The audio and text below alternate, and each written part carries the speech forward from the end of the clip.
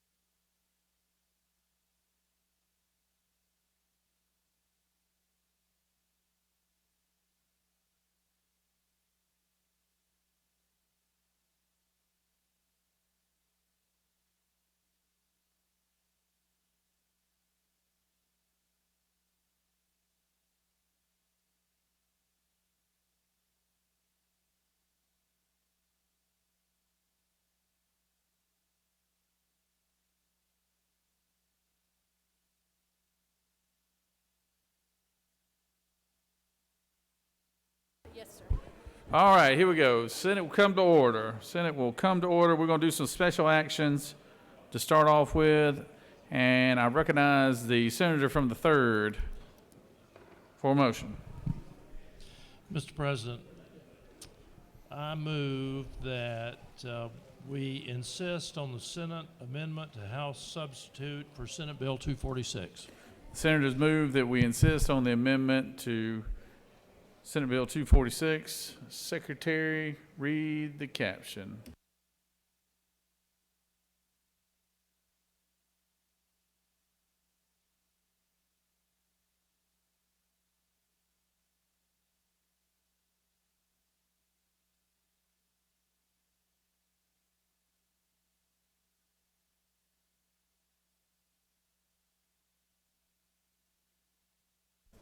Senate Bill 246 by Senator Hodges of the Third and others, a bill to be entitled an act to amend Chapter 10 of Title 49 of the Official Code of Georgia Annotated relating to the Georgia Board of Healthcare Workforce so as to provide for student loan repayment for certain nursing faculty, to provide for definitions, to authorize the board to approve applications, to provide for eligibility requirements, to provide for continued eligibility requirements.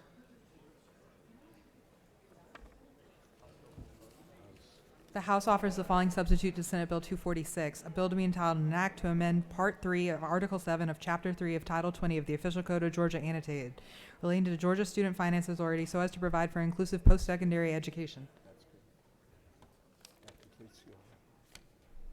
That completes the order, Mr. President.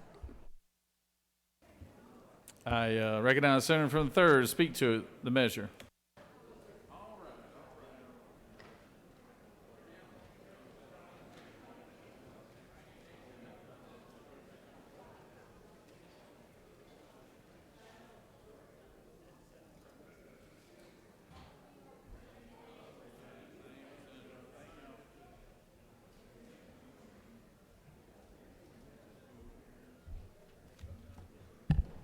Thank you, Mr. President. This body previously approved Senate Bill 246. It was a bill to address a workforce shortage in our nursing population by increasing the number of teaching nurses, and we did that by setting up a fund to repay up to $100,000 in student loan debt to any nurse agreeing to teach rather than practice for a 5-year period. We sent that to the House.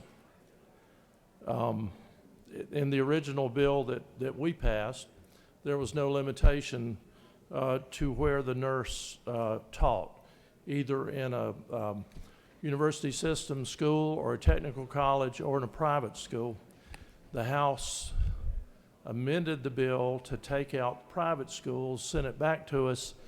We amended the bill today to allow the private schools to participate in this program, and the reason behind that was so we could have more nursing classes and more nurses. And still think that's a wonderful idea, and I believe that we should hold to that and insist our amendment be maintained. I'll yield for any questions, Mr. President. You have no questions, Senator. Thank you. Yield the well.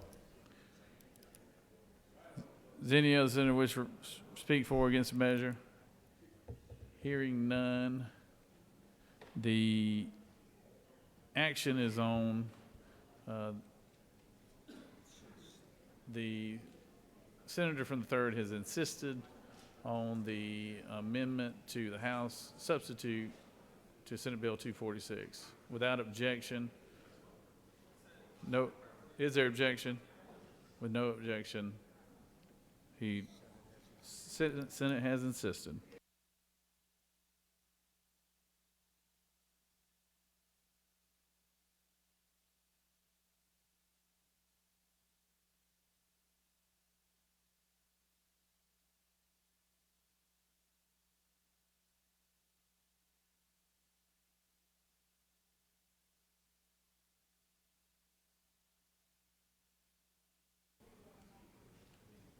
Senator from the 48th.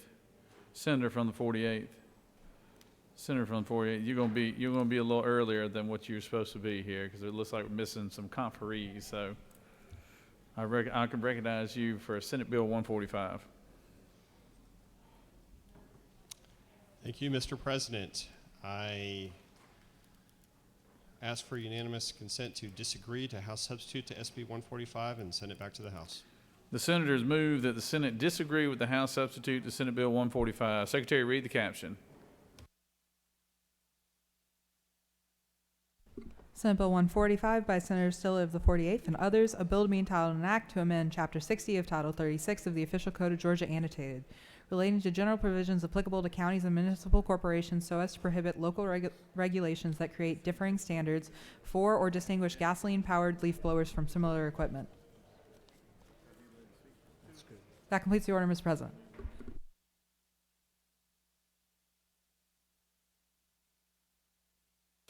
Senator, unless you want to speak to it, I think your position is you disagree to the House's position, and if there's no objection, the Senate just stands in a disagreement.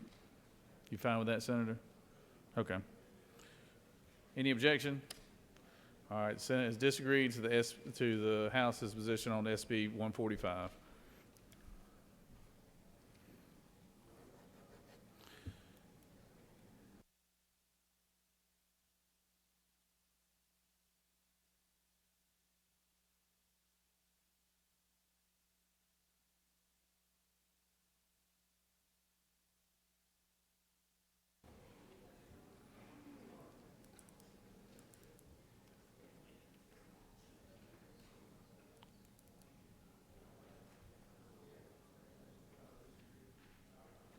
Good. Recognize Senator from the 56th. Mr. President, I move the Senate insist on its amendment to Senate Bill 13. The senator has moved that the Senate insists on their position on SB 13. Secretary, read the caption. Senate Bill 13 by Senator Albers of the 56 and others, a bill to be entitled an act to amend Code Sections 9-13-161, 44-14-162, and 48-4-1 of the Official Code of Georgia annotated, relating to where and when sales under execution held and change of place of public sales by court order, sales made on foreclosure under power of a sale, and procedures for sales under tax levies and executions, respectively. That completes the order, Mr. President. Would you like to speak to the senator has insisted on the Senate's position. Is there objection? Without objection, the senator is living on to fight another day, insisting to his position. Where?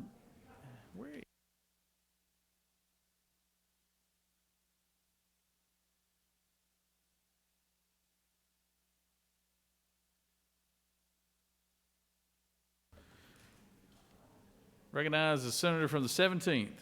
Mr. President, I move the Senate agree to the House substitute to Senate Bill 133. Senator from the 17th has moved that we agree to the House amendment to SB 133. Secretary, read the caption.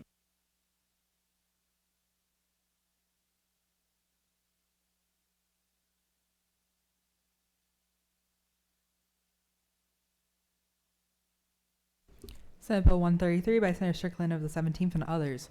A bill to be entitled an act to amend Chapter 11 of Title 15 of the Official Code of Georgia annotated, relating to the juvenile code so as to create a uniform process to assume custody of children as a result of disposition orders.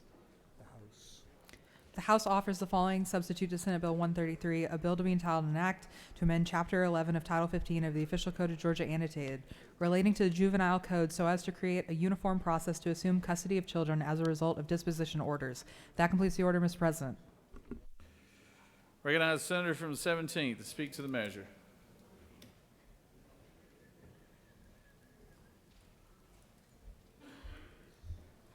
Thank you, Mr. President. I wasn't having much luck in the House. I finally just agreed to something they did. But in all seriousness, Senate Bill 133, you all voted this out 53-1.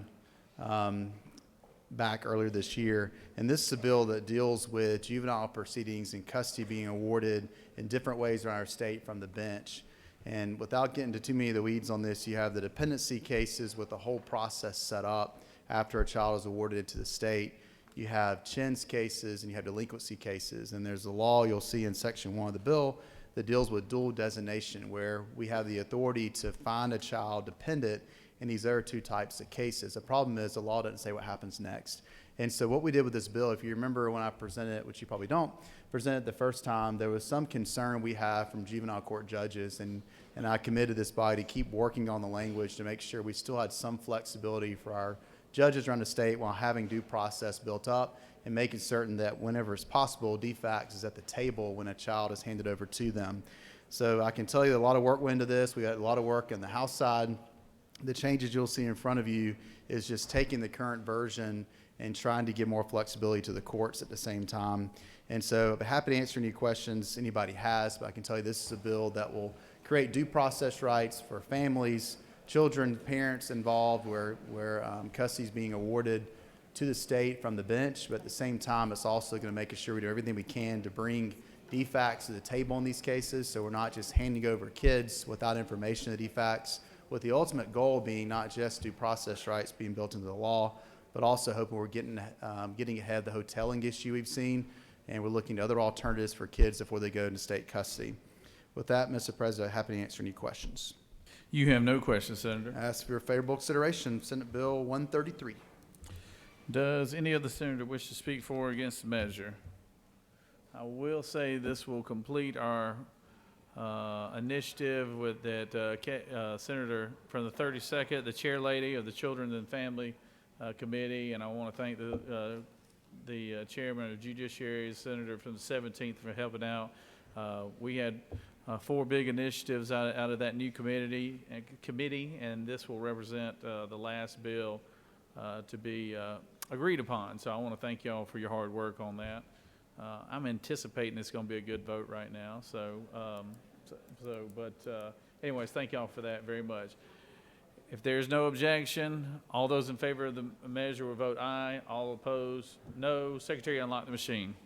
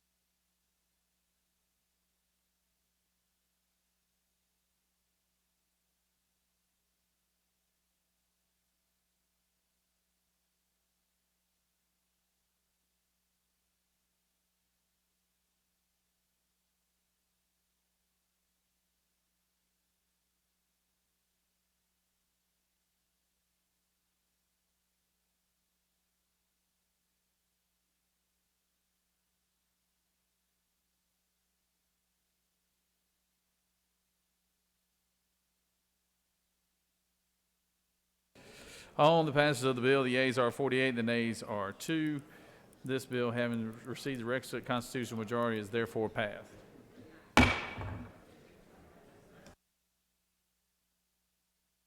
Recognize the senator from the 30th. Thank you, Mr. President. The actions taken by the House have been a travesty on good governance. Thus, I move that the Senate insist on its substitute to HB 514. Hear, hear. Hear, hear.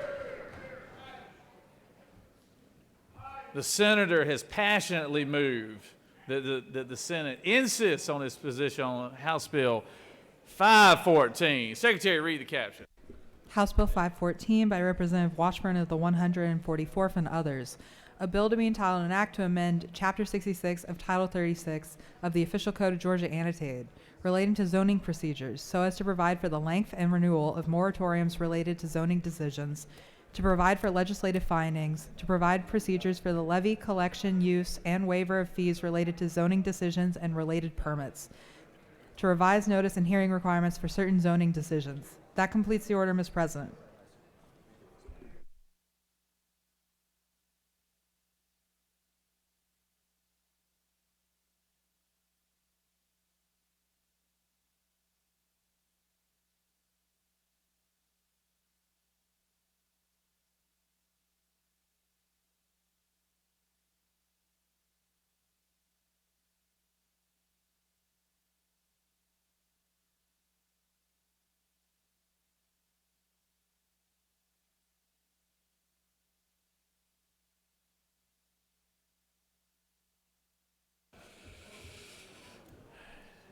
Would you like to speak to the measure, Senator?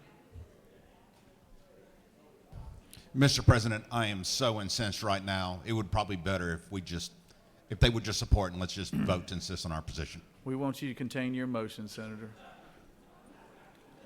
Senator has insisted. Is there objection?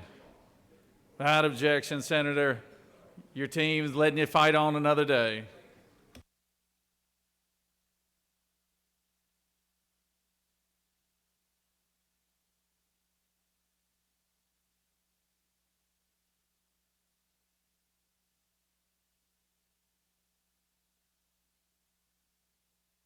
Senator from the 27th, you're on deck.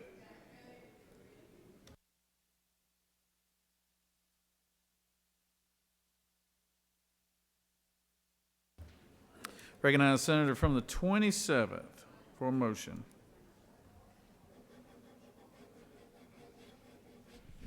Thank you, Mr. President. I move the Senate agree to the House amendment to Senate substitute for H.R. 256. The Senator has moved that Senate agree to the House amendment to Senate substitute on H.R.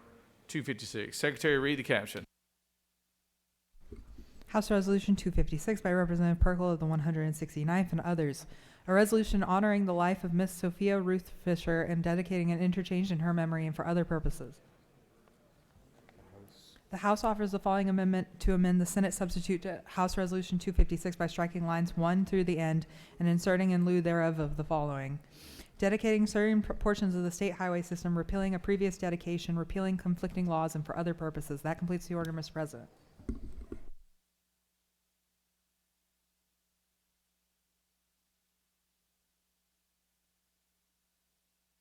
Recognize Senator from the 27th to speak to the measure.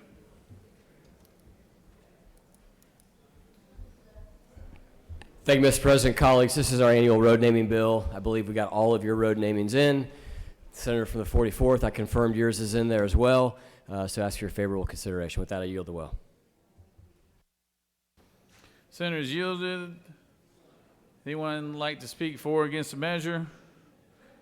Senate Chair hears none. All those in favor of the Senator's motion will vote aye. All those opposed, no. Secretary, unlock the machine.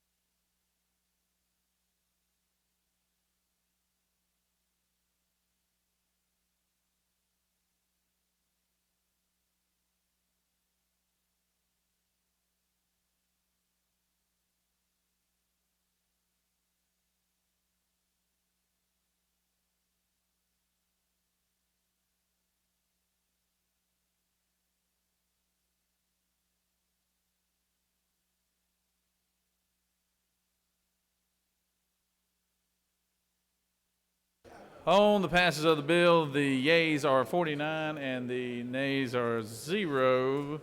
This bill, having the requisite constitutional majority, is therefore passed.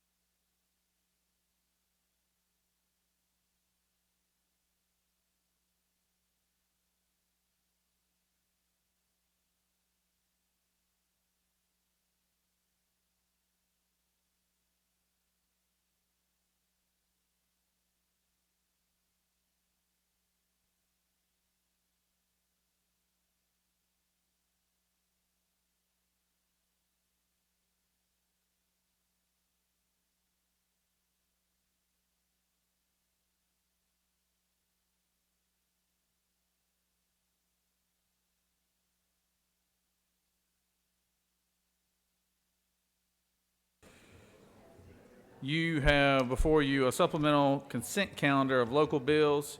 Mr. Secretary, have any objections been filed to any of the bills on the supplemental local consent calendar? Mr. President, no objections have been filed. Is there objection to agreeing to the report of the Committee on State and Local Government and Operations, which is favorable to the passage of the bills on the supplemental local consent calendar? Chair hears none, and the report of the committee is agreed to. Questions on the passage of the bill on the supplemental local consent calendar? All those in favor will vote yea. Opposed, nay. Secretary will unlock the machine.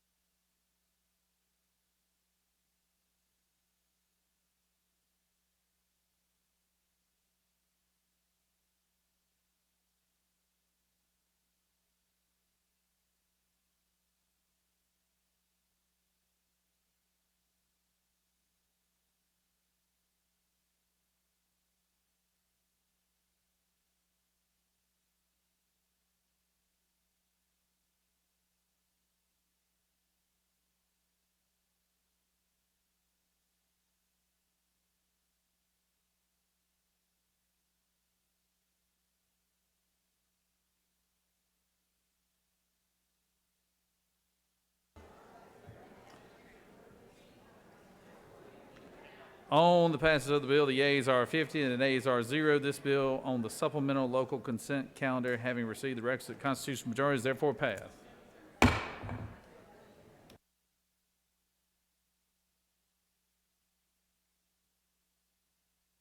All right, the next 11 bills are bills that are going to be coming off the table. So, Senator from the 54, you're on deck.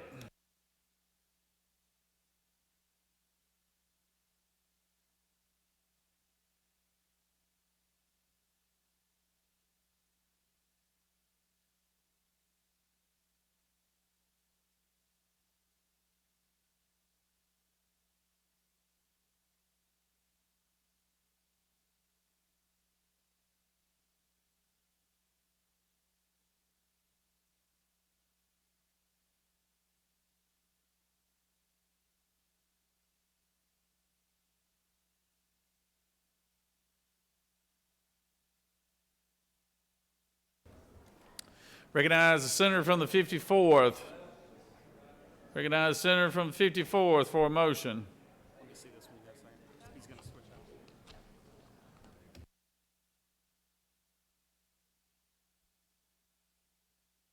Yes, Mr. President, I ask for unanimous, or ask for 183 to be lifted from the table.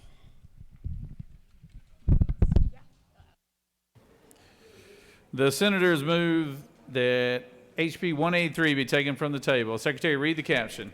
House Bill 183 by Representative Barton of the 5th and others.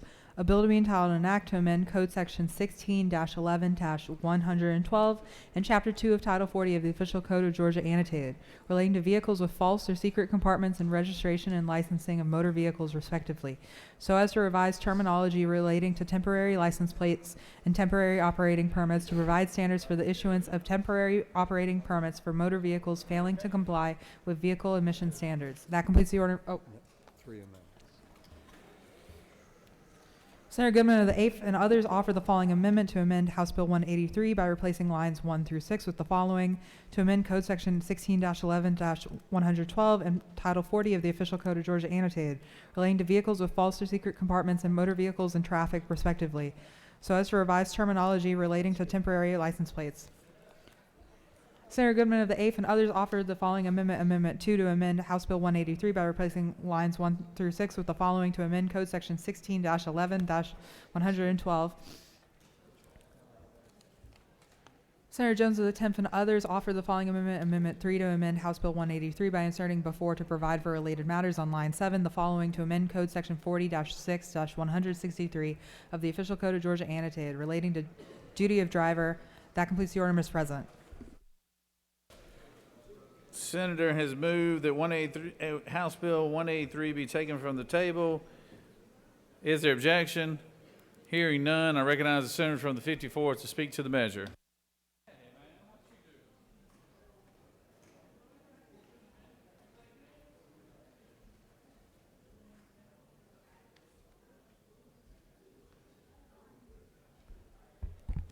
Thank you, Mr. President. Friends, I bring a bill to you from the House Bill 183. This bill closes a loophole for Georgia law that would allow Georgia driver to obtain a temporary operating permit without a license, proof of insurance, and other legal requirements. This bill also reflects a change in industry and departmental terminology where temporary plates are now called temporary operating permits. Mr. President, if there are no questions, I will yield the well.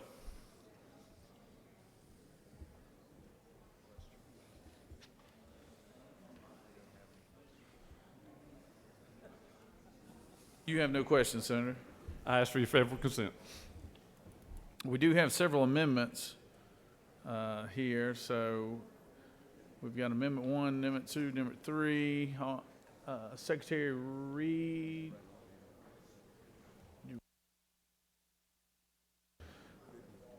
I recognize the senator from the 8th to speak to Amendment 1. Or let me change that. I recognize the senator from the 56th to speak to amendment. Senator from the 8th is missing in action. Thank you, Mr. President. I'm glad to pinch hit for the senator from the 8th. These are just two small amendments for cleanup for the Department of Revenue. When someone gets a ticket, that it will not withhold the ability to title that car when they want to sell it, and it will also keep the Department of Revenue from having to get involved in that and spend millions of dollars in time. This is a simple little cleanup bill, and I'd ask for your favorable consideration on both amendments 1 and 2. I'll yield the well. Senators yielded the well. Recognize the senator, well, the senator from the 8th has authored the second amendment as well. Senator from the 29th, would you like to speak to this amendment? Or senator from the 10th, would you like to speak to this amendment? Sir? Okay, he spoke to it? Okay. What about, and Senator, you've authored the amendment on the third amendment. Same amendment? Okay. All right. Well, now, would any other senator like to speak for or against the measure? Chair hears none. Is there objections to the previous question being ordered? Chair hears none. The previous question is ordered. Question is on amendment number 1. Is there objection to amendment number 1? Without objection, amendment number 1 is adopted.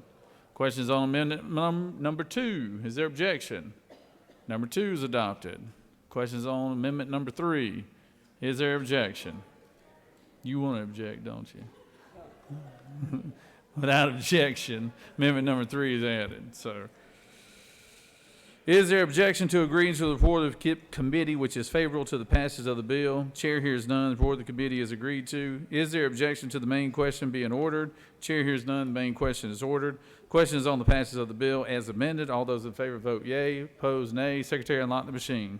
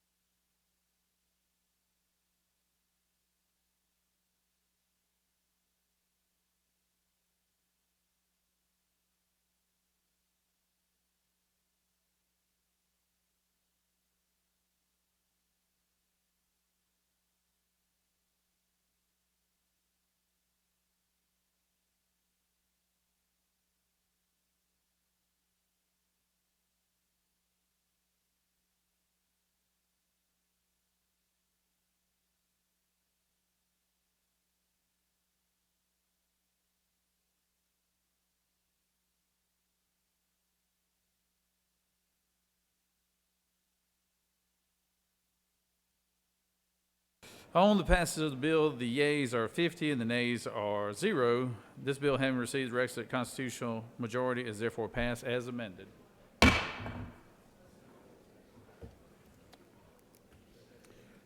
Recognize the senator from the 23rd for a motion. Thank you, Mr. President. I ask that House Bill 607 be resurrected from the table.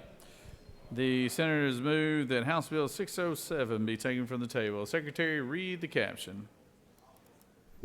House Bill 607 by Representative Perkle of the 169th and others.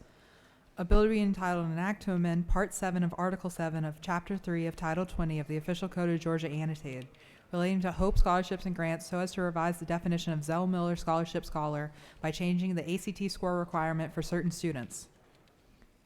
Committee of the Senate on Higher Education recommends that this bill do pass, respectfully submitted by Senator Hickman of the 4th District Chairman. That completes the order, Mr. President. Is there objection to House Bill 607 coming off the table? Hearing none, recognize the senator from the 23rd.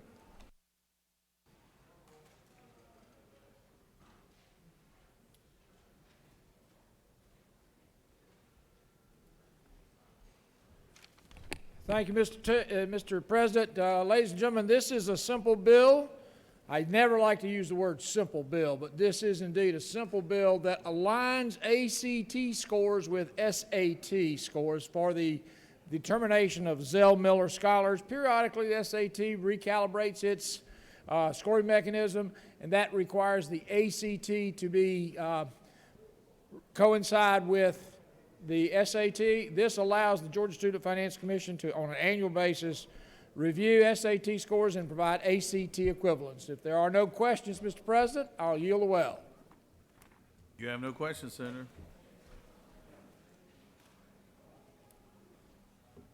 Does any other senator wish to speak for or against the measure? Chair hears none. Is there objections to the previous question being ordered? Chair hears none. The previous question is ordered. Is there objection to the agreeing of the report of the committee which is favorable to the passage of the bill? Chair hears none, and the report of the committee is agreed to. Is there objection to the main question being ordered? Chair hears none, the main question is ordered. Question is on the passage of the bill. All those in favor will vote yea, opposed nay. Secretary, unlock the machines.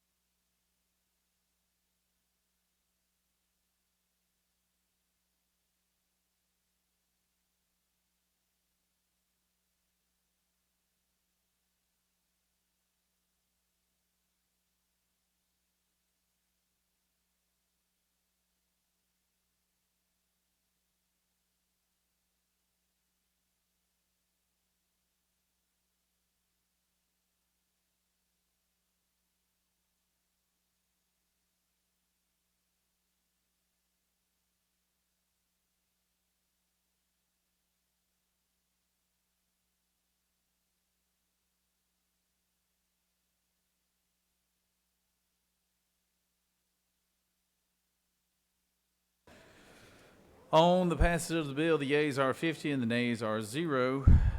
This bill, having received the requisite constitutional majority, is therefore passed. Recognize the senator from the 47th for a motion.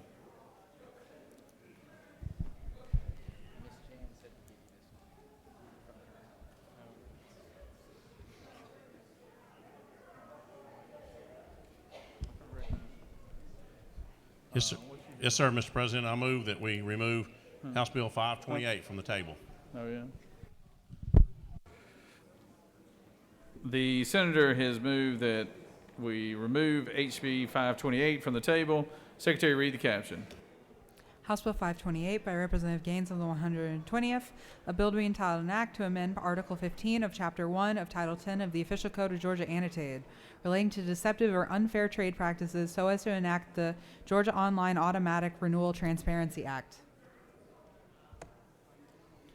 The Senate Committee on Agriculture and Consumer Affairs offers the following substitute to House Bill 528, A bill to be entitled an act to amend Article 15 of Chapter 1 of Title 10 of the Official Code of Georgia annotated, relating to deceptive or unfair trade practices so as to enact the Georgia Online Automatic Renewal Transparency Act. That completes the order, Mr. President.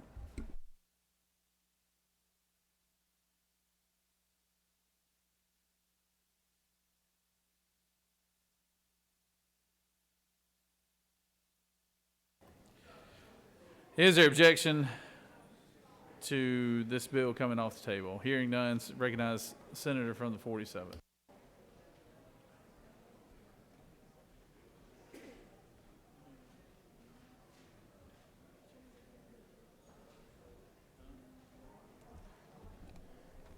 Thank you, Mr. President. I know the hour's getting late, so I won't take a long time. This bill is really a common sense bill, and it's one thing that it does to protect our consumers here in Georgia. There's two parts of the bill, two big pieces. The first piece is if you sign up for a subscription online, say Netflix, Spotify, something along those lines, and you do that on the internet, that you should be able to unsubscribe from that on the internet. They shouldn't have to make you come in person and do something to unsubscribe to a bill. It's a good consumer protection bill. The second part of it, and I want to thank those folks that served on the food delivery service out, the study committee that we did on that. That second part of the bill, what it actually does is it helps to protect the relationship between the restaurant, the delivery company, and the consumer. A lot of and the Restaurant Association has been working for 6 years to try to get this passed. What this bill will actually do is make sure that there's a written contract between the restaurant and the delivery company. Everybody in here has had food that's delivered to them. Sometimes it's nice and hot when it gets to you. Sometimes it's wet and soggy. What we want to try to make sure is that the restaurant doesn't go out of business because they've got a poor delivery method and a poor delivery company that's representing them. For me, all this does is make sure that there's a contract between the restaurant and the food delivery company, that nobody can go in there and pick up your food from your restaurant and deliver it wet and soggy to a customer and alienate the customer. So I'll ask for your favorable consideration on this bill. I'll yield for any questions. Please vote green. You have no questions, Senator. Does any other senator wish to speak for or against the measure? Chair hears none. Is there objection to the previous question being ordered? Chair hears none. The previous question is ordered. Question is on the adoption of the committee substitute. Is there objection to the adoption of the committee substitute? Hearing none, the committee substitute is adopted. Is there objection to agreeing to the report of the committee which is favorable to the passage of the bill? Chair hears none. The report of the committee is agreed to. Is there objection to the main question being ordered? Chair hears none. The main question is ordered. The question is on the passage of the bill by substitute. All those in favor of the bill vote yea. Opposed, nay. Secretary will unlock the machine.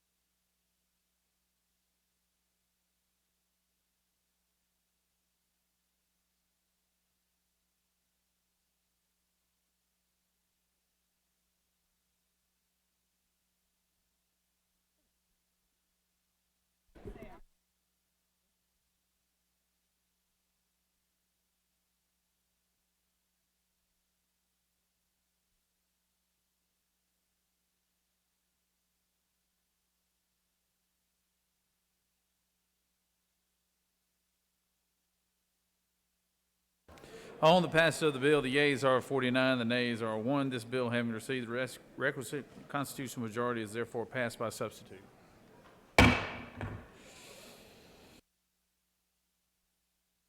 Recognize the senator from the 49th. Mr. President, I ask for House Bill 497 to be removed from the table. Senators move that House Bill 497 be taken from the table. Secretary, unlock the machine. Secretary, read the caption. Actually, just vote yes for it.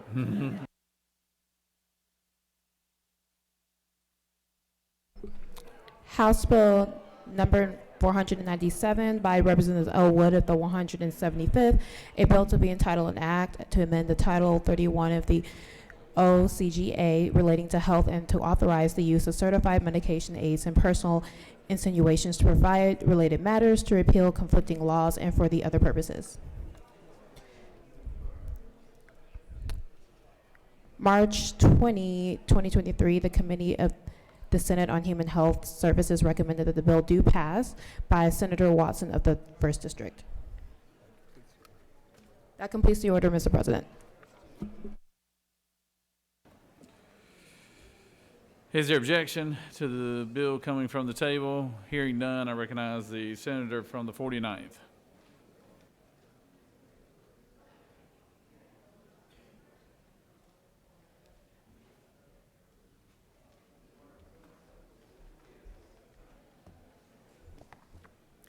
Thank you, Mr. President. House Bill 497 allows state correctional institutions or private vendors providing medical service in those institutions to employ certified medication aids for the purpose of performing the technical aspects of administering certain medications. The bill, right now in Section 1, existing Georgia law allows certified nurse aides who choose to achieve further certification as certified medication aides to provide service in nursing homes and assisted living facilities. The certified medication aid status is achieved upon meeting criteria established by the Department of Community Health and is an important tool for healthcare providers to meet the needs of patients and what we all know is a challenged industry working hard to keep up with workforce shortages. House Bill 497 copies all components of previous Georgia law in terms of certification, education, and necessary supervision, and simply allows for certified nursing aides to work in state correctional institutions. As you can imagine, the hiring of sufficient healthcare workers in any environment is challenging, but doing so in a correctional environment is even more. This bill allows another tool to serve patients currently incarcerated in a state facility. I ask for your favorable consideration. I'll yield for questions. You have no questions, Senator. Awesome. Thanks. I ask you to vote in favor of this bill. Does any other senator wish to speak for or against the measure? Chair hears none. Is there objection to the previous question being ordered? Chair hears none. The previous question is ordered. Is there objection to agreeing to the report of the committee which is favorable to the passage of the bill? Chair hears none. The report of the committee is agreed to. Is there objection to the main question being ordered? Chair hears none. The main question is ordered. Questions on the passage of the bill. All those in favor vote yea. Opposed, nay. Secretary, unlock the machine.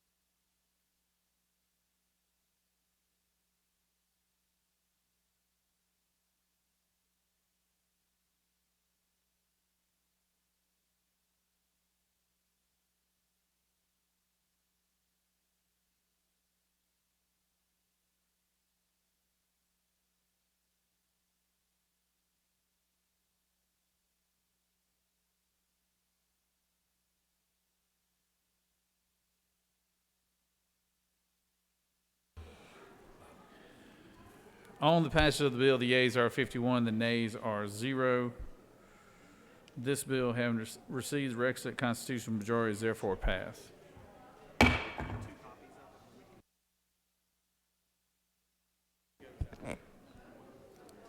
Recognize the senator from the 9th for a motion.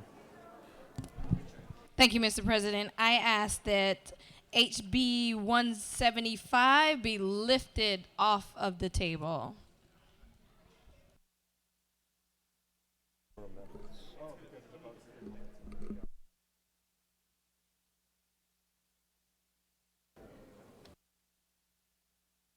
The senator has requested that House Bill 175 be taken from the table. Secretary, read the caption. House Bill 175 by Representative Daniel of the 117th and others. A bill to be entitled an act to amend Code Section 40-1-8 of the Official Code of Georgia annotated, relating to safe operations of motor carriers, commercial motor vehicles, and drivers and safe transportation of hazardous materials so as to update the reference date to federal regulations regarding the safe operation of motor carriers and commercial motor vehicles.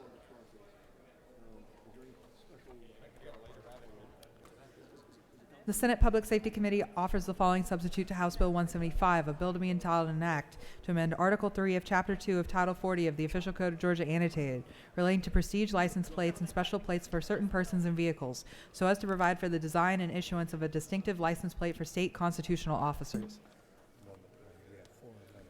Senator Dugan of the 30th offers the following amendment, Amendment 1, to amend the Senate Committee on Public Safety substitute to House Bill 175 by inserting after incorporated on line 6 the following, to amend Code Section 48-5-478 of the Official Code of Georgia annotated, relating to constitutional exemption for motor vehicle. Senator Beach of the 21st offers the following amendment, Amendment 2, to amend the Senate Committee on Public Safety substitute to House Bill 175 by inserting after definition on line 4 the following, to provide for the design of special license plates issued to the retired members of the active reserve components in the Georgia National Guard.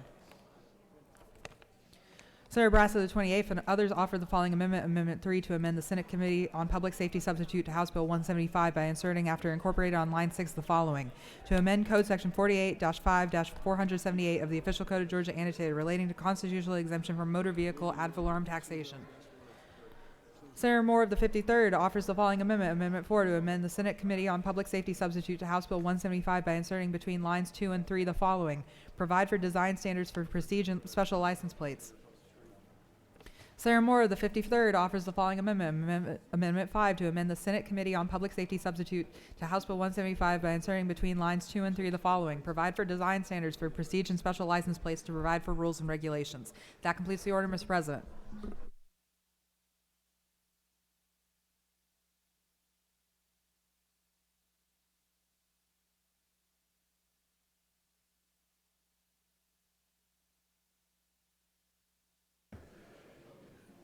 If there's no objection, I recognize the senator from the 9th to speak to the measure.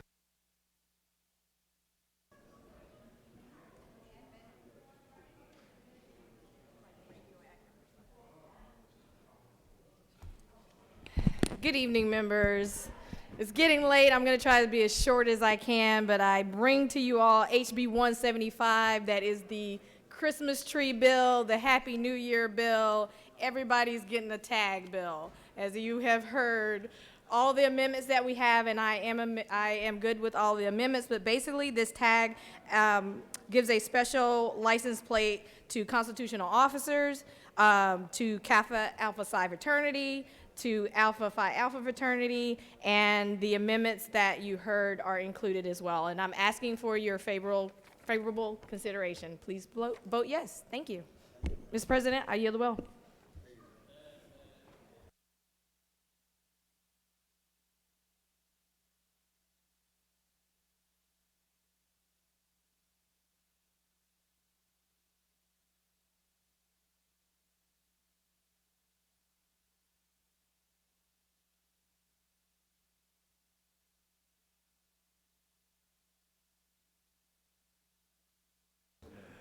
I recognize the senator from the 30th to speak to the amendment.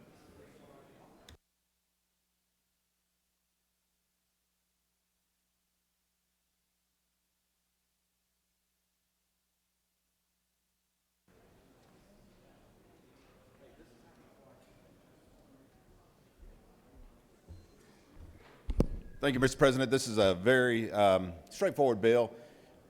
Disabled vets are eligible for a disabled vet tag now. That's authorized. not all the disabilities that you see with veterans are physical. Those with a more mental-based disability are still authorized to have the tag, but it causes a lot of consternation for them when they look, a seemingly physically fit individual gets out of a car with a handicap tag. This lets them wave the ad valorem just like they would if they had the tag, but does not require them to put the disabled vet tag on the car. Any questions? I yield the well. You have no questions, Senator. Recognize the senator from the 21st. Speak to his amendment.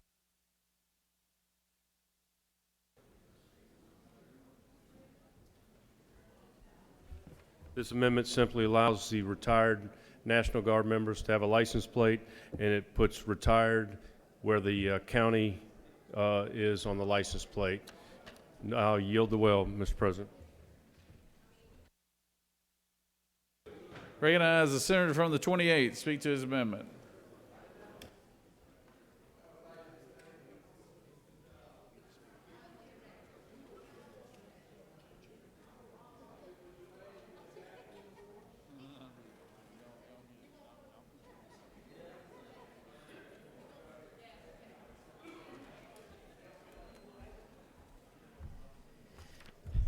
Mr. President, members of this body, this is just a great reminder that great minds truly do think alike, because me and the senator from the 30th have the exact same amendment.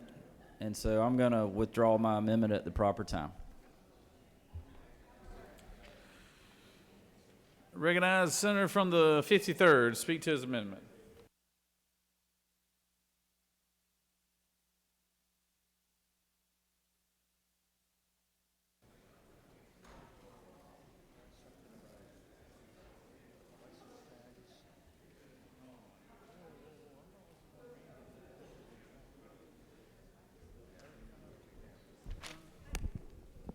Thank you, Mr. President. Sorry for the delay getting up here. This is an amendment to recognize a tag of freedom, the Gadsden flag. And as I tried to push this forward, found out that our state was a little too regulated in the sense that we couldn't put the logo in the center of the tag. So this amendment also changes the code section to whatever your livery is or your logo is on a future vanity plate. You not only have the ability to put it on the left side, but you now can put it in the middle or to the right side. So it is an amendment for freedom, and I'd yield to any questions. All right, yield the well. Thank you. Actually, you do have a couple questions, Senator. You got a senator from the 25th. State your inquiry.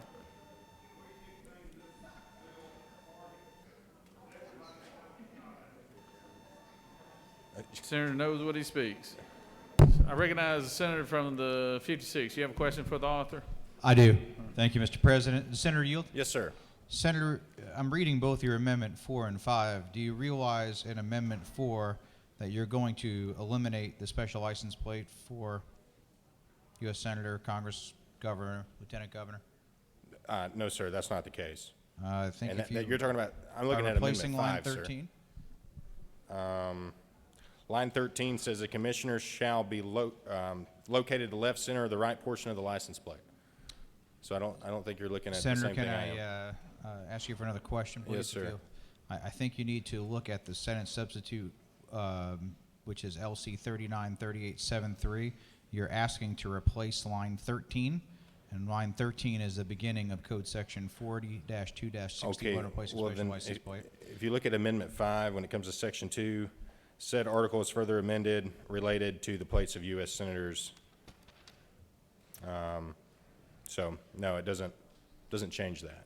Okay, Senator, will you further yield? Yes, sir. Senator, are you aware there's a process when you want to get a new license plate developed that you work with the Department of Revenue and the committee to begin that process? Yes, sir. We did work with that, but like I said earlier, found out that they're a little too regulated.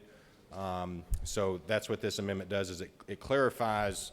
It's one of those what we call cleanup bills, and it allows the logo to be in the center or to the right side.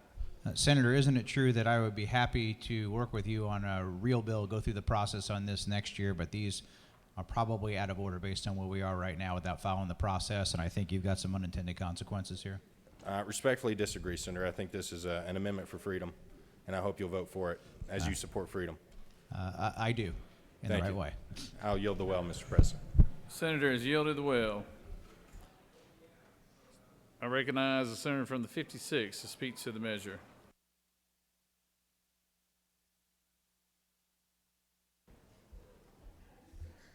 Thank you, Mr. President. License plate bills are wonderful. I want to thank the senator from the 9th and certainly the 30th, the 28th, and the 21st. There's a process we go through for license plates here that begin with committee, working with the Department of Revenue to make sure these are done in an orderly way. I think while I very much respect my colleague who is seeking to amend with 4 and 5. Part of it is amended inaccurately and will probably cause some unintended consequence to the rest of the bill. And the second one, again, did not follow the process. So I think it's important we vote for the bill and Amendment 1, 2, and 3. And I will commit to my senator from the mountains that will work on 4 and 5 next year. But I'd ask you to vote down Amendments 4 and 5. Thank you. I yield the well.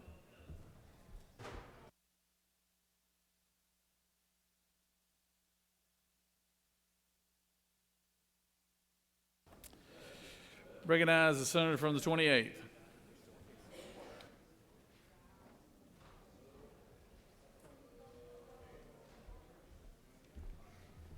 Thank you, Mr. President.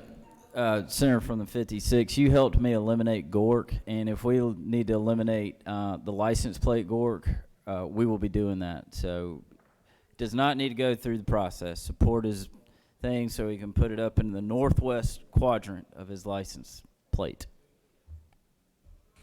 Senator from the 53rd, for what purpose do you rise?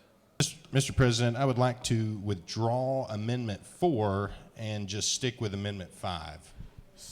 Senator is asking to withdraw Amendment 4. Is there objection? No objections. Amendment 4 is withdrawn. Does any other senator wish to speak for or against the measure? Chair hears none. Is there objection to the previous question being ordered? Chair hears none. The previous question is ordered. All right, the question is on the amendments. On Amendment 1, authored by the senator from the 30th. Is there objection to Amendment 1? Without objection, Amendment 1 is adopted. On Amendment 2, authored by the senator from the 21st, is there objection to Amendment 2?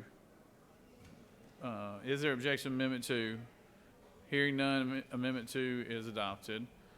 On Amendment 3, authored by the senator from the 28th. Hold on. I recognize the senator from the 28th. What purpose do you rise, Senator? Mr. President, I would like to ask for unanimous consent to withdraw Amendment 3. Senator from the 28th is asked to withdraw Amendment 3. Is there objection to that? Without objection, the amendment is withdrawn. Last amendment is Amendment 5, authored by the senator from the 53rd. Is there objection to the? We do have objection. All those in favor of the amendment will vote yea. All those opposed, nay. Secretary, unlock the machine.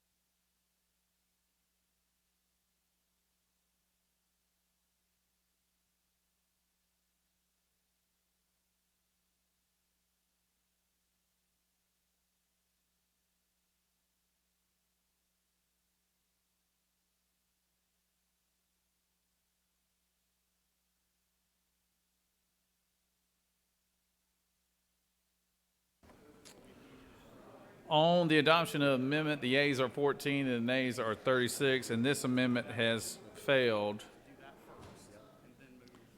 So now we're on the underlining bill as amended. The question is on the adoption of the committee substitute as amended. Is there objection to the adoption of the committee substitute as amended? Hearing none, the committee substitute as amended is adopted. Is there objection to agreeing to report a committee which is favorable to the passage of the bill? Chair hears none. The report of the committee is agreed to. Is there objection to the main question being ordered? Chair hears none. The main question is ordered. Questions on the passage of the bill by substitute. All those in favor of the bill vote yea. Opposed, nay. Secretary will unlock the machine. This will require a 2/3 vote.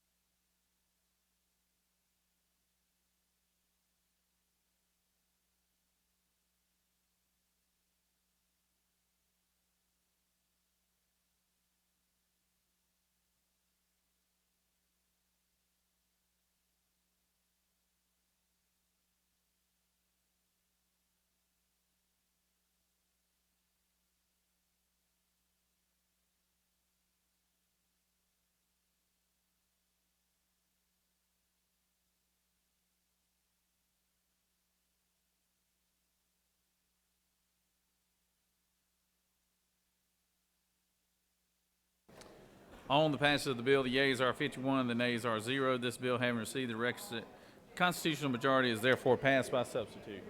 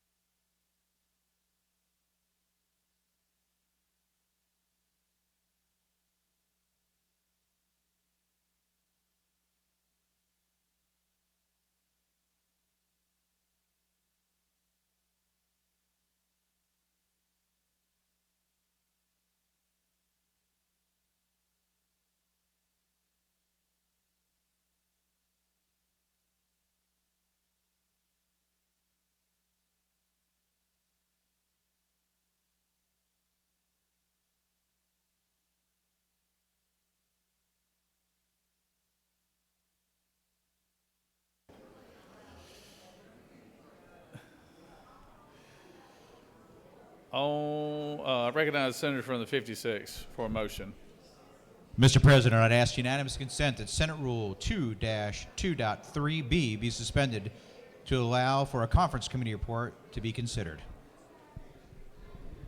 Motion to suspend the Senate rules to allow for a conference committee report. Secretary, read the caption.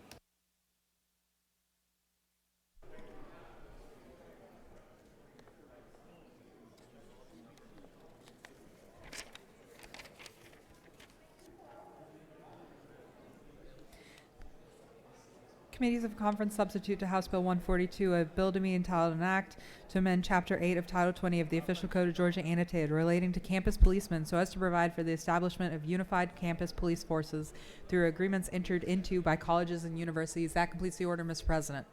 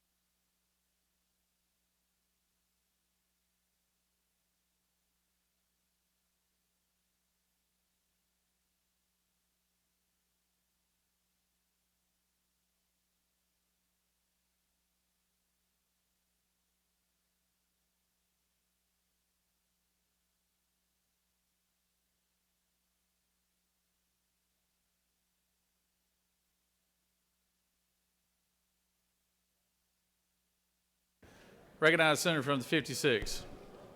Thank you, Mr. President. I move to withdraw my motion. Without objection, your motion is withdrawn. Now, I'll call on you for HB 219. Thank you again, Mr. President. I ask unanimous consent that House Bill 219 be removed from the table. Senators requested HB 219 be removed from the table. Secretary, read the caption. House Bill 219 by Representative Hilton of the 48th and others. A bill to be entitled an act to amend Article 11 of Chapter 1 of Title 7 of the Official Code of Georgia Annotated, relating to records and reports of currency transactions, so as to provide for revenue for the offense of money laundering, to provide for legislative findings. The Committee of the Senate on Judiciary recommends that this bill do pass. Respectfully submitted by Senator Strickland as 17th District Chairman. That completes the order, Mr. President.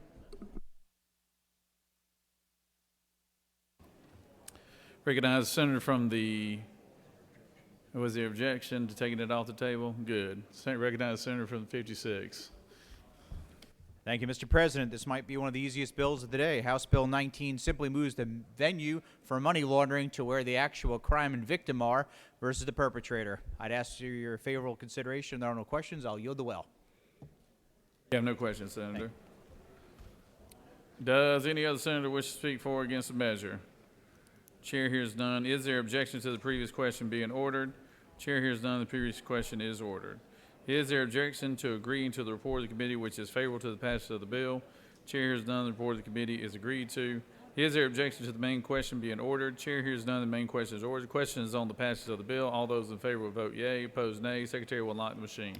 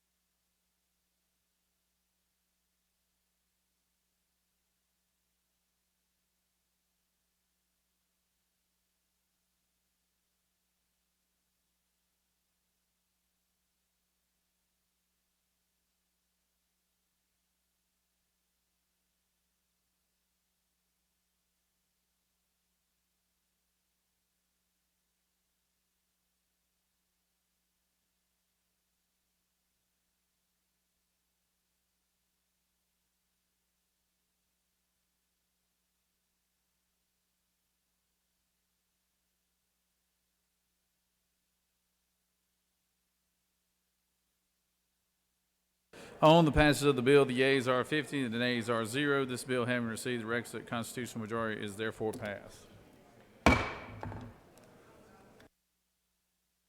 Just stand at ease for a few minutes.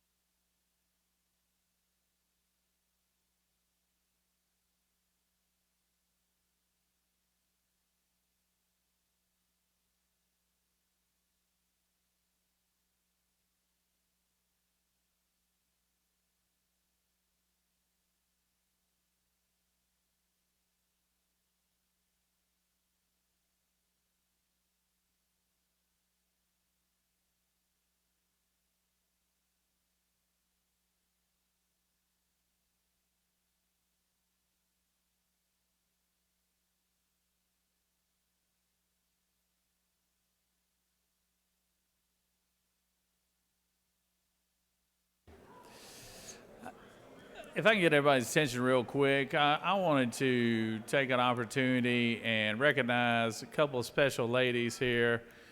I don't know, for me, you've been around here a good while.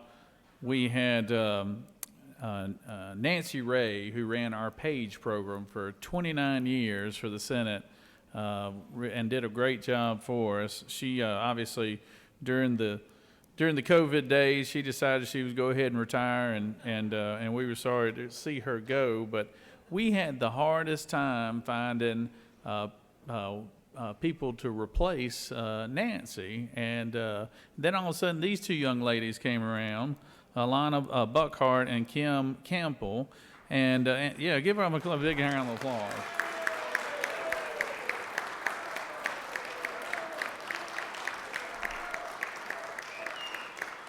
And they have done an outstanding job, and we just want to thank you from the bottom of our heart, because I don't think people realize how hard it is to organize a bunch of 13, 14, and 15-year-olds and do it seamlessly and have them having a good time in an orderly manner. And we just want to thank y'all for everything you do, and we appreciate y'all taking on this role. So thank y'all very much, and let's give them another round of applause.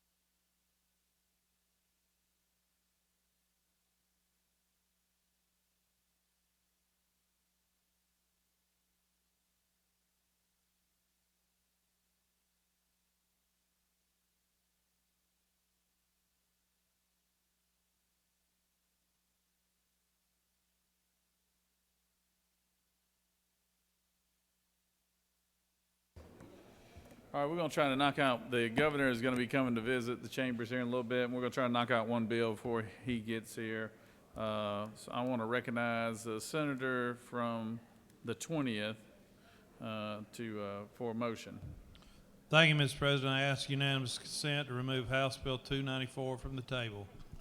The senator has moved that the House Bill 294 be removed from the table. Secretary, read the caption. House Bill 294 by Representative Deloach of the 167th and others. A bill to be entitled an act to amend Article 3 of Chapter 37 of Title 33 of the Official Code of Georgia Annotated, relating to procedure for rehabilitation so as to provide for the administration of contracts reassuring life, disability, income, or long-term care policies.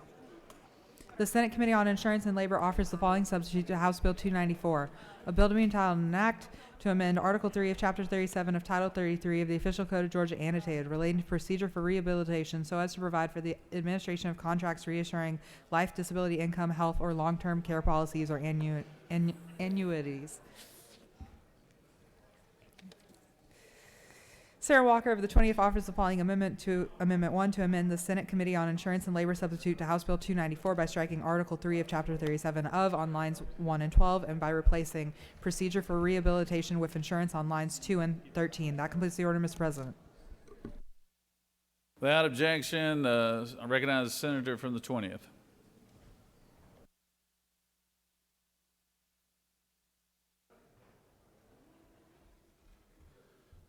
All right, thank you, Mr. President. We are overstocked with insurance bills, and we're running a special, limited time only, 2 for 1. 2 for 1, but it's limited time.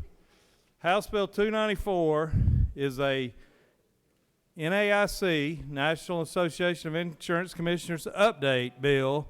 Has to do with reinsurance and what happens if the insurance company that is being reinsured, the Georgia Domestic Insurance Company, is placed into liquidation. And it just spells out that the seeding company can keep the reinsurance, or it spells out how that will work.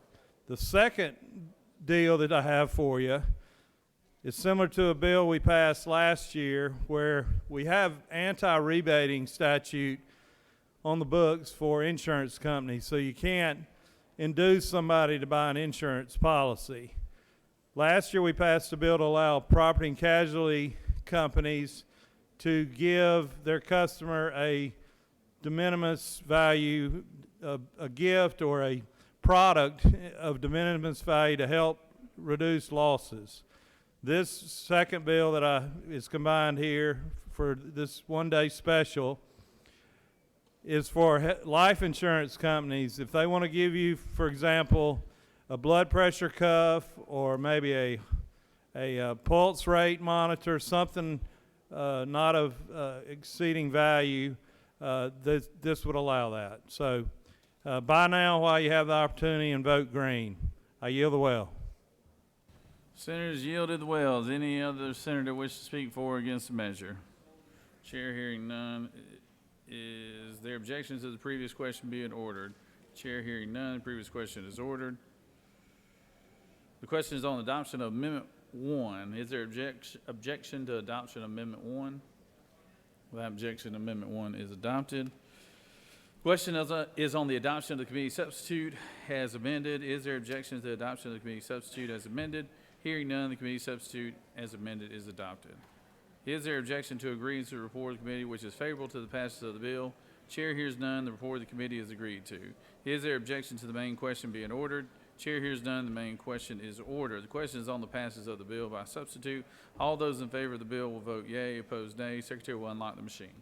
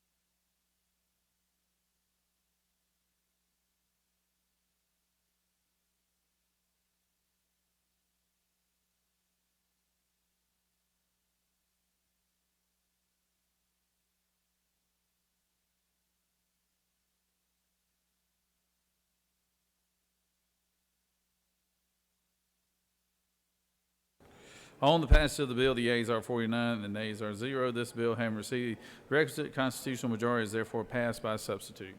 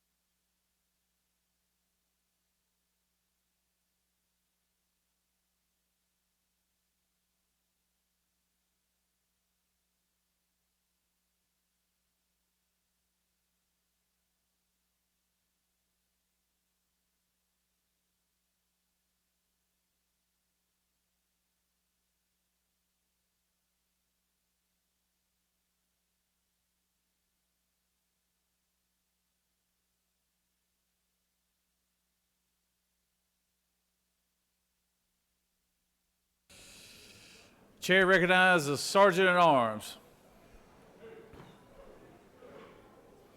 Mr. President, the Honorable Brian P. Kemp, Governor of the great state of Georgia, awaits entrance into this chamber. Mr. Sergeant at Arms.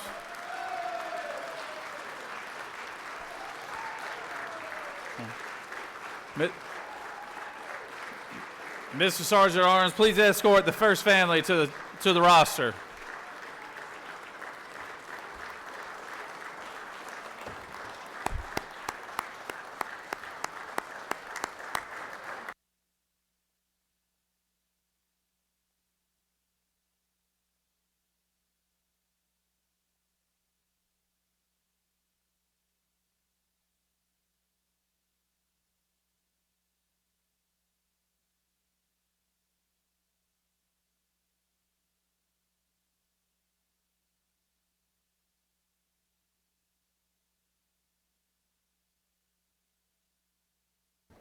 It is with great honor that the governor of our great state has come to see us on day 40 tonight, and I just want to thank him for his leadership, thank him for his partnership, and helping us with so many different measures that we've been trying to get done during this legislative session.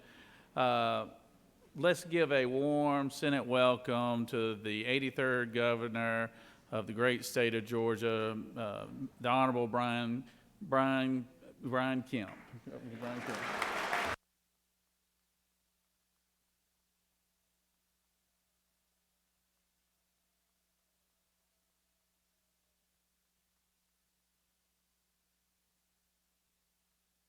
Governor Jones. Thank you, Lieutenant Governor Jones. I think he was wanting to call me by the Senator of the 46, but I know we have a replacement back there, but it's great to be in my old stomping grounds. I want to thank Lieutenant Governor for having me tonight. I also just want to thank President Pro Tem Kennedy, Majority Leader Gooch, Minority Leader Butler, and the members of the Senate. We are honored to be with you on this very busy night. You know, just 3 short months ago, the General Assembly, in the last 3 short months, the General Assembly has tackled many tough issues and have worked hard on measures that have come before you. When we began this session, we did so as partners. And I was proud to stand by the Lieutenant Governor, then Speaker Jan Jones, and Speaker nominee Burns as we laid out a vision to help hardworking Georgians fight through 40-year high inflation with a second income tax refund, a homestead tax exemption, pay raises for our educators and state law enforcement, and many other things. And I'm grateful that together we have delivered on those promises. On behalf of all Georgians, I want to thank you for that.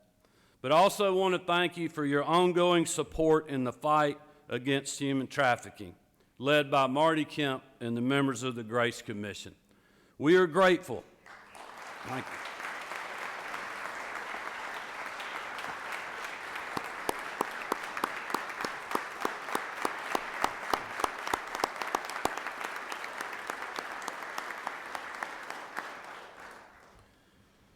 We are grateful, like in years past, the human trafficking bill received bipartisan support from members of both chambers.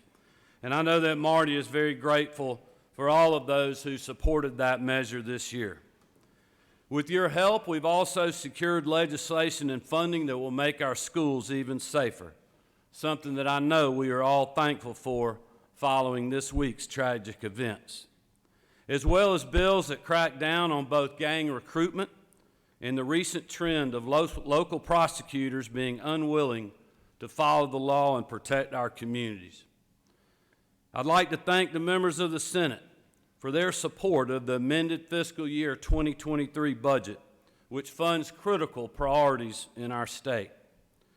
For much of this session, the partnership and thoughtful coordination between the Senate, the House, and my office has benefited the great people of our state. That cooperation and teamwork is what the voters wanted when they overwhelmingly supported us at the ballot box last November. As you remember that I mentioned in my inaugural address, the people of the state gave us all their marching orders. But our work this legislative session, as you all know, is not done. First and foremost, while both chambers have passed the fiscal year budget or soon will, I think it's important for me to say tonight that the recent news from the Federal Reserve and others suggest there may be storm clouds on our nation's economic horizon. Additionally, there are significant holes in this year's final budget that my office will need to work closely with you all, the House, and the Office of Plan and Budget to address in the coming months. As we have done in years past, our job is to make the tough decisions necessary to keep the financial health of this state on sound footing. And I believe that there remains work to be done after the session to conclude and achieve that goal. Secondly, I would like to ask for your favorable consideration of House Bill 408, legislation focused on projects of regional significance. Simply put, this is the most effective tool Georgia has to remain the top state for business as we compete with other states for major economic development projects. The voters of our state spoke clearly just a few short months ago. They all wanted us to keep working to bring good paying jobs to their communities, both urban and rural. I look forward to working with you all the rest of the night to pass House Bill 408 to ensure that we do not have to return to the Gold Dome before the current law sunsets on July 1st. In closing, I want to reiterate something each of you have probably heard me say before. Our record of success as a state is thanks to the teamwork that has happened in this building for many years. We've been through a lot together, as you all know. We've had to make tough decisions and even tougher times. We've led this state through unprecedented challenges to brighter and more prosperous days. But I firmly believe that Georgia's success in the future will lean on our ability to continue to work as a team. I hope you all know here that I am committed to that work, and I look forward to all that we will accomplish by doing that together on behalf of the state in the years to come. We know that in this building there's always been disagreements to overcome, and there will no doubt be contentious issues that we have to work through again. But that is why we're here, to lead, to work together, and to leave this place better than we found it. And with you all's support and continued hard work tonight and in the years to come, that is exactly what we will do. Good luck the rest of the way. God bless you, and God bless the state of Georgia. Thank you for having me.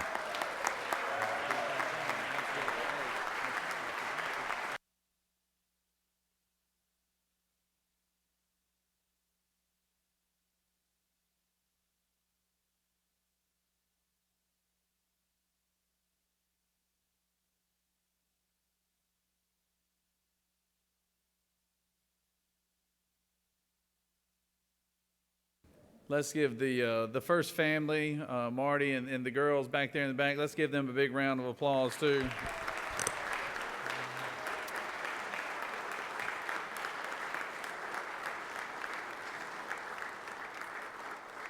And we do greatly appreciate the governor making time to stop by and visit with us this evening. And we have had a good session with the executive branch, so we greatly appreciate them and appreciate their partnership. Very much thankful. So, Senate will stand at ease for a few more minutes so we can line up our next set of bills.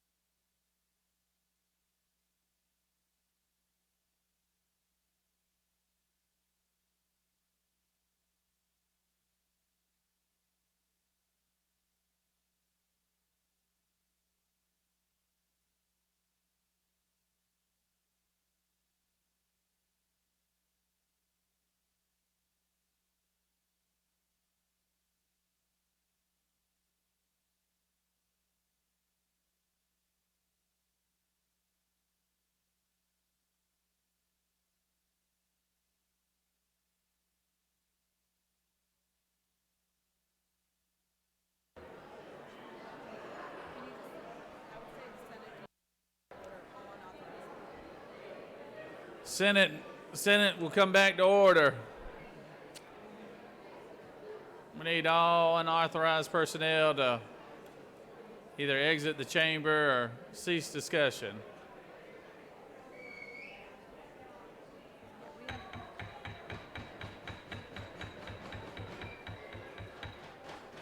Senate needs to come back to order.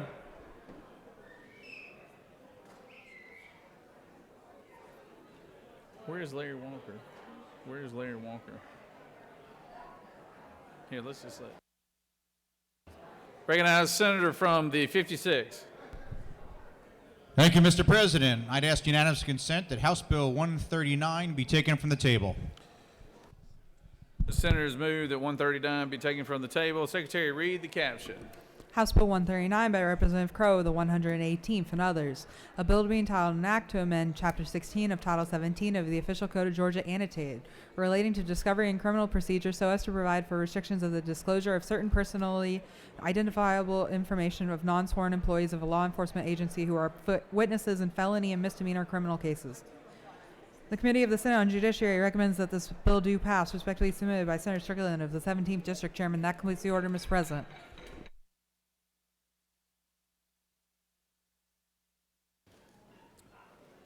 There's no objection. I recognize the senator from the 56.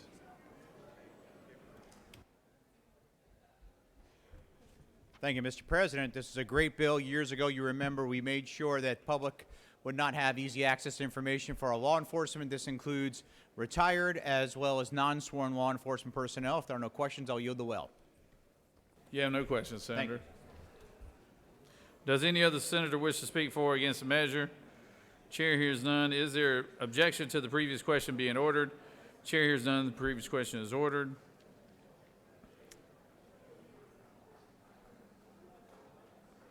All those in favor of the measure will vote yea. All opposed, nay. Secretary, unlock the machine.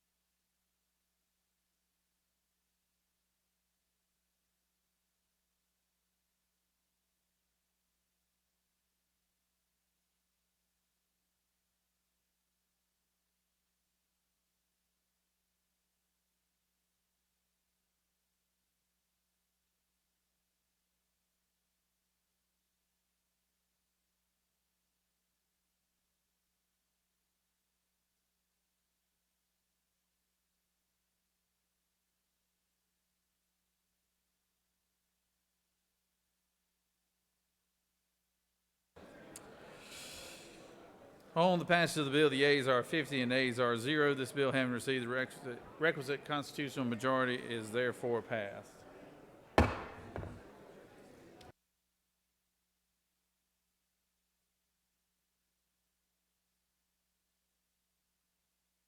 Recognize Senator from the 20th for a motion.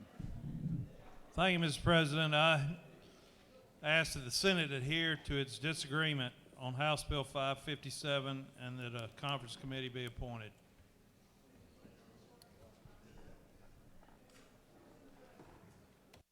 The senator has moved. Secretary, read the caption.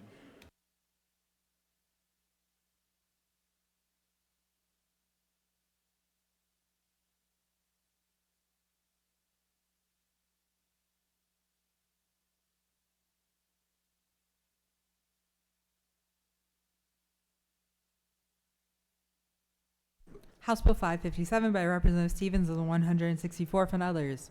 A bill to be entitled an act to amend Chapter 34 of Title 43 of the Official Code of Georgia annotated relating to physicians, assistants, and others so as to authorize physicians to delegate the authority to advanced practice registered nurses and physician assistants to prescribe Schedule II controlled substances. That completes the order, Mr. President.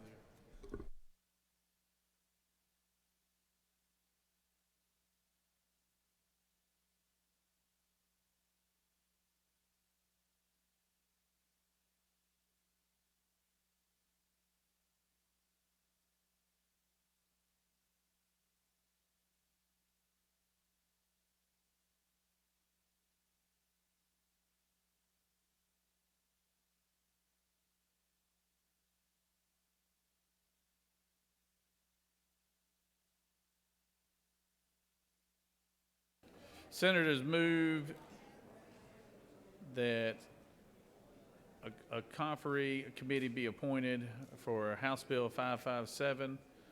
So I will appoint the senator from the 20th, the senator from the 32nd, and the senator from the 52nd to a conference committee. Is there objection? Without objection, those will be the conferees.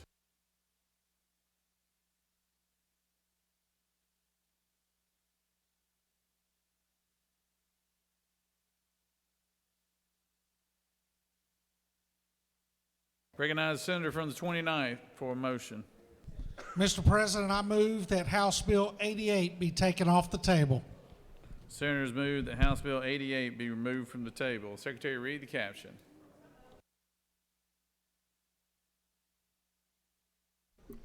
House Bill 88 by Representative Gaines of the 120th and others, a bill to be entitled an act to amend Title 17 of the Official Code of Georgia Annotated, relating to criminal procedure so as to enact the Coleman-Baker Act, to provide a short title, to provide for definitions, to provide for review of cold case murder files by law enforcement agencies, to provide for application of review, to provide for limitations of review. The Committee of the Senate on Judiciary recommends that this bill do pass by substitute, respectfully submitted by Senator Strickland of the 17th District Chairman.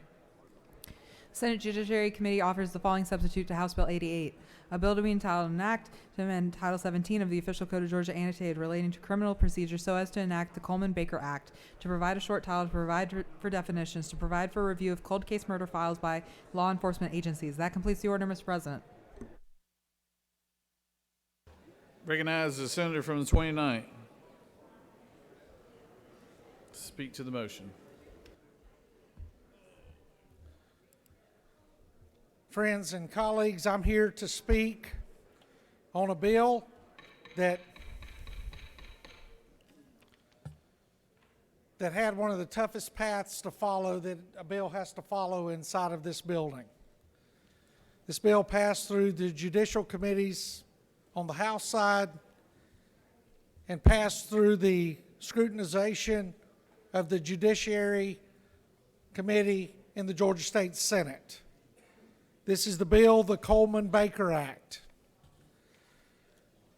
This bill is very straightforward, and this bill is very necessary. And if you don't appreciate the necessity of this legislation, then do me a favor and think about somebody that means the world to you. Whether it be a child, whether it be your mother, your father, whether it be a spouse or a sibling. That person's here for 1 minute, and the next minute they're gone. And you don't know why. And you don't know who's responsible for taking them.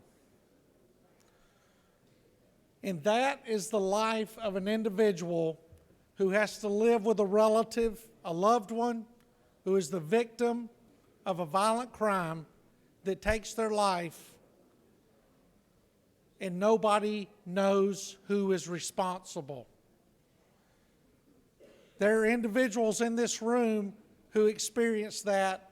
They wake up each and every day with a hole in their heart, not understanding why it's there, not understanding who's to blame, not understanding what justice is.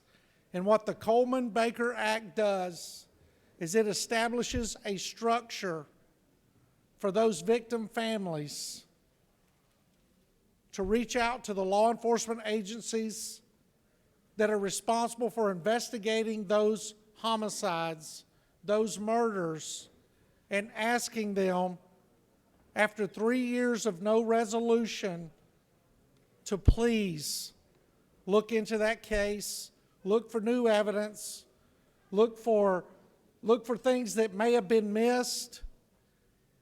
Ask those law enforcement agencies to put fresh eyes on those cases. And those law enforcement agencies have the opportunity to look at the case and see if there are opportunities to discover new evidence and maybe to find new suspects. And if not, the law enforcement agency lets the family know after an investigation, after an overview of the evidence from the initial investigation as to whether there is a path forward. There's nothing in here that forces the law enforcement agency to open up a new investigation if they do not see a path forward. And what I'm asking you to do is to vote on a piece of legislation that allows law enforcement agencies to review the cases, allows law enforcement agencies to communicate with the victims' families, and allows the Carl Vinson Institute at the University of Georgia to track cold cases throughout the state of Georgia. And while you are in this chamber, those of you who are listening to this legislation, I appreciate. And those of you who are not, I may not necessarily. But the one person that I do appreciate that's here is Chandler Baker, who's sitting up in the gallery, because she wants to know what happened to her sister-in-law. She wants to bring justice not only to her husband, but to her in-laws, so that they will know, and they will never know why. They'll never understand completely why someone would do something like that, but at least they will move a little closer to resolution. And this legislation gives them that opportunity. Mr. President, I'll yield for any questions. You have no questions, Senator. Thank you, Mr. President. I yield the well. Senator has yielded. Does any other senator wish to speak for or against the measure? Chair hears none. Is there objection to the previous question being ordered? Chair hears none. The previous question is ordered. The question is on the adoption of the committee substitute. Is there objection to the adoption of the committee substitute? Hearing none, the committee substitute is adopted. Is there objection to agreeing to the report of the committee which is favorable to the passage of the bill? Chair hears none. The report of the committee is agreed to. Is there objection to the main question being ordered? Chair hears none. The main question is ordered. Questions on the passage of the bill by substitute. All those in favor of the bill vote yea. Opposed, nay. Secretary, unlock the machine.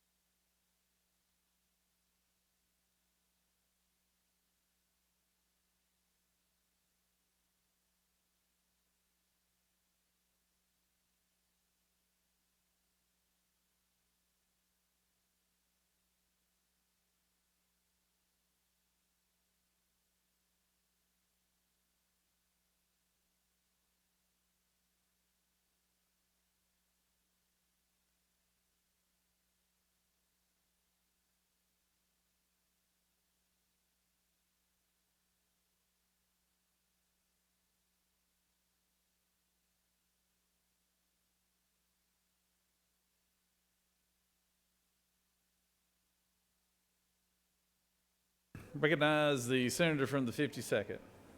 Thank you, Mr. President. I ask that the Senate remove House Bill 295 from the table.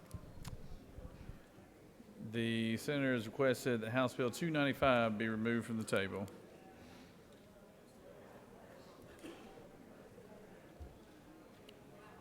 Secretary, read the caption.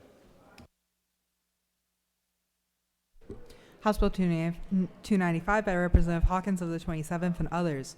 A bill to be entitled an act to amend Title 33 of the Official Code of Georgia annotated relating to insurance so as to revise certain procedures, timelines, and other matters concerning consumer protections against surprise billing, to provide grounds for new violations of unfair claims settlement practices, to provide for payments by insurers, to provide for commissioner authority, to provide for penalties.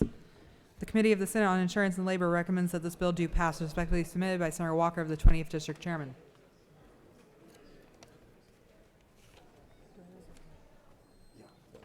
Senator Hofstetler of the 52nd offers the following amendment, Amendment 1, to amend House Bill 295 by deleting "or facility" on lines 36, 37, 39, 44, 45, and 62. That completes the order, Mr. President. Without objection, I recognize the senator from the 52nd. Thank you, Mr. President. We passed surprise billing several years ago. Since then, the federal government actually passed their own that we were waiting on for many years. And the other thing that happens is the ERISA plans. The Supreme Court in 2017 said that the state could not regulate those. So some of them are ERISA plans, some of them are state plans. Since then, we've had a problem where maybe they weren't all identified which was it. I think Blue Cross has actually done a really fine job of identifying those for us. Not everybody has gotten that right, so this says they have to identify it. The second thing is that the insurance commissioner has asked that we change some of those from 15 days to 30 days and some of those from 30 days to 60 days to help them out, and we've agreed to that. And then the third thing that's in there is a penalty. We've had one hospital group, you can probably guess which one it is, that has clogged the system up with asking for corrections on surprise bills without providing any data, any follow-up. And so this was done in the fall before all this happened, but the bill now says that if you do that, the insurance commissioner can give you a $2,000 fine, and if you do it knowingly, they can give a $5,000 fine so that people aren't sending frivolous claims in. And again, there's only one hospital group that's been doing that. Those are three changes. Also on the amendment in the agreement was that we would take our facility out in those lines. It's been agreed to by the House, and they will agree to it when it goes back over. If there's no questions, I'll yield the well. You have no questions, Senator. Does any other senator wish to speak for or against the measure? Chair hears none. Is there objection to the previous question being ordered? Chair hears none. The previous question is ordered. Question is on the adoption of the amendment. Adoption of Amendment 1, authored by the senator who is carrying the bill. Is there objection?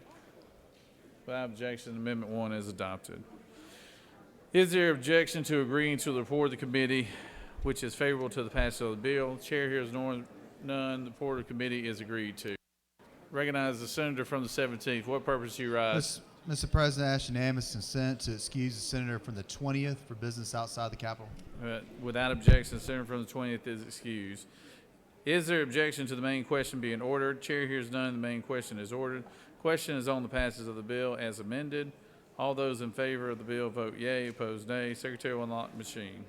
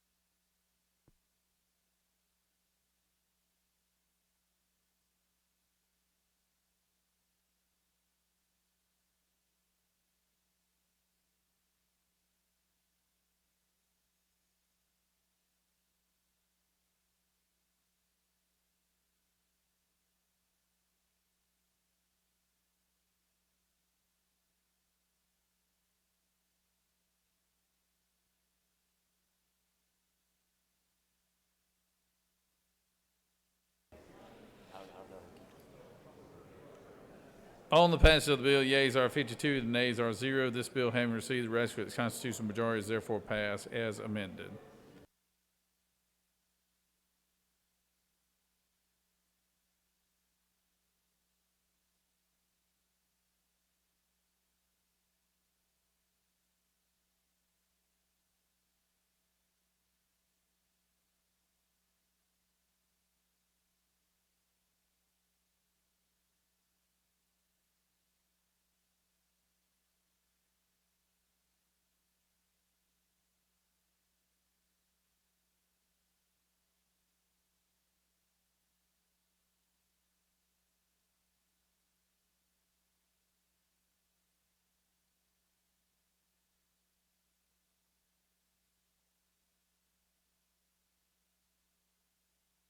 Recognize the senator from the 46 for a motion. Thank you, Mr. President. I move that we remove House Bill 543 from the table. Senators move that HB 543 be taken from the table. Secretary, read the caption. House Bill 543 by Representative Reeves of the 99th and others, a bill to be entitled an act to amend Code Section 15-12-122 of the Official Code of Georgia annotated, relating to demand of jury panels from which to select jury in civil actions in the state courts and the superior courts, so as to revise an exception to 6-person jury trials in civil actions. Senate Judiciary offers the following substitute to House Bill 543, a bill to be entitled an act to amend Code Section 15-12-122 of the Official Code of Georgia annotated, relating to demand of jury panels from which to select jury in civil actions in the state courts and the superior courts, so as to revise an exception to 6-person jury trials in civil actions. That completes the order, Mr. President.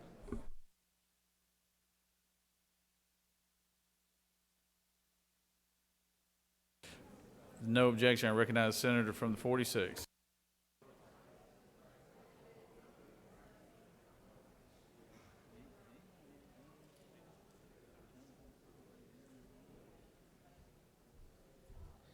Thank you, Mr. President. Ladies and gentlemen of the Senate, this is a bill that deals with trials in the state courts in our state. State courts handle civil cases and misdemeanor criminal cases. In lower courts like magistrate court and up to $25,000 in dispute in state court, there are only 6-person juries involved in state court, and of course just a judge in the magistrate court. This is to increase the amount of money so you will have a 6-person jury up to a dispute over $50,000. Will require fewer jurors, speed up the judicial process, and in any significant case worth more than $50,000, you'll still have your constitutional right to a 12-person jury. Mr. President, if there are no questions, I'll yield the well and urge your There's no favorable questions, Senator. consideration. No questions, Senator. None? None. Does any senator wish to speak for or against the measure? Chair hears none. Is there objection to the previous question being ordered? Chair hears none. The previous question is ordered. Questions on the adoption of the committee substitute. Is there objection to the adoption of the committee substitute? Hearing none, the committee substitute is adopted. Is there objection to agreeing to the report of committee which is favorable to the passage of the bill? Chair hears none. The report of the committee is agreed to. Is there objection to the main question being ordered? Chair hears none. The main question is ordered.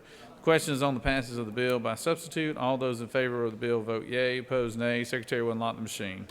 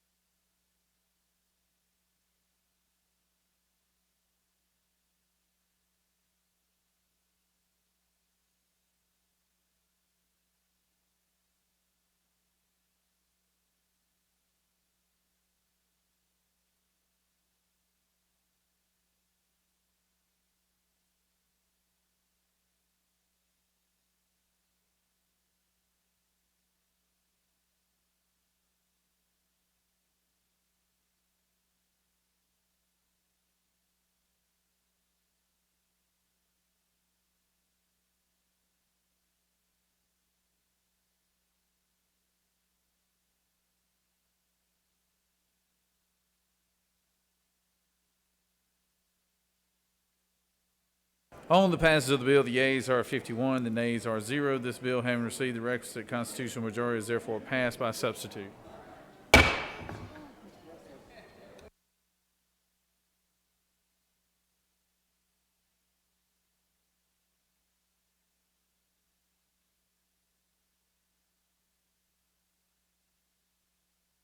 Recognize the senator from the 37th.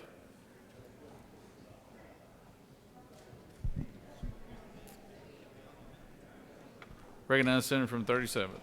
Mr. President, I'd like to make a motion to suspend Senate Rule 2.83 with respect to conference committee timelines on the desk so that the bill might be called and acted on by this body.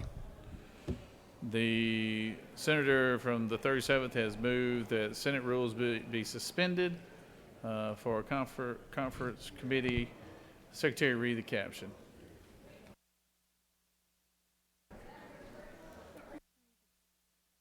Committees of Conference substitute to House Bill 142, a bill being entitled an act to amend Chapter 8 of Title 20 of the Official Code of Georgia annotated relating to campus policemen, so as to provide for the establishment of unified campus police forces through agreements entered into by colleges and universities, to provide for definitions, to provide for arrest powers, to provide for related matters, to repeal conflicting laws, and for other purposes. That completes the order, Mr. President.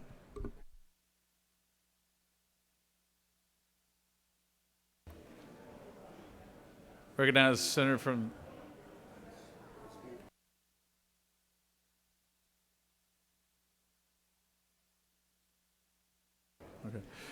Is there we're just suspending the rules. Is there objection to suspending the rules?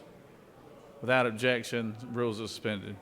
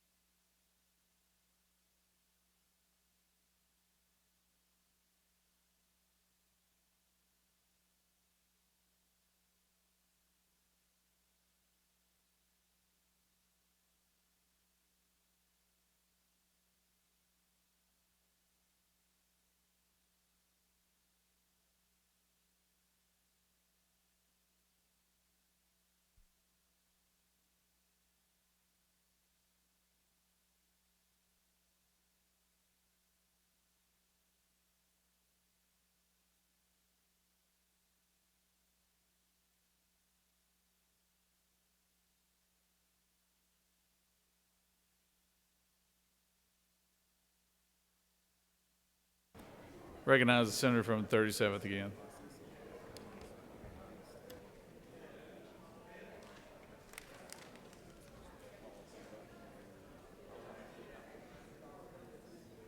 Mr. President, I move we adopt the Conference Committee report on House Bill 142. Senators move that we adopt the Conference Committee report. Is there objection? Without objection. All those in favor of the motion will vote yea, opposed nay. Secretary, unlock the machine.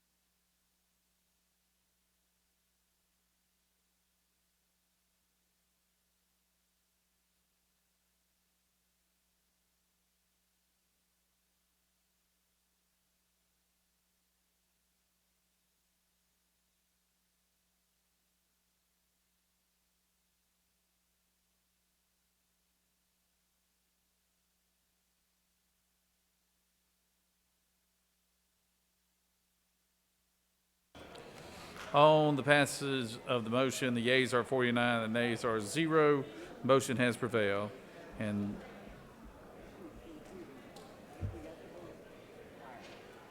recognize the senator from the 11th. Thank you, Mr. President. I just wanted to ask for unanimous consent to excuse the senator from the 8th. Okay. Without objection, the senator from the 8th is excused.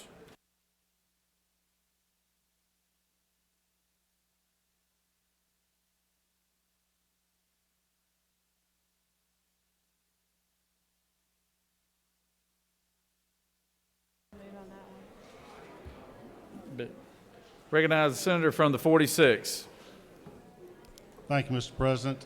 I move that the Senate disagree to the House amendment to Senate substitute to House Bill 196. The senators move that the Senate disagree with the House substitute to HB 196. Secretary, read the caption.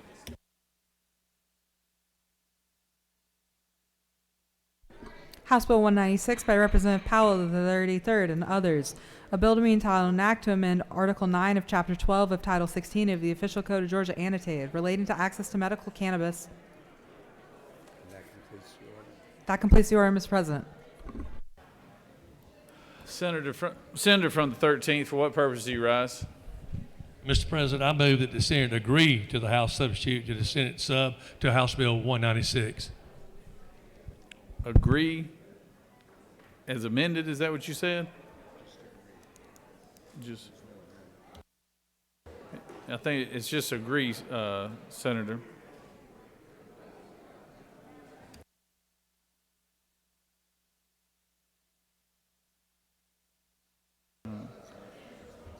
His motion, Senator from the 46, his motion takes precedence of yours.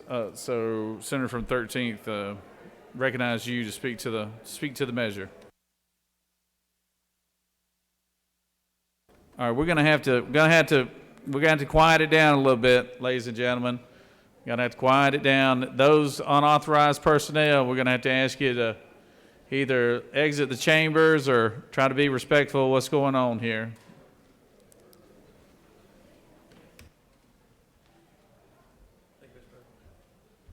Thank you, Mr. President. Colleagues, before you, you have a Senate bill, House bill, and everything is confused, but the reality of it is just look for 196, House Bill 196. Let me tell you about this bill so you know what you'll be voting on and make sure we get it right. House Bill 196 is two bills in one. House bill is the medical cannabis bill, and House bill on page 40 is the hemp bill that we tried to get passed through this chamber that we just got some confusion on. Let me tell you what's going on so you'll know. The House Bill 196 addresses the medical cannabis issue in this state to approach and move the medical cannabis beyond the broken promises that we've been giving people. It is a vehicle to settle the pending legal actions and fulfill it as soon as practical and deliver the medicine to the citizens of Georgia, which has curtailed the suffering on a daily basis. Let me tell you what this bill does as we follow through it. I'm going to hit the high points so we'll know where we're talking about. It abolishes the Cannabis Commission and transfers the function to the Agriculture Department, where the responsibility of an elected official who is accountable to the people of this state can administer this program in an open and transparent manner. Let me say this right now. We have no control over the Cannabis Commission. We give them $1 million+ and they answer to no one. We want to put this to the Agriculture Department, the Commissioner of Agriculture, who is elected by the state of people, who we know will be transparent. Number two, the division of the Agriculture Department will be subject to the Administrative Procedures Act and Open Records Acts. No more secrecy when it comes to business. No more secrecy and unelected bureaucracy. Number three, appeals from the decision of this administration agency will be made to the Georgia Statewide Business Court. That means it moves fast and gets done. A license will be available to have additional transparency at the production facility. That means a licensee can have a license to sell the stuff at the place where they make the darn stuff.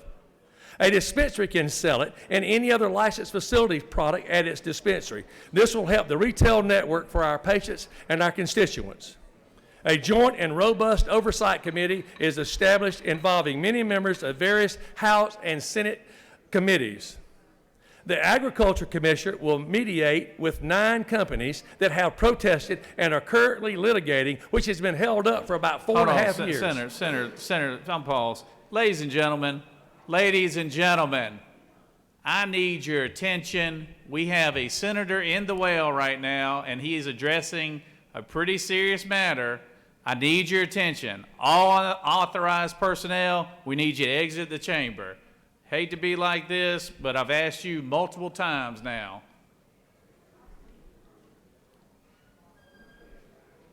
Senator, floor is yours. I will start back on my seventh note, the agriculture will mediate with the 9 companies that have protested and are currently litigating with the Georgia Medical Cannabis Commission. The commissioner would be authorized but not obligated, let me repeat that, not obligated to issue additional licenses as a resolution to this mediation. If that occurs, litigations will be dropped. This has been going on 4.5 years, folks. I didn't even get here when this started happening.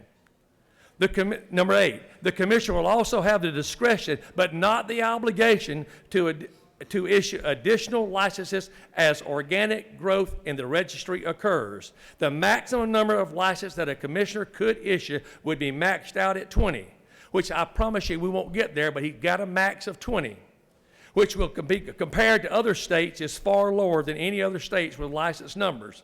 But again, the commissioner is not required to give one more license, not one more license. Number 9, the vesting of this discretion of the agriculture commissioner will allow him and his team and experts to ensure a healthy and fair market, which brings this much needed medication to all the Georgia citizens and keeps it affordable. It ensures that Georgia's small business, now hear me now, including minority-owned businesses, are not left out in the cold, and they're not forced to close their doors with all the stringent rules and regulations. And let me tell you something, folks. The hemp bill goes on and says you got to be 21 years and older to buy this stuff. Now, right now, any number, whether you're 8, 10, 12, 14, or 15, you can walk in and buy it. We're going to put it on there where you do not you have to be 21 years or older to buy this material. Hear me on this. We need controls of this industry. We need controls. This gives us the controls that we need. It outlines all the medications in here. It outlines all the things that we can treat in here and what it can be transferred to. This bill is a solid bill that came over from the House, and I think it only failed by like 13 votes over there. It's a solid bill that moves this state forward. Folks, we have been promising folks medical cannabis since I don't know how long. It is time for us to get off the pot and deliver. And it's time for us to have a commission, an agriculture mission, take it away from a commission that doesn't answer to us. We're putting the money in, and we have absolutely no say-so in this business. We need to make a change. And I will tell you this, last condition is, we have got to make sure that when we do these things here, we do these things the correct way. Other states have done this. They are succeeding in their message, and they're getting their medication to people. There is no reason Georgia can't be as effective. I ask you to please vote for this bill, pass this bill, move this forward. If we need to tweak this bill, I will gladly be the one to stand up here and tell you we need to tweak this bill. Gladly. And I will do whatever it takes to make sure we get it right. But let me tell you one more thing. This would have been handled a while back, but our previous agriculture commissioner wanted nothing to do with it. And we had absolutely nowhere to go with it. That's where the Cannabis Commission came in. Now we have an agriculture bureau who's one of our own, who's willing to take this on, put the people in place, fix it, make it happen, and deliver on a promise. Ladies and gentlemen, I'll live with it well. I'll ask no questions. I know we're tired. I know it's a long night. I know the bill's long. You haven't had time to go through it. But I'm asking you to vote green to pass this bill. Mr. President, if no questions, I yield the well. You do have some questions, Senator. Yes, sir. Recognize the senator from the 45th. Mr. President, I was just wanting to excuse the senator from the 48th at the appropriate time. That sounded good to me, Bob. All right. Well, with no objection, I think he'll be excused. Recognize the senator from the 29th. Senator Yield? Yes, sir. Senator, did I hear you say that this bill expands the opportunity for more licenses in Georgia? Yes, sir. I said it gives the agriculture commissioner the ability to expand it up to 20 licenses, but he does not have to issue one more license if our registry does not grow. So, Senator, why would we not wait to see if our registry grows any before we would expand this to 20? I'll assure you, he will wait and do it. But I will say this to you, Senator. We only have like 25 to 27,000 people on the registry right now because we have been promising people for 4 or 5 years to let them get this medication. The moment this is available, I'll assure you that registry is going to jump up probably into hundreds of thousands, if not close to 1 million or more. Is it not true, does Senator continue Go to ahead. yield? Senator, is it not true that once we make anything available that people are going to line up to get it? Because I do believe, Senator, and correct me if I'm wrong, that when we first passed this legislation, we had a limited number of conditions that this product could be used for, and there have been many attempts to expand those conditions. Is that not true? Senator, I was not here when y'all first passed this 4.5 years ago. I can't speak to that. Senator, yield for one last question? Yes, sir. Senator, do you know how many Georgians could be treated by 20 licensees? Well, as you well know, we've said at many committee meetings, we've heard various numbers on that. I'll assure you this right here. From what I know about the industry, it will take more than the 4 or 5 licenses that we have available in Georgia under the current law that we passed to treat what's going on. Because these folks, Mr. Senator, they are not ready to produce medical marijuana because of what it takes to get it to the point from start to finish to fruition. And right now, we need other people in this, and we don't need to let maybe just 4 or 5 people monopolize this, 4 or 5 companies. And most of those companies, except one that I know of, are from Canada and from out of state. This is Georgia-grown stuff I'm trying to work with. Thank you, Senator. Thank you.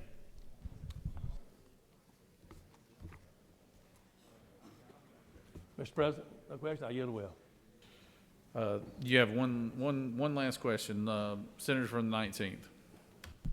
Thank you, Mr. President. Senator, my good friend, do you yield? Appropriations Chairman, absolutely. Senator, you know I have a lot of respect for you, and I appreciate what you try to do for South Georgia, but how many new licenses could there be? So, I'm sorry, sir, get him. How many new licenses could this bill allow? It will allow up to 20 total, not new licenses, but up to 20. But let me repeat again. The Agriculture Commission has to issue a license, not a new license. I thought I heard you say that. Will the senator further yield? Go. So the agricultural commissioner would have sole discretion as to whether or not to issue a new license? His board, with senators on the board, with representatives on the board, and members on the board. That's how the Agriculture Commission is going to set it up. Senator, I guess I won't speak to it. I say the reason that I can't support your bill, agree as amended, is because I think putting that much power with one person is just, you would only do that if you don't really care about them, because even the power that we've had levied on us about gambling in here, marijuana and cannabis is going to be 10 times that. And that power, I am too good of friends and respect the agriculture commissioner enough to put that type of power in such a small few hands. I can't do that to him. Mr. Chairman, I will respond to that by telling you this. Right now, we have the power resting in a cannabis commission that we have absolutely no control over. We don't know. They don't answer to us. They don't return calls. They don't do anything. And you're, as appropriate chairman, are appropriating money to a cannabis commission that we have absolutely no say-so in. I think that's ludicrous.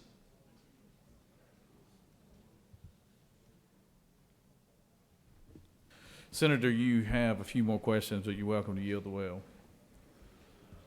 Let's vote on it, Mr. Go ahead. Whatever. I'll take another one. All right. Senator from the 39th. Senator, do you yield? Yes, ma'am. So it seems to me that we keep coming back to this question of the competitive bids from way back when. We now have 2 licenses that have been issued to production, correct? And I see in here in lines 738 through 741, going back to the fact that the Ag Commissioner, if this bill passes, would have sole discretion to not just provide new licenses, but actually engage in mediation with the applicants that participated in the original competitive applications process. In a normal competitive bidding process, is it not true that you win or you lose, you can sue, and then whatever happens with that, which lawsuits are in process right now, then you either win it or you don't, but you don't then get to come to the front of the line ahead of everybody else when you lost a process? Senator knows of what she speaks, and I will expand on that, by the way. Under this license, the way this bill is written, if we negotiate with the ones that protested, then that could be settled and we could get on with making the product it needs to be done. Thank you, Senator. Thank you. Senator, you have another question, but you're welcome to yield the well any time, Senator. I'll take one more. I'm trying. You got 2 hours until it's midnight, so. I'll yield it. One more. Give me yield it. Probably be wise, Senator. Thank you, Senators. Please vote for this bill. We got to move this forward. Vote green. Thank you. I recognize the senator from the 46th to speak. God dang.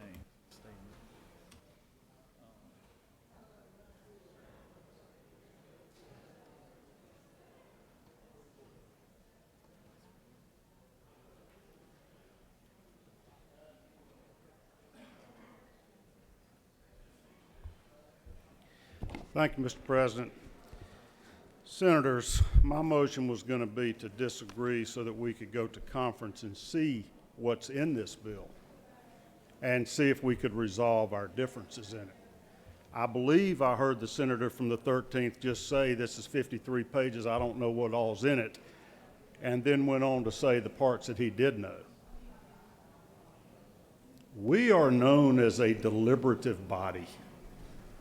This is making a mockery of deliberations. You will remember back before crossover day, parts of this bill were on our floor, the hemp bill, and it was such a disaster. It ended up being reconsidered, being tabled, never got out of this chamber. I haven't been able, this has been on our desk literally maybe 2 minutes before it was called up.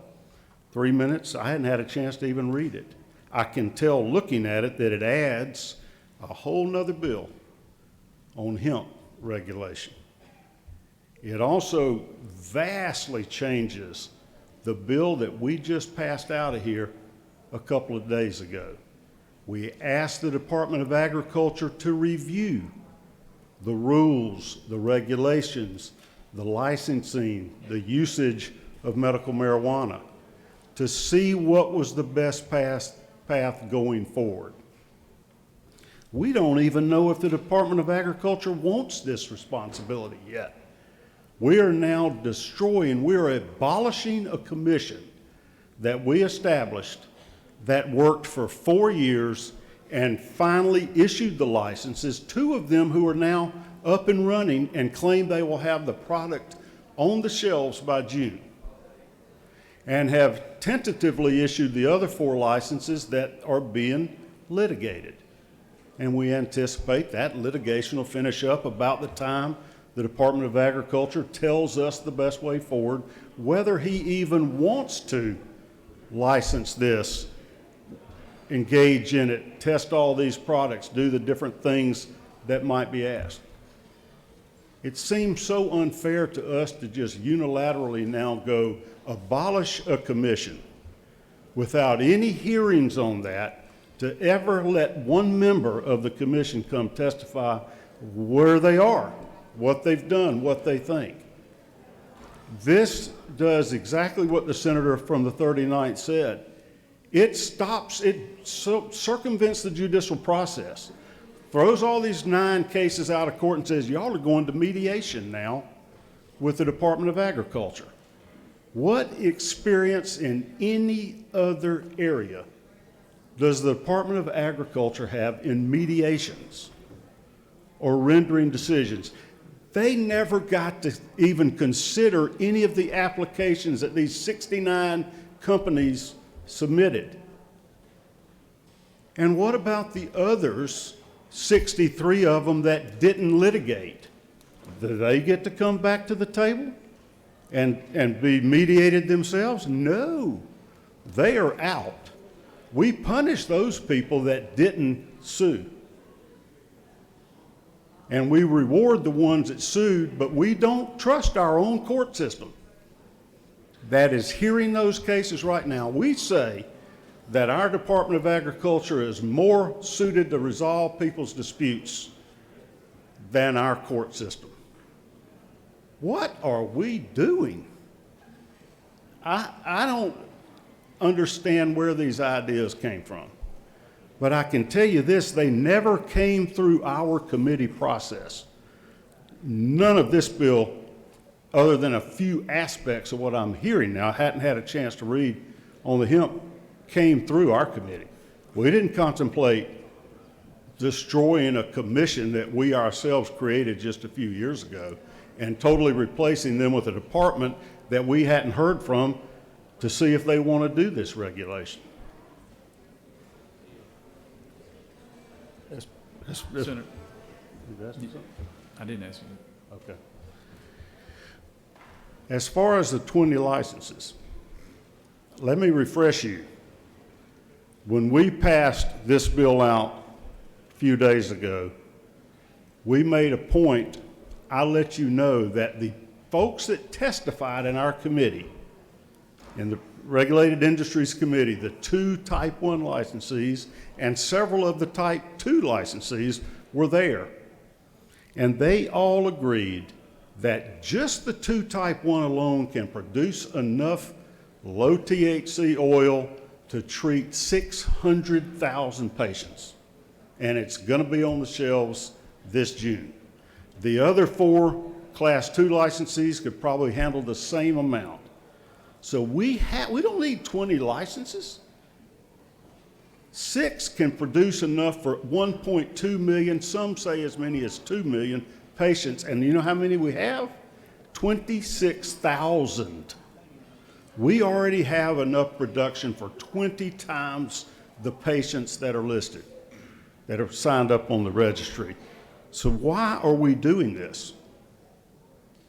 Why do we think that we as a legislative body are smarter than the court system or smarter than the commission that we appointed? Our own governor and lieutenant governor and speaker appointed these people to the commission to make these decisions. It is crazy.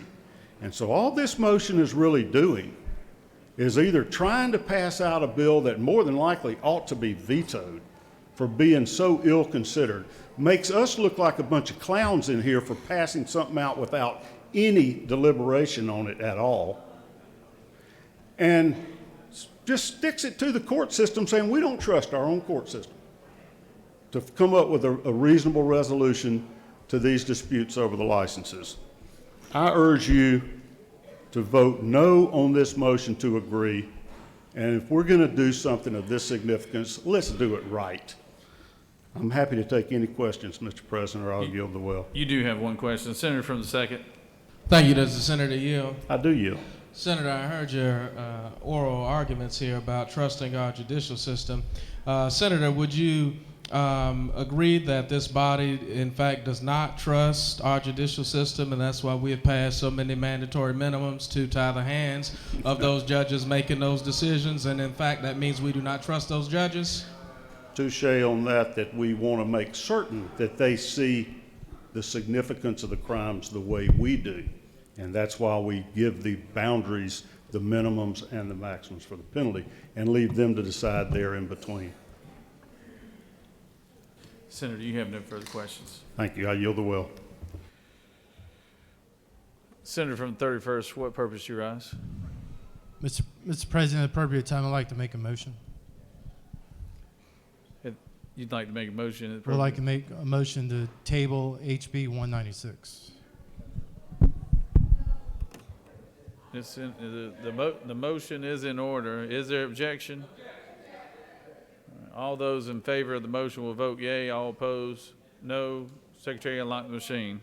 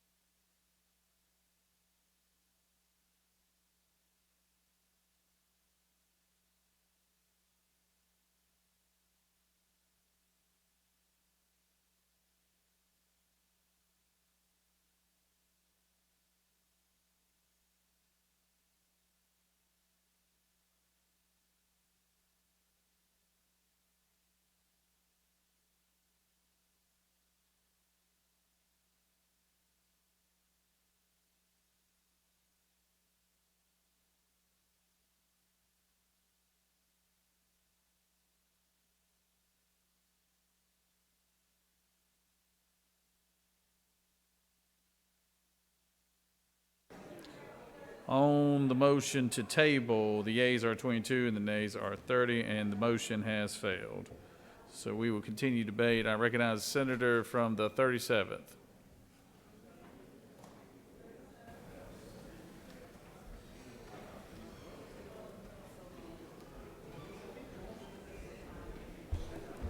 Thank you, Mr. President. Ladies and gentlemen of the Senate, the hour is late, but I do want to remind us of something and caution this body on the proposition before us. As the senator from the 46 so clearly said, we've got a bill of 54 pages, over 1,300 lines that's not been through the committee process in this deliberative chamber. But what we have heard in the debate tonight is the discussion of concentrating in the Agricultural Commissioner the power to take from 6 or so licenses and expand up to 20 licenses. Now, when you think about this, you think about our state of Georgia, we recognize agriculture is the #1 industry in our state. We lead in peanuts and blueberries, we're big in cotton. We can go through all the poultry industry here. The importance of our agriculture commissioner is really hard to really capture in the state of Georgia. What I'm concerned about here is what the gentleman from the senator from the 19th alluded to in his question is, what we're doing by concentrating power in the agriculture commissioners, this proposal would suggest that we do is, we would take an agricultural commissioner role, which is an important statewide position, and we would create incentives for the marijuana industry to put their person in that job. Now, the former senator from the 7th, who's our current agriculture commissioner, served in this body, served very credibly, has an expertise, as we well know, in what we recognize as traditional agriculture. Many of you here, that's your main livelihood. But if we vest this power in the agriculture commissioner, we're no longer going to have an agriculture commissioner.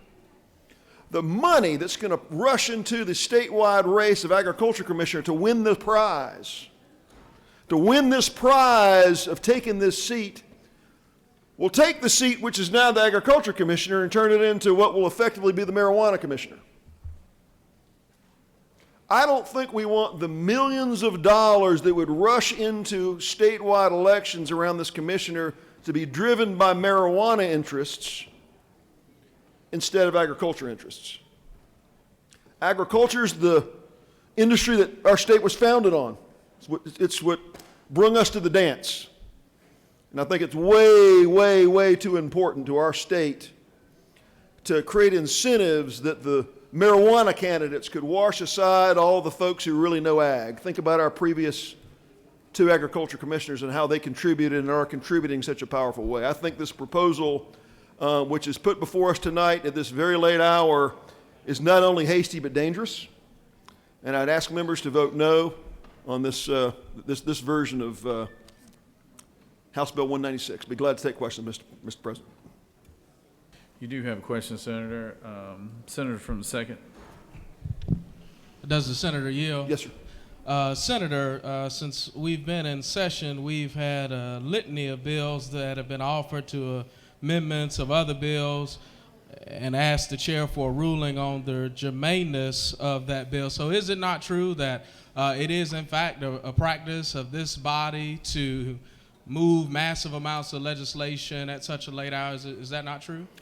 Well, I would tell you, as a deliberative body, I think we should all be cautioned to the extent that happens. And I think when we've got something like this, that the dollars that are in play are as big as they are, that something as important as our agriculture industry and the leader of our industry is going to be subject to millions of dollars of out-of-state marijuana investment to win the prize of what would effectively become a marijuana commissioner, I think this body would be wise to reject this proposal.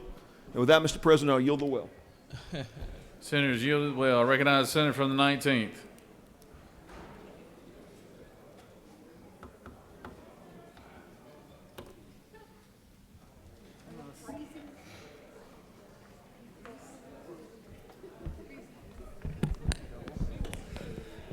Members, thank you for letting me speak on this, on House Bill 196. I try to only come to the well when I think it's important, an issue like the budget, or an issue I think is going to affect something constitutionally. This is one of those issues. What this bill allows is 20 additional licenses. And I heard my friend from the 13th say, no, it's only if he gives them. Really? What do you think the pressure is going to be on that individual? Which, if you look, it's only been on your desk for 30 minutes, but if you take a look and read it really carefully and you decide you want to flip yourself to about page 16, I didn't get to write down the page numbers because it hadn't been there long enough. You'll see that it's based with one person, not a board. One person. It's a bill we've debated for years, and I've heard the argument now that this gets it out to people. Well, we've already got 2 licenses getting it out to people. That process is working, and I'll tell you, I'm the first to tell you that I've had issues with the Cannabis Commission. Our body has struck their budget. We have worked to try to make that better, and we now have 2 licenses working. So why should you take this bill as seriously as you take other measures when we speak here? Let's use 2 scenarios. One, do you not like the agricultural commissioner? Do you not like him? If you don't like the agricultural commissioner, you should vote no to this bill because this gives him extreme power. He can pick the licensees. He decides if they're going to get a license. If you don't like him, you shouldn't vote for this bill. The second group of people who should vote against this bill are the people who like the agriculture commissioner. And here's why. You're about to give him incredible pressure. You felt the pressure that this building's had on things like gambling and casinos and horse racing. And you felt those pressures on you. And you've had to make your decision. If you do not think the money in this industry is 10 times that weight, you've never been in this building. And we got to disperse that weight and that pressure over 56 of us. You're about to put that weight and that pressure on one person. That's not fair to them. So what I ask, if you're in the category that doesn't like the commissioner, you vote no. And if you're in the category that likes the commissioner, you should vote no too. Thank you, Mr. President. I yield the will. Recognize Senator from the 16th.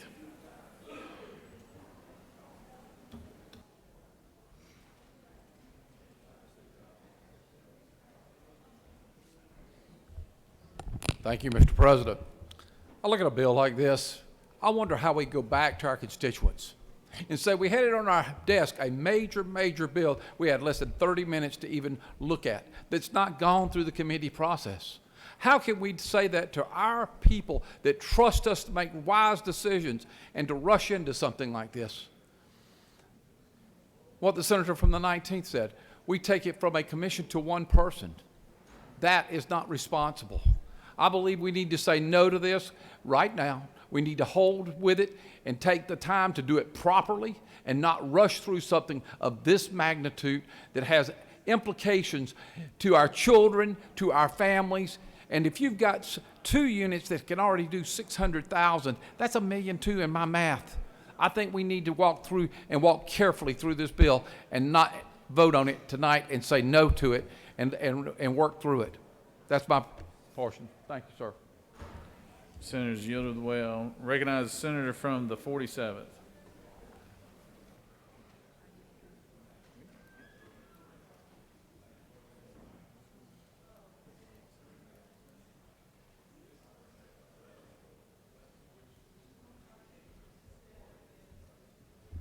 Thank you, Mr. President. You know, one of the things that for me, I want to let everybody in here know, I'm adamantly opposed to the use of recreational marijuana. I think it would be a terrible thing because it would open up the courts for all kind of litigation and stop our business in our community. At the same token, I've been pushing for years to try to get the medicinal use of marijuana or some byproduct of it for years. And I know that we've got a lot of new people that have changed faces in here since the little over 4 years ago. But some of y'all that are in the Republican caucus, I know for sure, and probably some of y'all in the Democrat caucus, because I'm willing to bet he went to both caucuses.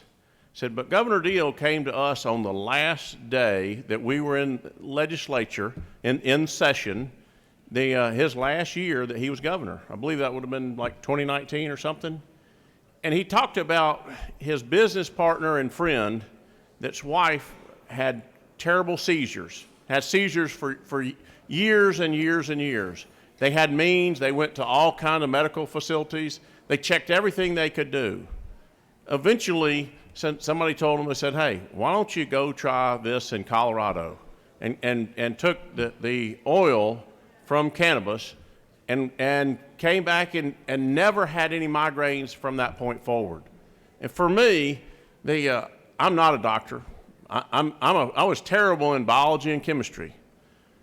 But we passed the legislation that day to help put this oil out there for people. We created a commission. We created a bureaucracy, unfortunately, and it seems to be that way. And I will tell you, I'm not a lawyer, but there's a lot of lawyers involved in this. Our ag commissioner, my fraternity brother, my former suite mate, supports this, said going to him. He can withstand the pressure of whatever it takes. For me, I'm going to ask each of y'all to help give some relief to those people that need relief. We know it's a situation where we can't import it from another state, but it's something that we need to be able to provide to those people that need it medically here in Georgia. And I want to try to help them get that relief and get that done. So I'll ask you to vote in favor of this bill, whatever it takes for us to get production. The bureaucracies that we've been dealing with are holding back those people that need help. So I'll ask you to vote green on this bill. Thank you. Senators yield. I recognize the senator from the 30th.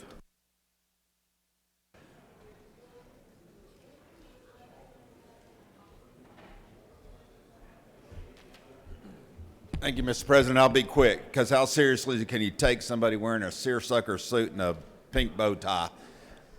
Hey, like 6 times medical marijuana has come for this body since I've been here. 6 times I have voted in favor of.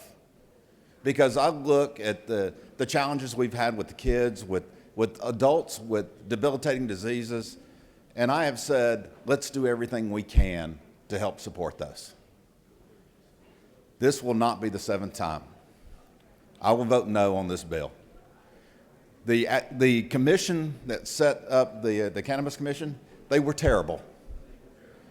They were probably one of the most disorganized entities that we've ever had. But what we don't want to do is compound the problem by rushing through a bad piece of legislation right here. And I understand, for those of you saying, let's get the product out, remember, we are getting the product out. There is product coming out on this. We are going to be able to get to those kids, and that's, honestly, that has been my main focus area, the medicines they need to help treat their symptoms without making a further mess on these other licenses. If it's that important and we can treat those easily with the amount that we're putting out right now, let's be patient and look at the best way to move this thing going forward. I do think the Cannabis Commission needs to be absolved. But we ought to be real careful on how we're doing this. So that's why I'm going to vote no on this bill. Senators yielded the well. Senator from the 28th.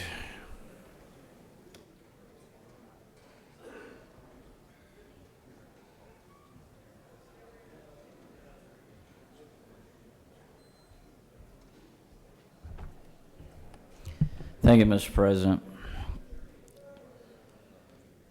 There haven't been a bigger advocate in this chamber over the last 6 years for medical marijuana. And I stand before you, and I'll be honest, I was torn on whether I wanted to come down here. Because this is a process. We all know this is a process, and it's a tough process. And the laws that we put forward 5 years ago to form this commission, we had no idea it would take this long. Had no idea. We were hoping we'd have it out within a year and a half, 2 years, and it didn't happen. And when the commission finally got their act together, and they finally put out their notice of intent to make the awards for these licenses, and yes, it was a flawed process. It was a very flawed process, and part of it was our fault, because we had a flawed law. We put forward a flawed law that put forward a flawed process. And here we are again. We're not going to do it once, but we're going to do it twice. There are two flawed bills combined together that we're being asked to vote on. We heard testimony. Let's talk specifically on the hemp piece. There are small businesses out there that we are about to put out of business if we pass this. And when we talk about the medical marijuana side and we talk about why medicine's not on shelves, well, guess what? It would have been in there a year ago. We would have medicine on the shelves if these court cases were done. But they're not. They're being dragged out. They're in appeals. And that is why we don't have medicine on the shelves. There's no other reason. And it pains me to come down here and talk about this because I have friends that have applied. And I want them to get it. I wanted them to get it then, but they didn't. And now they've asked for their day in court. They have asked for a judge to make a decision. And we're taking that away. And not only that, now we're about to give standing to the next group of folks, the next group of people that applied for this. We're about to give them standing so that they can sue. So are we going to come back next year and add 20 more? Because if you watch what happened in Florida, that's pretty much what happened. Look, we spent a lot of time on a study committee to put forward a law, and a lot of that stuff was entailed. It was put into what we passed out of this chamber and what we passed out of this Capitol. A lot of that was put in. A lot of it was left out. Some of that through the Senate process and through a committee sub, when the Senate did have input, some of that was put back in. Recommendations that we had made 6 years ago from that study committee. And now they're all taken out. The Senate had zero input on this. Again, going back to that study committee, I insisted 6 years ago that it be, and no pun intended, but it be a joint study committee of both chambers, House and Senate, so that we could both have input. We were about to go to conference on this bill so that both chambers could have input. But now we've lost that, and now we have to vote on this. Again, we put a flawed law out there 5 years ago, and we've seen the issues that it has caused, and now we're about to do it 2 more times with 1 vote. It's bad policy, y'all. Senators yielded well. I recognize the majority leader. Mr. Chairman, Mr. President, I move the question. Senators move, call the question. Is there objection? Without objection, the question is ordered. The question is from the senator for the 13 on his amendment to the Senate substitute on House Bill 196. All those in favor of his sub will vote yea. All those opposed Recognize the Senator from 46. To what purpose do you rise? Parliamentary inquiry. State your inquiry. Isn't it true that if we vote down this motion and vote my motion to disagree, we send it back to the House and give them a chance to recede, or else to insist in us have a quick conference committee and do some sensible legislation here? Either of those two options wins. Voting yes for this loses. That is correct in the fact that we take up your motion after we address the Senator from the 13th motion. Senator is correct. Back to the original motion. Senator from 53rd, for what purpose do you rise? Parliamentary inquiry. State your inquiry. If we do go to a conference committee, considering the late hour, and to my understanding, it has to be in our desk for 2 hours, will we have time for a conference committee? Unless you can suspend the rules. But if you don't suspend the rules, yes, it says for 2 hours. Okay, here we go. All those in favor of the Senator's 13th amendment will vote yea. All those opposed, nay. Secretary, unlock the machine.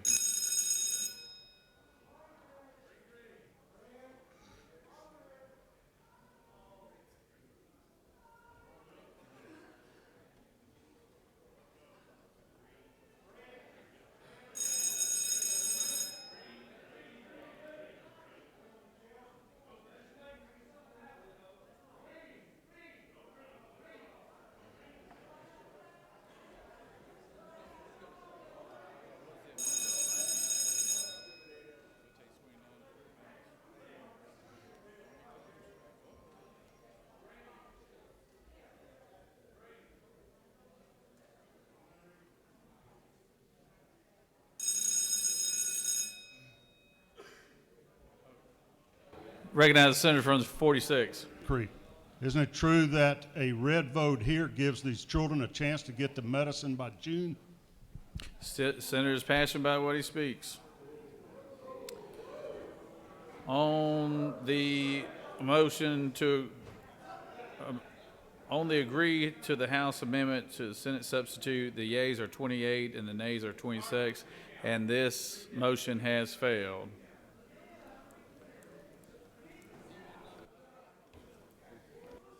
Senator from the 13th, for what purpose do you rise? Mr. President, I ask for a recount, please. Reconsideration. Motion recount. Motion reconsider, recount. All right. The senator has moved for reconsideration. Senator for the second, for what purpose do you rise? Parliamentary inquiry, Mr. President. State your inquiry. Mr. President, do we not have to vote on the underlying motion before a motion to reconsider? Since there's another motion, a subsequent motion on the table? We just did, Senator. I meant on the disagree as amended.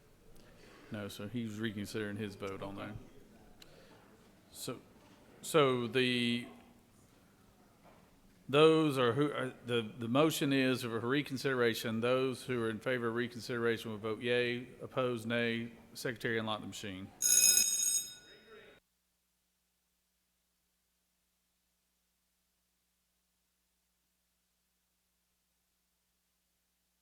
Senator from the 20th, for what purpose do you rise?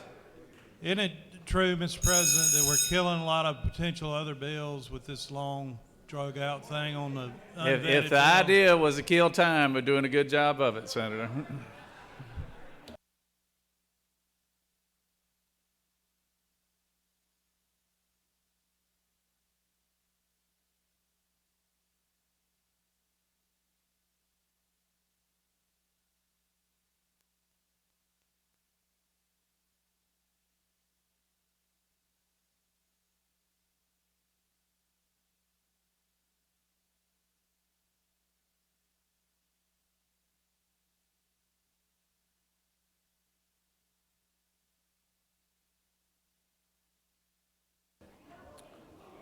On the motion to reconsideration, the yeas are 27, the nays are 28, and the motion has failed.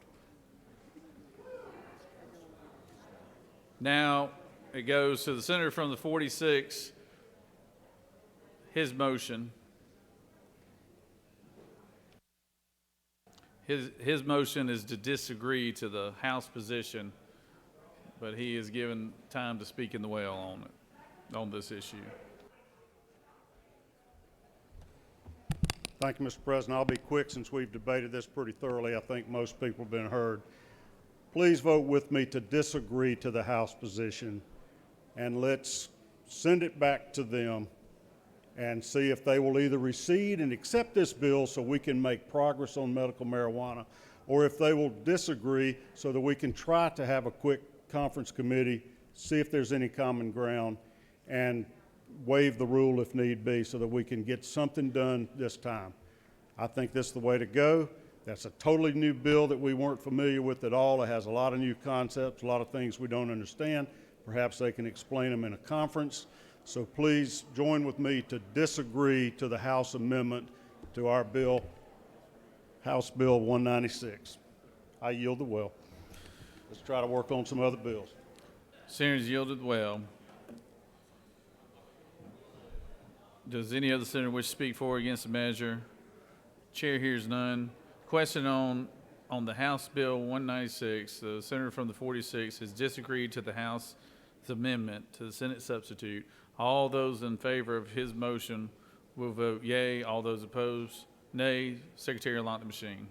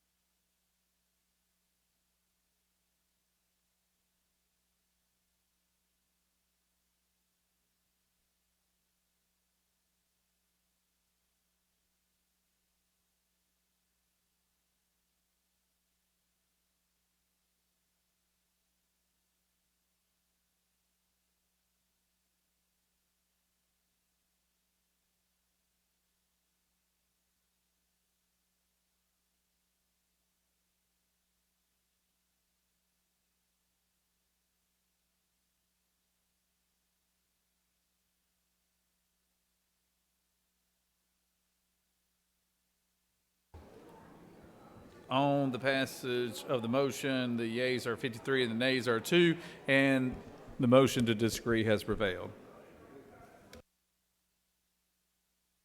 Recognize the senator from the 56. Thank you, Mr. President.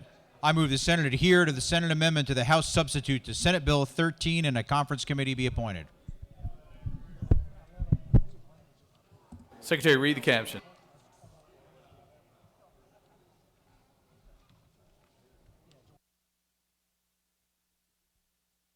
Senate Bill 13 by Senator Alberts of the 56 and others, a bill to be entitled an act to amend Code Sections 9-13-161, 44-14-162, and 48-4-1 of the Official Code of Georgia annotated relating to where and when sales under execution held, and change of place of public sales by court order, sales made on foreclosure under power of sale, and procedures for sales under tax levies and executions respectively, so as to authorize online public sales under tax levies and executions. The committee, that completes the order, Mr. President. The senators move that the Senate adhere to its amendment to Senate Bill 13 and that a conference committee be appointed. Conferees shall be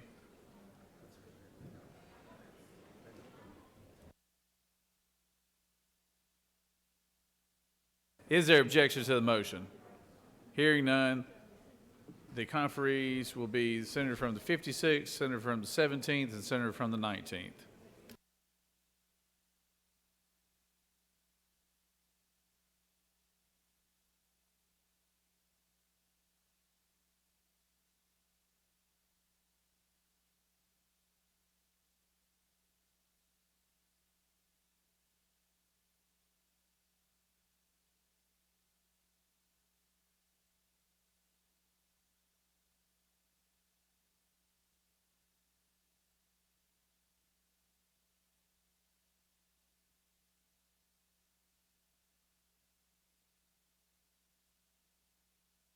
Recognize the senator from the 18th for a motion on Senate Bill 246.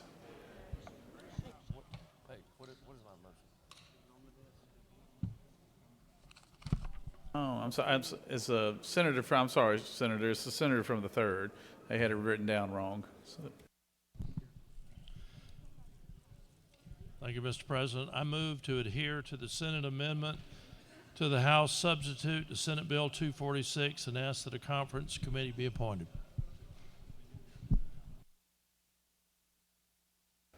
Senators move that the Senate adhere to Senate Bill 246 and that a conference committee be appointed. Secretary, read the caption. Senate Bill 246 by Senator Hodges of the Third and others, a bill to be entitled an act to amend Chapter 10 of Title 49 of the Official Code of Georgia annotated, relating to the Georgia Board of Healthcare workforce so as to provide for student loan repayment for certain nursing faculty, to provide for definitions, to authorize the board to approve applications, to provide for eligibility requirements, to provide for continued eligibility requirements. That completes the order, Mr. President. Senator has moved. Is there objection to the motion? Hearing none, conferees will be the senator from the 18th, the senator from the 3rd, and the senator from the 4th.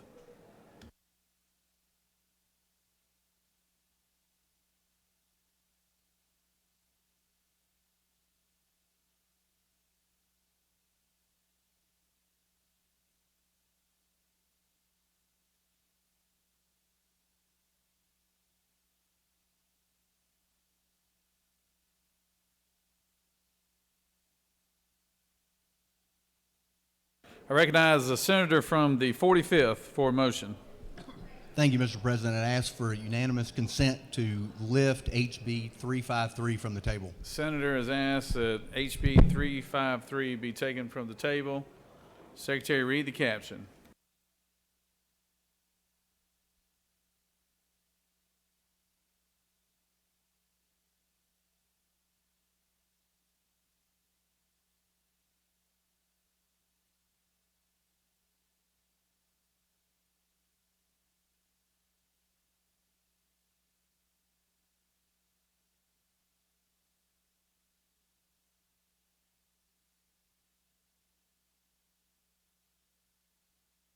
House Bill 353 by Representative Powell of the 33rd and others.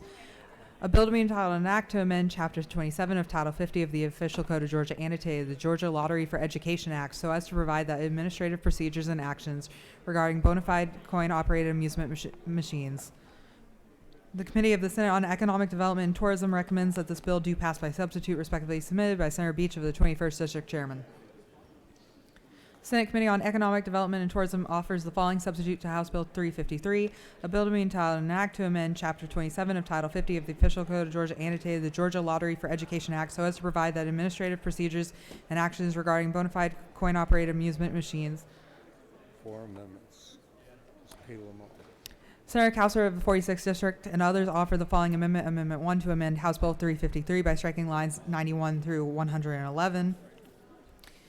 Senator Cowser of the 46th and others offer the following amendment, Amendment 2, to amend the Senate Committee on Economic Development and Tourism substitute to House Bill 353 by adding subsections A and B and after revising on line 243. Senator Parent of the 42nd and others offer the following amendment, Amendment 3, to amend the Senate Committee on Economic Development and Tourism substitute to House Bill 353 by replacing line 21 with the following section 50-27-9 relating to powers of the Georgia Lottery Corporation and adding a new subsection to read as follows.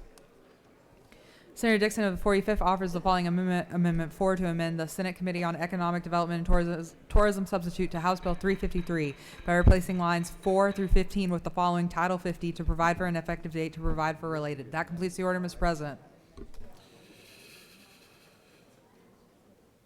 Senator has moved. Is it without objection? I'll recognize the senator from the 45th to speak to the bill. Before you get started there, I want to recognize the former mayor of Augusta, Georgia, and former state senator, our good friend Hardy Davis is up here today. So,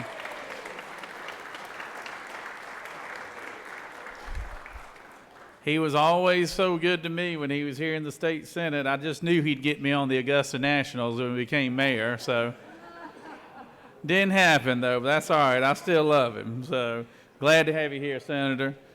Recognize the senator from the 45th. Thank you, Mr. President.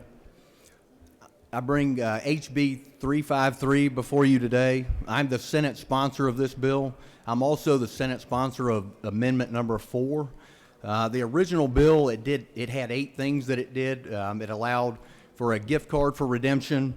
It increased the prize of Class A games, which is your crane games or your games you see at a Chuck E. Cheese, from $5 to $50. It also offered regulated industries and protections under the Administrative Procedures Act, and a few other things is what it did, putting guardrails on the industry, adding more transparency to the industry. But after long debate and going back and forth within this chamber and with the House, my amendment number 4, it deletes lines 34 through lines 294 and essentially only leaves the APA portion in the bill. And essentially, so what it would do if we adopt amendment number 4, it would only leave the Administrative Procedures Act in the bill. The Administrative Procedures Act for the COAM division under the Georgia Lottery Corporation, this will make the process regarding rules and regulations more transparent, giving stakeholders the right to give input. The Georgia Lottery would have to comply with the Administrative Procedures Act only when acting as a regulator for COAM. This would not apply to traditional lottery games like scratch-offs and others. AP would be allowed for a more transparent rulemaking process with notice in writing with a period, so the master licensee or the tenant or the location owner would have time to respond in writing. It affords the lottery a recognizable standards with rules when there's challenges between licensees and location owners as well. With that, Mr. President, be happy to answer any questions or yield the well. You have no questions, Senator, but would you like to speak to your amendment? Yes, While you're sir, in the well? I did. You did? Okay. Yes, sir. All right. Spoke So to it. you have no questions, Senator. Thank you, Mr. President. I yield the well. Recognize the senator from the 46 to speak to his amendments.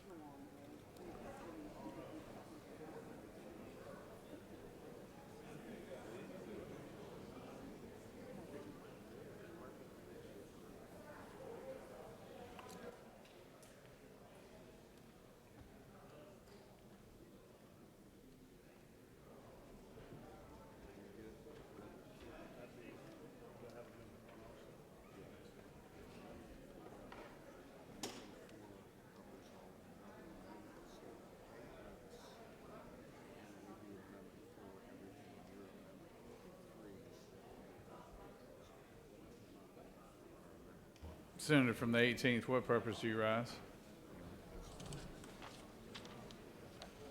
Sorry.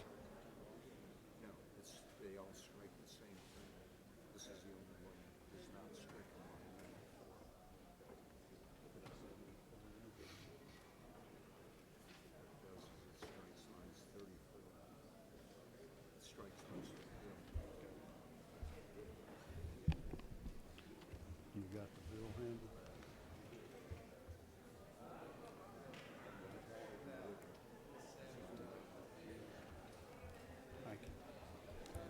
Thank you, Mr. President.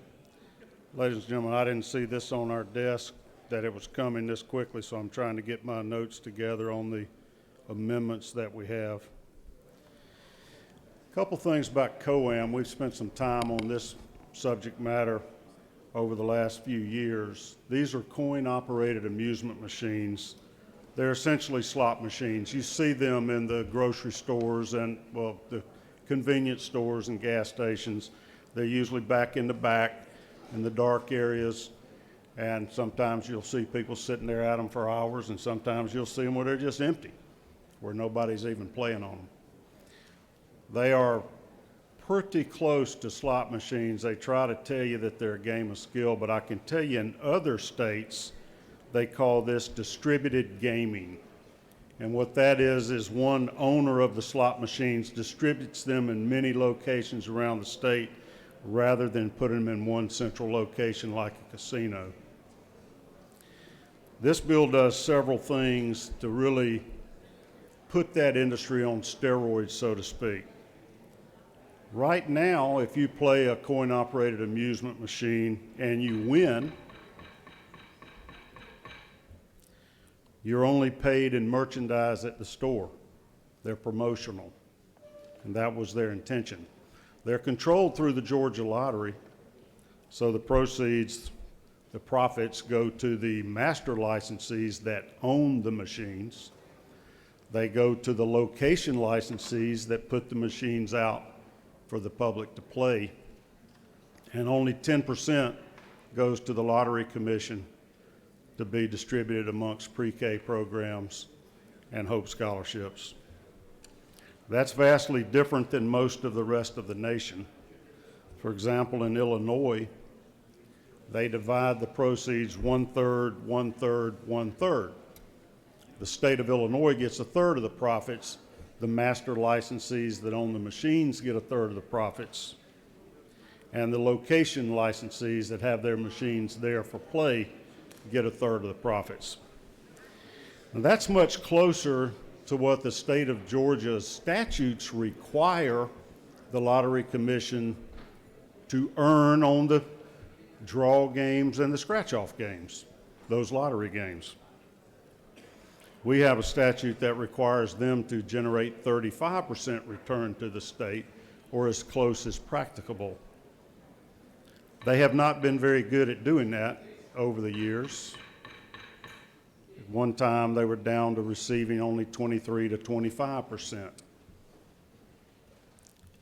Finally, here in the last few years, they're getting up closer to 26 or 27%. The national average of lotteries is 30%. When you're talking about $6 billion in sales, that's a lot of money. When we had our problem with the lottery funding going down and not able to fund Hope Scholarships as high as we once did, one time we got down to about 80%. Now, thank goodness, with this governor, we're back up to 100% funding of our Hope Scholarships. But at one time when money was down, I had done the math on that, an extra 5%, about 50 million a percentage point, would have gotten us up another 250 million, and we would have never had to cut the lottery. What you have now is you have a situation where the lottery is generating over $6 billion a year in sales and $1.5 billion in profits. And that goes to Hope and pre-K. The same department is running these slot machines, the COAM machines, that they're getting 10% of the profits, but I think you're going to hear Senator from the 52nd run through the numbers that it's really more like 3% of the sales. So we are cannibalizing ourselves. We are offering products that pay significantly lower return to our taxpayers than scratch-off tickets do or draw games do. It's crazy for us to incentivize this and try to increase play on these machines for this piddly little return. So Amendment 2 that I'll speak to first changes that to be more in line with Georgia law and with the national norms, what happens in other states. So you'll see on line 7, it raises the percentage going to the state to 35% to be in sync with what our statute requires and what other states do, so that if people decide to play COAMs more, instead of they're spending their money on scratch-offs or draw games, at least the state will generate the same income from it.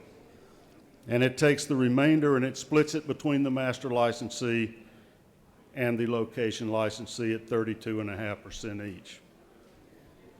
It's important to know that because people cannot spend their winnings on anything other than merchandise, we do not let them buy alcohol with it, and we do not let them buy tobacco products with it. But we do let them buy lottery tickets with their winnings. And there are vendors that say in many stores over 50% of the lottery tickets sold are from winnings on the COAM games. And that's the other big problem with this bill, and I'll speak briefly to Amendment 4. This completely changes the industry. So instead of now turning in your winnings like a ticket as if you were in Chuck E. Cheese, for a prize, you can now get a gift card. You can get a debit card essentially that spends just like cash anywhere in the world. So you no longer have to spend it at the store that's trying to get your business, and you can spend it on alcohol, food, anything else you want to buy. So we get rid of those limitations that we've put on it so far. It makes it more like casino gambling, just a row of 6 slot machines in every corner convenience store instead of in a casino. I believe you're going to end up with more sales, and that's why the industry's been pushing this for a couple of years. And you're going to end up reducing your lottery ticket sales. So you're going to give up something that you're making 27% for something that you're making 3%, unless we pass Amendment 2. Amendment 4 makes it even simpler. Continue with the COAM machines, whatever other changes are in the bill, but don't allow these gift cards. That is changing the nature of this game to promoting widespread gambling in the state of Georgia without any citizen input on that. So what I would ask you to vote yes for Amendment 2 to give the state of Georgia a fair return on its investment here.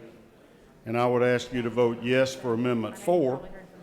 I believe that's the one that deletes. Is that the wrong one? It says Dixon. It's Dixon, though? Is that the gift cards? It deletes 34 through 294, which are the gift card portions. And with that, I'll take any questions there may be.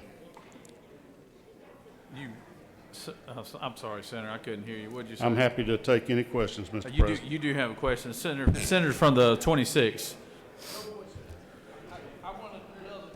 Senator from the 16th. Thank you, Mr. President. Senator Yield. I yield. Let me ask this. The current situation is that our gift card are in a merchandise giving, and we're going to give them, and as I understand it, now a debit card or a card that can be converted into cash. Is that correct? That's correct. What would keep a store or a vendor from taking that card and cashing it and keeping money back on that card? Is there any provision to keep that from becoming kind of a discount on cash cards, if you will, and converting that money just to play the machines again? I've heard many anecdotes that is what happens with many folks, that they'll trade a discounted amount of cash for a card. So they could cash the card to play the machines more? Well, you can get cash money for the card if you can talk somebody into buying your card from you. So it and if you becomes give them really, a discounted price, they probably would do that. It becomes an underground type currency, really is what it becomes, that we don't have now to buy whatever needs to be done, whether it's drugs, alcohol, or whatever. We then convert those prize winnings back into something that can be not traced. I think so. Okay. Thank you, sir. All right. Senator, you have no more questions. Thank you. I yield the will. Recognize the senator from the 52nd.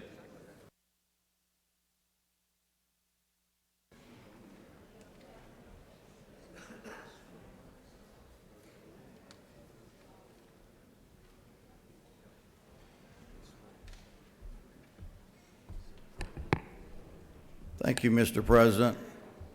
The previous senator was being generous when he said 10%. The hope is 27%. Yeah, it should be more than that, but it's 27% of the gross amount. The COAMs is 10% of the net amount, which is around 30%. So it's of the gross total of sales is 3% is what the state gets versus 27% on the hope. If this passes, a COAM that's hurting us because it's cannibalizing the lottery will hurt us even more, because then those cards will be used as cash to go elsewhere, whereas right now they can be used for lottery tickets. It will decrease sales of the cash cow for hope. that we get 27% of, it will hurt children going to school if we pass this in this form. In 2013, when this was voted in and South Carolina voted it down and took all the machines out, everybody said there's no way they'll get cash from these. We've got a system that won't allow it. Now the solution is to give them cash so that they can get it in the form of a credit card and be used as a card for cash. And again, since they can swap them in right now for lottery tickets, there will be less of that done and more keeping the cash, and less children will be able to get 100% Hope from this bill. This is a terrible bill. It will hurt the Hope Lottery if we pass that. I yield the will. Senator from the 4th, you wish to speak on the measure?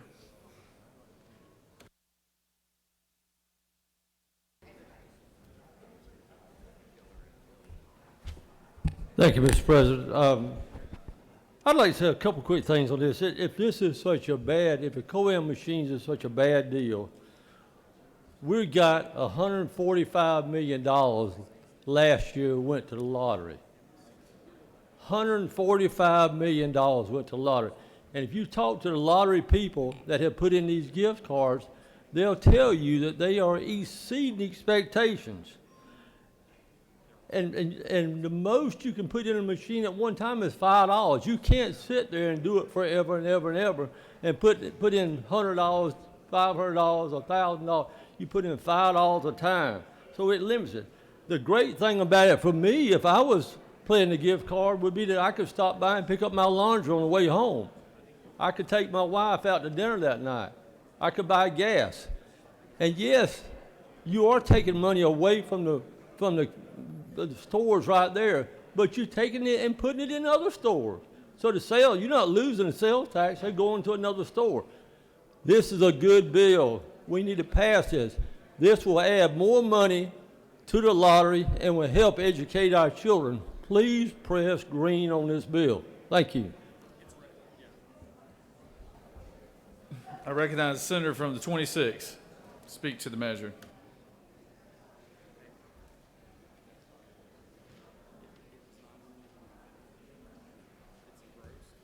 Thank you, Mr. President. Ladies and gentlemen, let me tell you something. This thing's been going around 25 years. 25 years. Let me tell you what used to happen. They used to give gift certificates.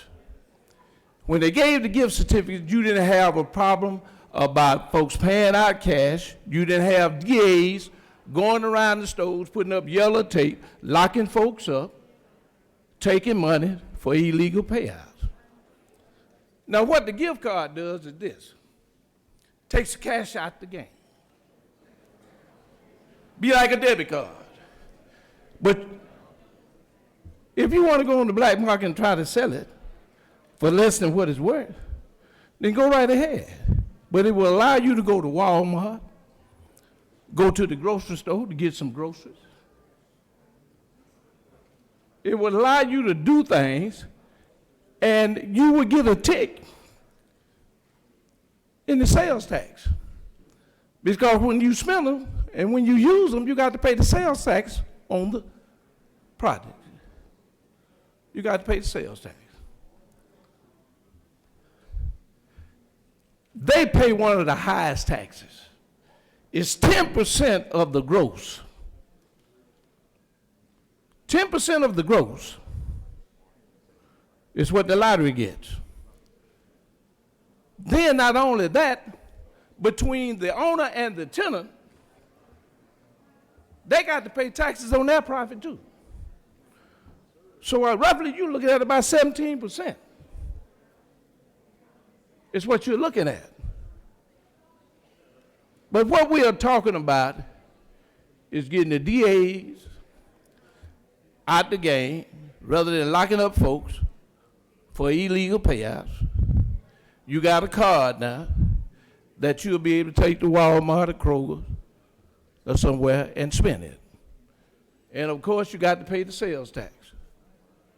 So we will have an uptick in sales tax revenue and that we not raise the taxes on anybody. That's what this bill does. That's what it does. This 25 years ago. And the reason I can tell you about it, I did a filibuster on it. Roy Bonds, and we were called back in special session to deal with Coam. And we've had nothing but problems. When we gave the gift certificate, we didn't have any problems with it, and business was fine. And so what I'm saying to you, this is a chance to not have folks locked up for illegal paying out of cash, and they can get these cards. And let's talk about it. They're not playing for sardines. They're playing to get something. They are playing to get something. And you use the card to do it. And we get the sales tax off the card, because when they use the card to buy products, they have to pay the sales tax with it. Now that's what it does. Everybody come with all these excuses about it. The problem is it's been cash payout, and once we stopped giving the gift certificates, we had the problems about the cash payout. Now you take it to the card. They find out that the cards do work. The cards do work, and we do get an uptick in sales tax money. And that's all it does. And what I would ask you to do is vote for the gentleman's amendment to the bill and defeat all other amendments. Defeat them. Plain out, defeat them. Let's deal with the card and take the cash out the game. Senator from the 28th would like to ask you a question. I believe the man from Macon. Well, here he comes back. Here he comes back. I'm not scared of you.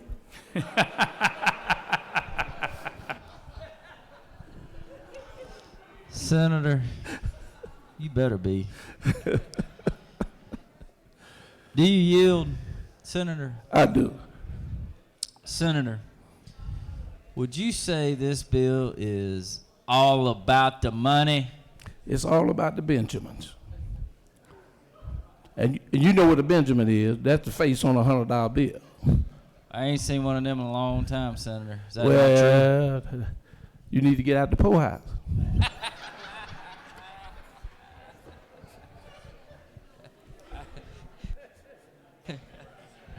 Senator, you further yield?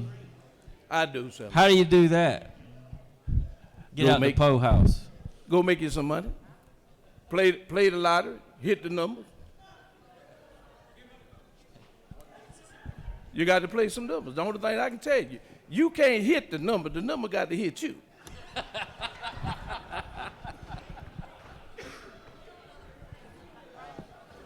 But I sat beside him for 10 years. I can tell you right now, when I asked him to make change for me one day, he said, I thought 100 was change, you know. All right, Senator, you don't have any more questions. Thank you. I think I know where you are on this vote, though. There's no question about it. I'm voting for the amendment, and I'm going to vote for the bill and vote against all other amendments. All right, Senator has yielded. All right. I recognize the senator from the 42nd to speak to her amendment.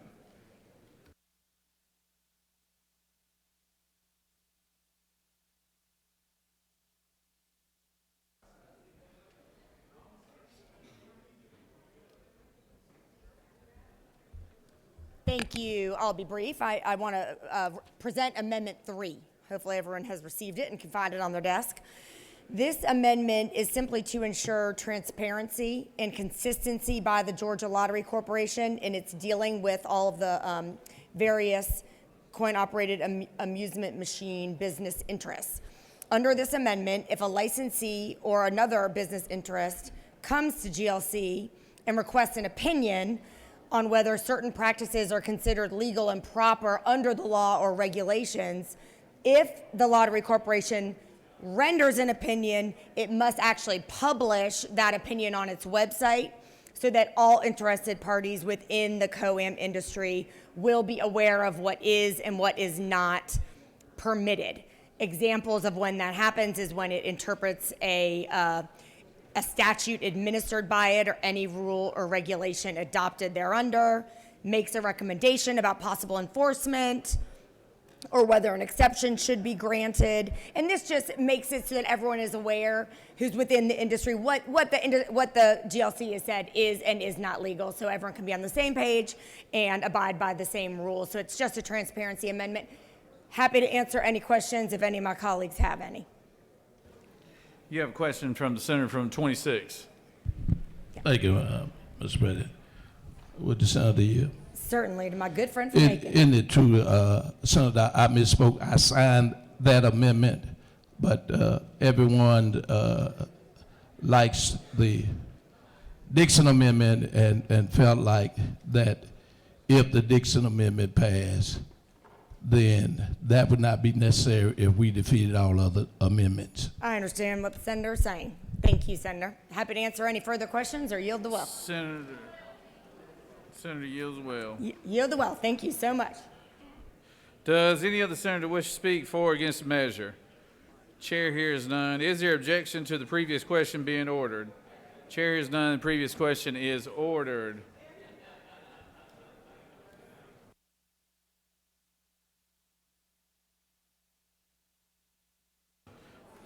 I recognize the senator from the 45th to close debate.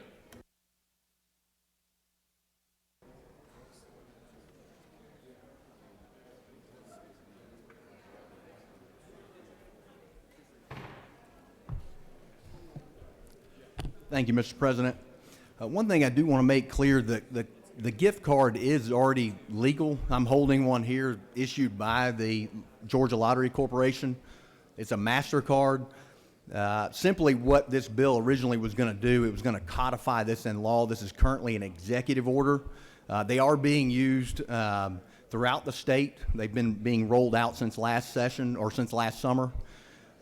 They are very popular. Some of the issues that we're seeing, if there's a store on one corner that's using the state-issued gift card, and then if you've got a store on another corner, and I've had several of these issues arise and heard countless stories, the convenience store across the street is not using the gift card, still using the just basically the receipt that you get in the store, and you can use it for buying anything on premise.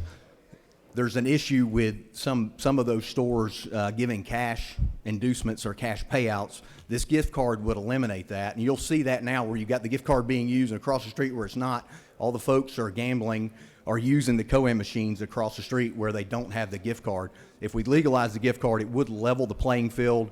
It would do away with a lot of the inducements and a lot of the issues within the industry. Just wanted to say that to you, but also wanted to make you aware. I know some of y'all are hearing from the senator from the 26, and I couldn't agree with you more and all with your statement. He called it the Dixon Amendment. It's actually Amendment number 4. It does delete. There were 8 provisions we had in the bill originally. It deletes 7 of those. It just leaves the APA in there. So I'm strongly urging you to vote no on the first 3 amendments. Vote yes for Amendment 4. Mr. President, be happy to answer any questions or yield the well. Thank you, Mr. President. I yield the well.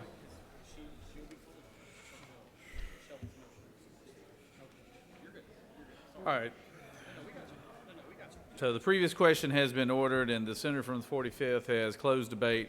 We're going to go. On the amendments. We're going to go a little bit out of order. We're going to start with Amendment 2. The question is on the adoption of Amendment 2. Is there objection to Amendment 2? There is objection to Amendment 2. All those in favor of Amendment 2 will vote yea. All those opposed, nay. Secretary, unlock the machine.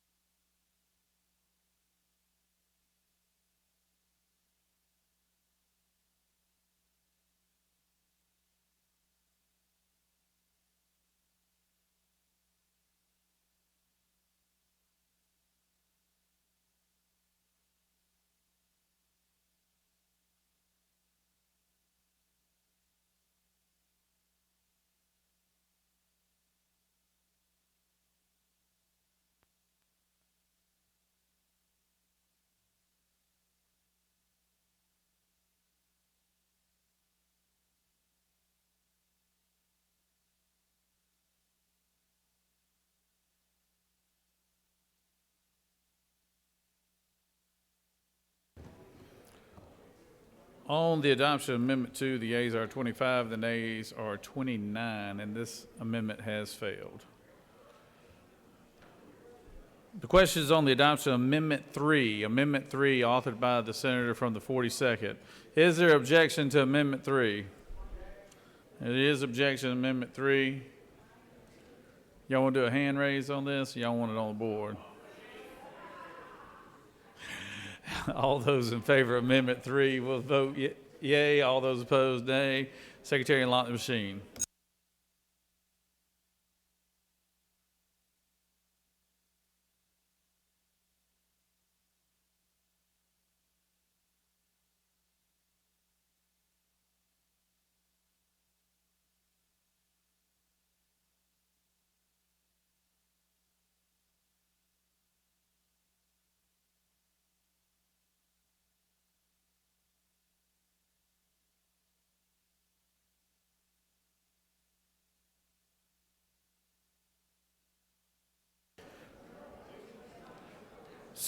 Senator from the 26th, for what purpose do you rise? Parliamentary inquiry. State your inquiry.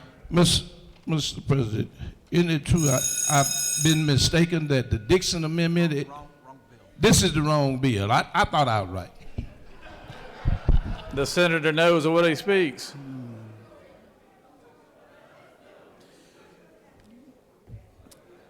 On the adoption of Amendment 3, the yeas are 24, the nays are 31, and Amendment 3 has failed. Now we're on to Amendment 4, and if Amendment 4 passes, there will be no need to take up Amendment 1. That's why we went out of order. So the question is on the adoption of Amendment 4, is there objection? Is there objection? There is objection. All those in favor of Amendment 4 will vote yea. All opposed, nay. Secretary, unlock the machine. Senator from the 26th, for what purpose do you rise? Parliamentary inquiry. State your inquiry. Mr. President, isn't it true that the Dixon Amendment would straighten out the entire bill and let us go to using a card and get the cash out the game? Senator knows this subject matter barely better than anybody.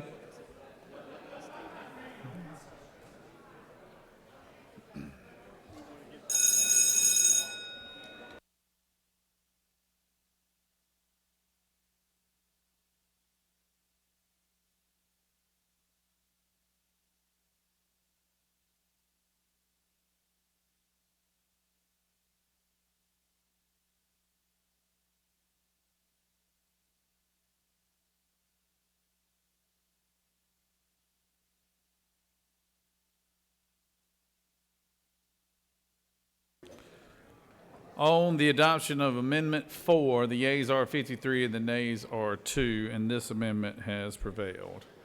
So now that gives us no reason to take up Amendment 1. So Amendment 1 will be put to the side. Question is on the adoption of the committee substitute as amended. Is there objection to the adoption of the committee substitute as amended?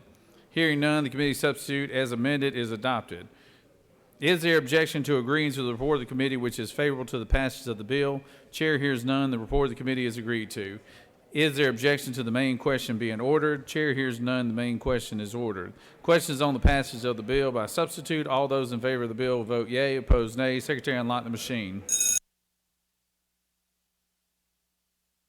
I recognize the senator from 26. For what purpose do you rise?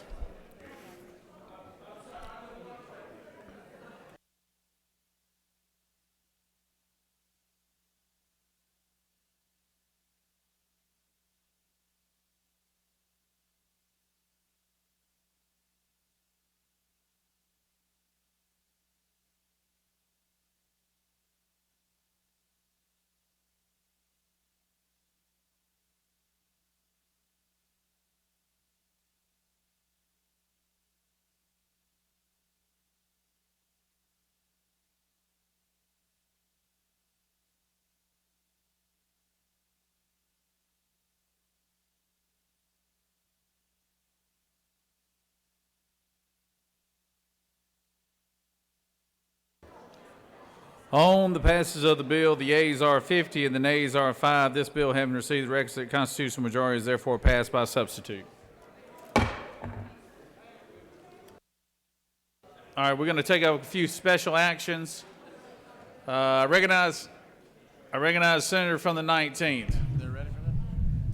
Thank you, Mr. President. I move the Senate agree to Senate Bill 73. The senator has moved that the Senate agree to Senate Bill 73 as amended by the Senate. I recognize the senator from the 50th. Thank you, Mr. Purpose you President. rise. I move that the Senate agree to the bill as amended by the Senate. All right. Secretary, read the caption.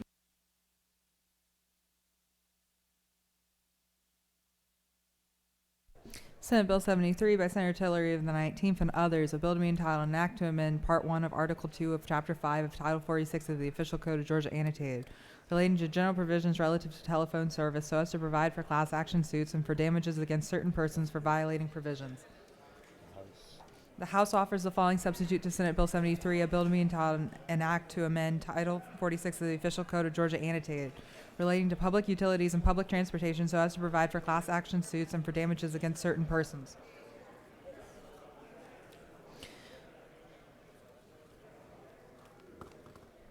Recognize the senator from the 50th. Senator Hatch of the 50th offers the following amendment, Amendment 1, to amend the House Committee on Rules substitute to Senate Bill 73 by replacing line 1 with the following, to amend Chapter 6 of Title 15 of the Official Code of Georgia Annotated relating to superior courts generally. That completes the order, Mr. President. Recognize the senator from the 50th.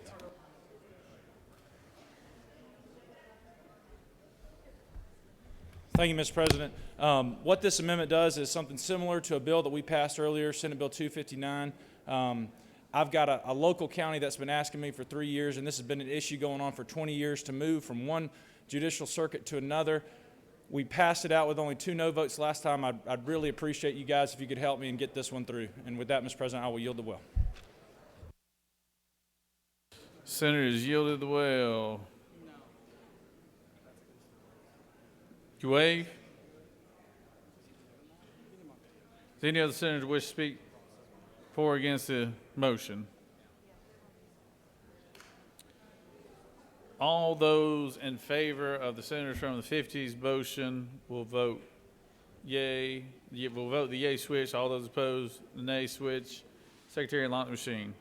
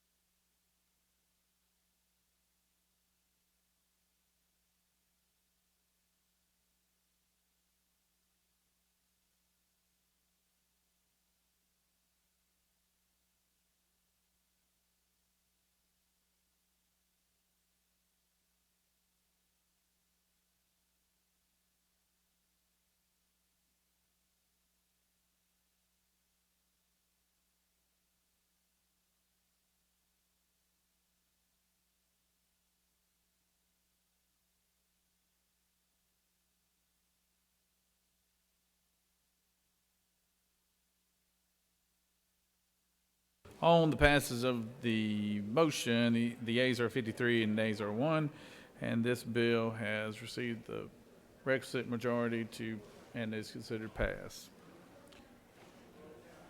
Senator from the 45th, for what purpose do you rise? Mr. President, just wanted to ask that HB 353 be immediately transmitted to the House. Yes, automatically done, Senator. Thank you, Mr. President. Recognize the senator from the 31st for a motion. Mr. President, I move that the Senate agree to the House amendment to the Senate amendment to House Bill 340. Senator has moved that the Senate agree to the House amendment on House Bill 340. Secretary, read the caption. House Bill 340 by Representative Corbett of the 174th and others, a bill to be entitled an act to amend Subpart 2 of Part 6 of Article 6 of Chapter 2 of Title 20 of the Official Code of Georgia Annotated, relating to conditions of employment in elementary and secondary education so as to provide for daily duty-free planning periods for teachers in grades 6 through 12. The House offers the following amendment to amend the Senate Floor Amendment 1 by deleting lines 1 through 27. That completes the order, Mr. President. Recognize the senator from the 31st. Thank you, Mr. President. House Bill 340 we voted on earlier. If you remember, there's school board language, an amendment, cleanup language from the governor. The underlying bill deals with teacher planning, and we're also extending the sunset to the Public Education Innovation Fund Foundation. With that, Mr. President, I yield the will. Would any other senator wish to speak for or against the measure? Chair hears none. All those in favor of the senator's position on House Bill 340 will vote yea. All those opposed, nay. Secretary, unlock the machine.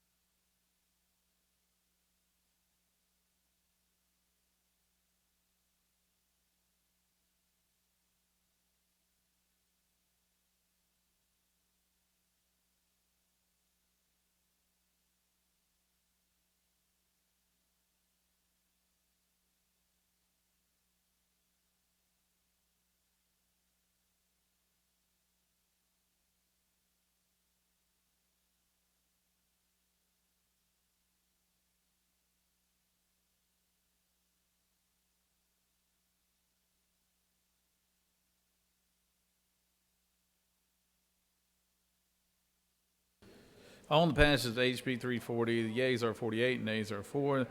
And this bill, having received a requisite constitutional majority, is therefore passed. Recognize the senator from the 30th for a motion. Mr. President, I move that we adhere to the Senate position and appoint a conference committee. Senator has moved that we adhere to the Senate position and appoint a conference committee on House Bill 540. Secretary, read the caption. House Bill 514 by Representative Washburn of the 144th and others, a bill to be entitled an act to amend Chapter 66 of Title 36 of the Official Code of Georgia Annotated, relating to zoning procedures so as to provide for the length and renewal of moratoriums related to zoning decisions. That completes the order, Mr. President. Is there objection to the motion? With no objection, the conferee shall be Senator from the 30th, Senator from the 21st, and Senator from the 45th on the conferees. Recognize the senator from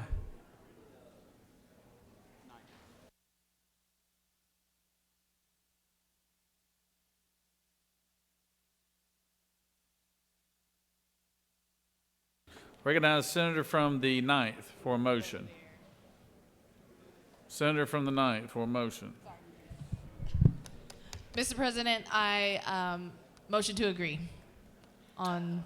Senator from the 9th has motion to agree. Move to agree. Sorry, I was talking. Senate Bill 35. Senator from the 9th has moved that she agreed to Senate Bill 35. Senator from the 49th, what purpose do you rise? Mr. President, I move we agree as amended to Senate Bill 35. Senator from the 49th has moved that we agree as amended, and that take precedence. So, Senator, if you'd like to speak on behalf of the bill, you may. Senator from the 49th.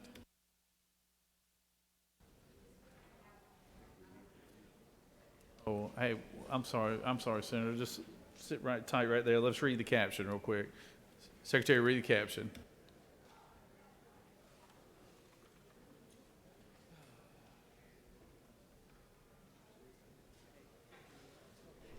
Senate Bill 35 by Senator Merritt of the 9th and others. A bill to be entitled an act to amend Code Section 40-2-86 of the Official Code of Georgia Annotated relating to special license plates promoting or supporting certain worthy agencies, funds, or nonprofit corporations with proceeds dispersed to the general fund in the agency fund or nonprofit corporation so as to establish a specialty license plate. The House offers the following substitute to Senate Bill 35, a bill to be entitled an act to amend Article 4 of Chapter 5 of Title 28 of the Official Code of Georgia Annotated, Senator Eccles of the 49th offers the following amendment, Amendment 1, to amend the House Committee on Rules substitute to Senate Bill 35 by striking lines 1 through 226 and inserting in lieu thereof the following. To amend Article 7 of Chapter 4 of Title 49 of the Official Code of Georgia annotated relating to medical assistance generally. That completes the order, Mr. President. Now I recognize the senator from the 49th. Speak to the measure. Thank you, Mr. President. I'll be brief. Earlier this session, this body voted, everyone except Colton, the senator from the 50, whatever, the mountains,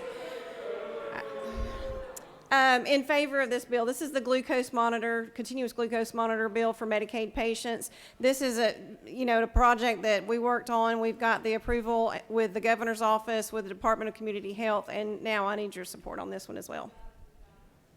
And I yield. Senator yields. Would any senator wish to speak for or against the measure? Chair here is none. The motion is that the senator from the 49th has moved that SB 35, agree to SB 35 as amended by the Senate. Is there objection? Without objection. All those in favor of the measure will vote yea. All those opposed, nay. Secretary, unlock machine.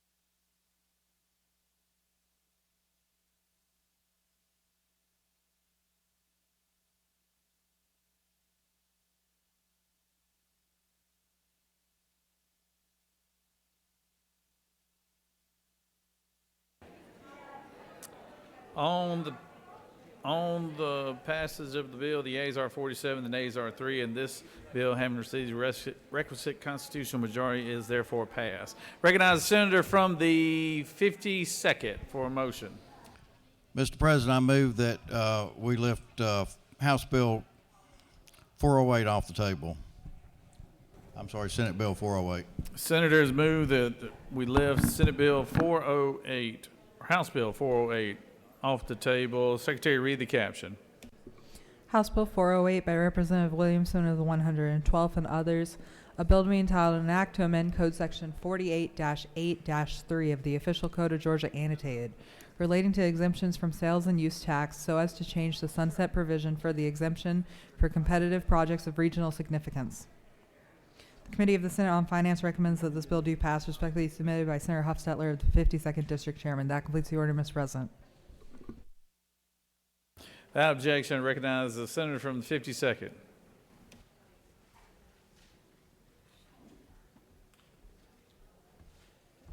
Thank you, Mr. President. This is the bill that actually the governor in here was asking about tonight. It was passed in 2017 and 19, and I believe 21, and it's the exact same language. It's our big projects that we do that have special considerations. This bill extends the sunset to 2026. There's no change in the language from what it's been all the other years. If there's no questions, I'll yield the well.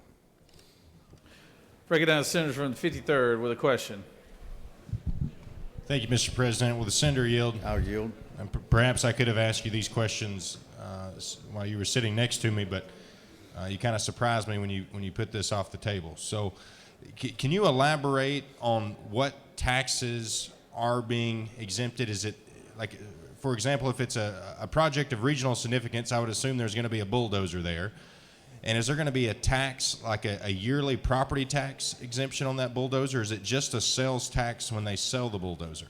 It's a competitive project, so there could be state money put in. It could be sales tax. It could be different things. There's only been 18 of them in the history of Georgia. These are used very selectively, but it has about 75% of them are outside the Atlanta metro area that have been done. It's brought in thousands and thousands of jobs. That's about what I can tell you on it. Okay. Thank you, Senator. Recognize the senator from the second, please. Or you can yield the well. Thank you, Senator. Do you yield? I yield. Senator, I just have a few questions about what is regional significance as it relates to this bill. We got a lot of projects coming down I-16, and I've got concern about this tax exemption as to who is it going to benefit. Can you speak to that? It's competition with other states, and so sometimes there's some special things that have to be done on projects that meet a certain criteria of large amounts. I don't know, but I think that you've probably got, a pretty good one down that way. Since it's in aggregate data, but I think you've had a good project probably that way out of this, and they've been good for Georgia. This is the same language we've used. We're the #1 state to do business. I believe it's about 31,000 jobs that have come in through this in aggregate. And I'll yield the well. Senators yielded the well. Senator from the 37th, for what purpose do you rise?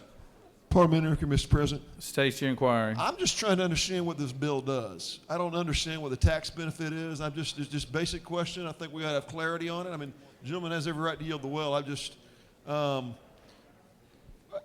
I'm sure it's good policy. I just need to understand what I'm pushing green or red on, Mr. President.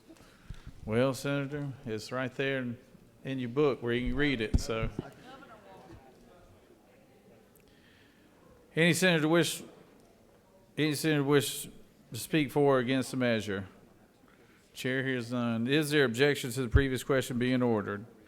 Recognize the senator from the 17th. What purpose do you rise? Ask unanimous consent to excuse the senator from the 19th or business outside of the Capitol. Without objection, the senator from the 19th is excused.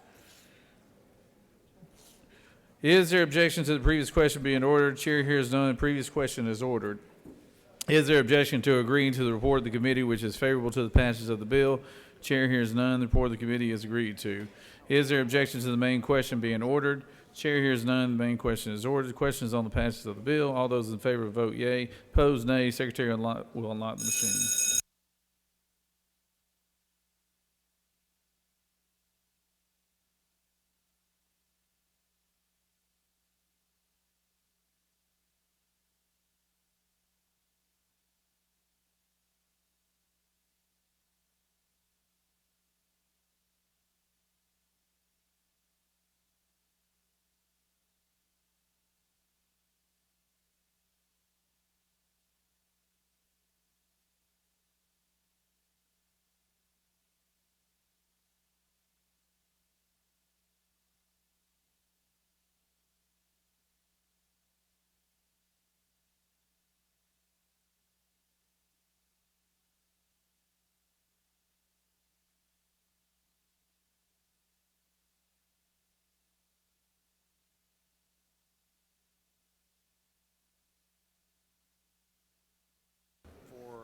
On the passage of the bill, the yeas are 43 and nays are 6. This bill, having received the requisite constitutional majority, is therefore passed.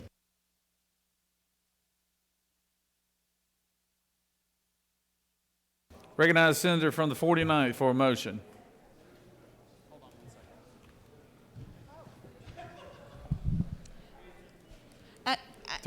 House Bill 318. Is it on the table? Yeah, it's asked to remove House Bill 318 from the table. Senators move to ask for House Bill 318 be taken off the table. Secretary, read the caption.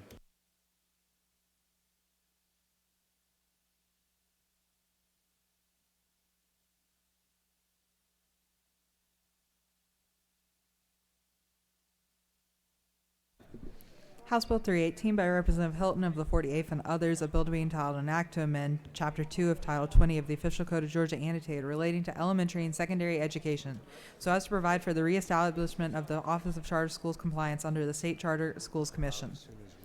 Committee of the Senate on Education and Youth recommends that this bill do pass. Respectfully submitted by Senator Dixon of the 45th District Chairman. We have 3 amendments. Go ahead and read them. I don't know if there's a committee subject. Senator Dixon of the 45th and others offer the following amendment. Amendment 1 to amend House Bill 318 by inserting after applicability on line 17 the following to amend Code Section 20-2-506. Senator Anna Vitarte of the 31st and others offer the following amendment. Amendment 2 to amend House Bill 318 by inserting after so as on line 2 to revise the eligibility criteria. Senator Dixon of the 45th offers the following amendment. Amendment 3 to amend the substitute to House Bill 318 by inserting after applicability on line 17 the following to amend Code Section 20-2-506 of the Official Code of Georgia annotated. That completes the order, Mr. President. Without objection, I recognize the senator from the 49th.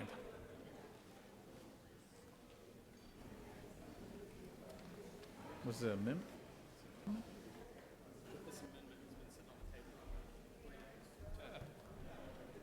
Thank you, Mr. President. This is a bill that I'm carrying for a House member. House Bill 318 is a cleanup bill that addresses issues raised by charter schools and charter school authorizer. The most substantial change addressed in this bill appears in Section 5. Section 5 eliminates a funding and service redundancy in state government by shifting all charter school oversight responsibilities to a single agency, the State Charter Schools Commission. The state agency solely focused on charter school authorization and oversight.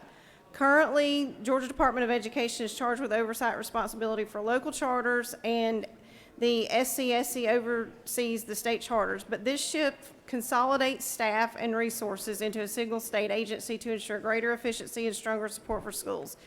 It also ensures local boards. Okay, so it's great, and I ask for your support. All right. No questions, Senator, no questions. All right, I'll yield. Thank you. I recognize the senator from the 31st. Speak to the measure.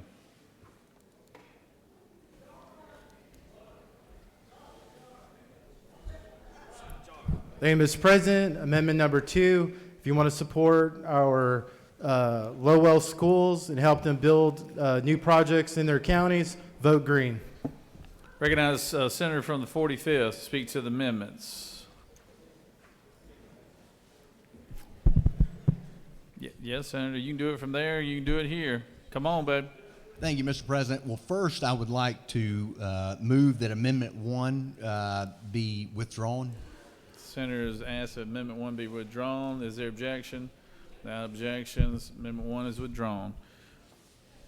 You want to speak to Amendment 2 and 3?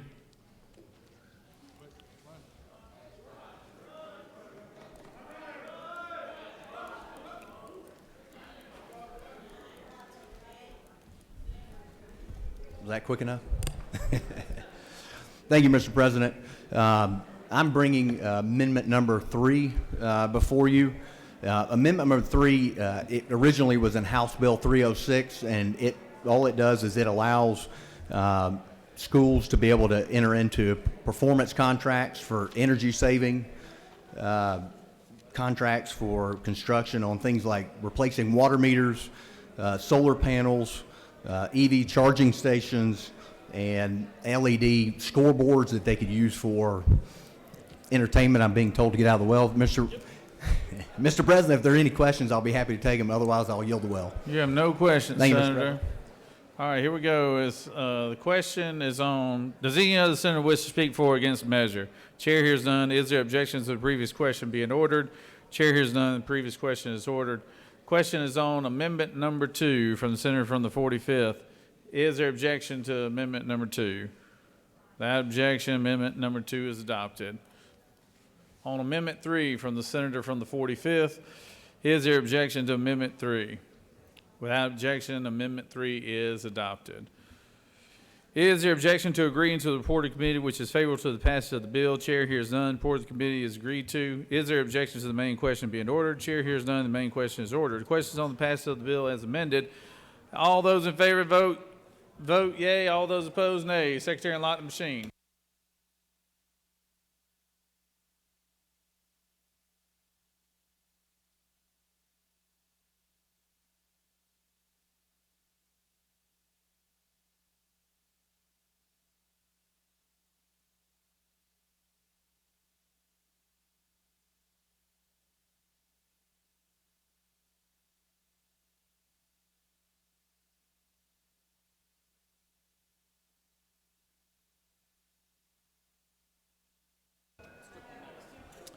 Senator from the 17th, be on ready.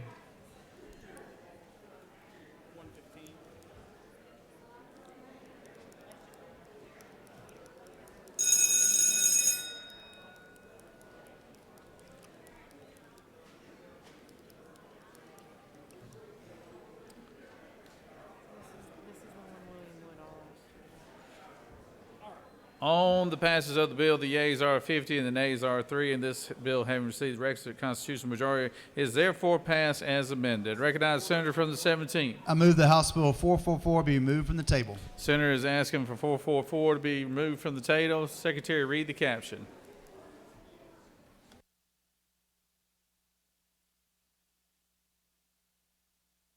House Bill 444 by Representative Reeves of the 99th and others, a bill to be entitled an act to amend Article 9 of Chapter 14 of Title 44 of the Official Code of Georgia Annotated relating to lease pendants so as to revise when an action may operate as lease pendants, to provide for related matters, to provide for applicability, to repeal conflicting laws.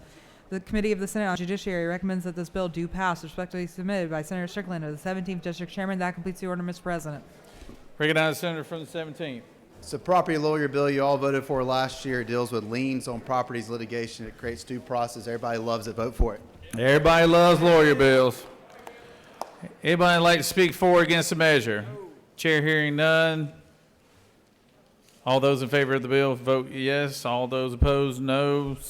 Secretary, unlock the machine.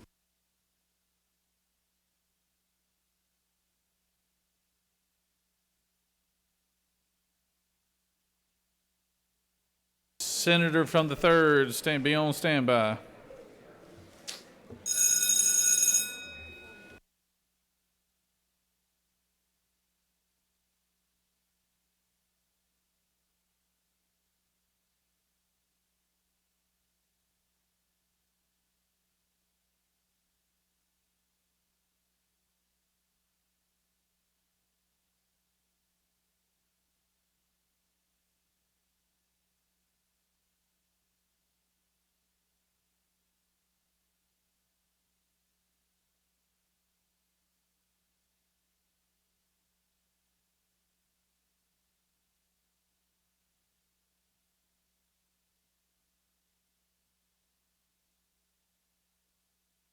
On the passage of the bill, the yeas are 46 and the nays are 0. This bill, having received requisite constitutional majority, is therefore passed. Senator from the 3rd. Thank you, Mr. President. I ask unanimous consent that Senate Rule 2-8.3B be suspended to allow for a conference committee report to be considered. He's asked that rules be suspended. Secretary, read the caption.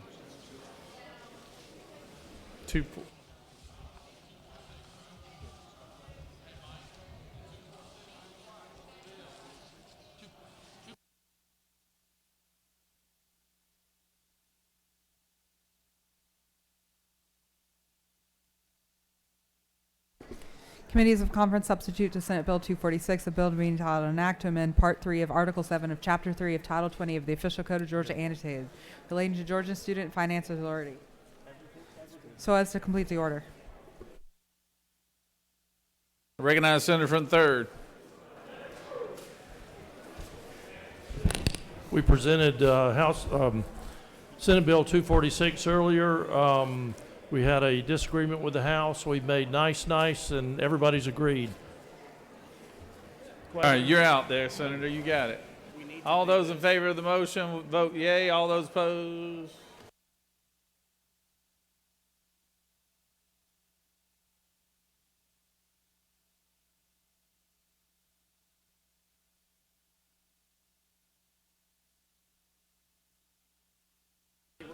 Are y'all ready? All those in favor vote aye.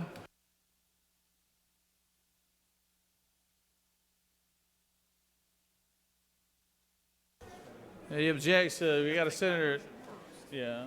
We have objection to suspending the rules from the senator from the 47th.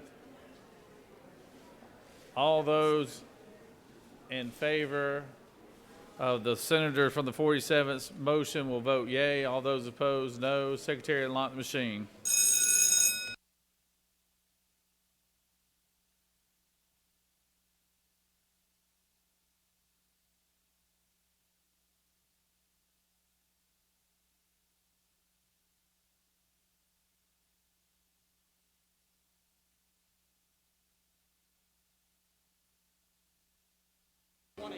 Senator, for what purpose you rise? Senator from 47th. Mr. President, parliamentary inquiry. State your inquiry. The motion to suspend Senate rules, if you vote green, you're suspending the rules. If you vote red, you're going to keep our rules in play. Senator knows what he speaks.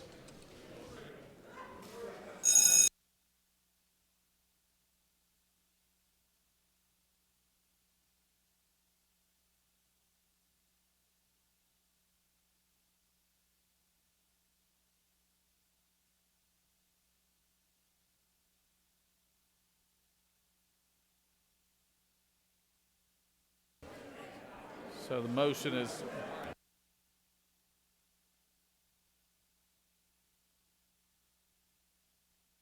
now the conference committee report is in order. It's in order now. So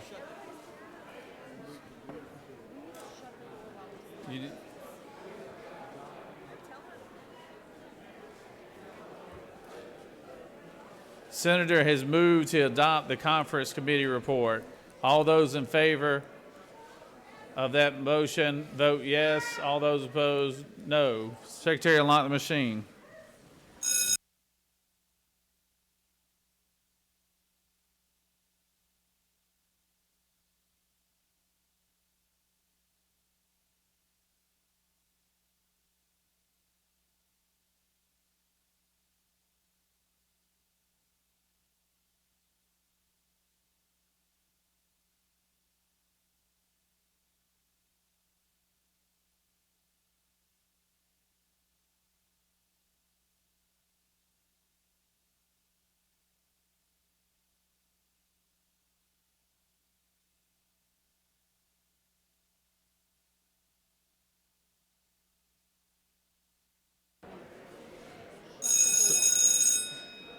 Sergeant Arms, please secure the doors. Shut the doors for us, please.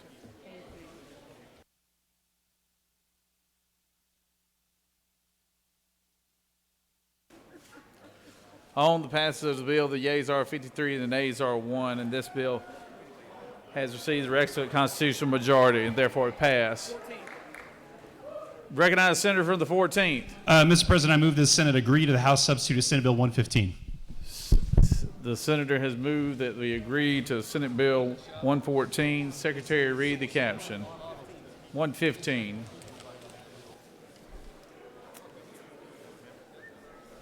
Tell Goodman be ready.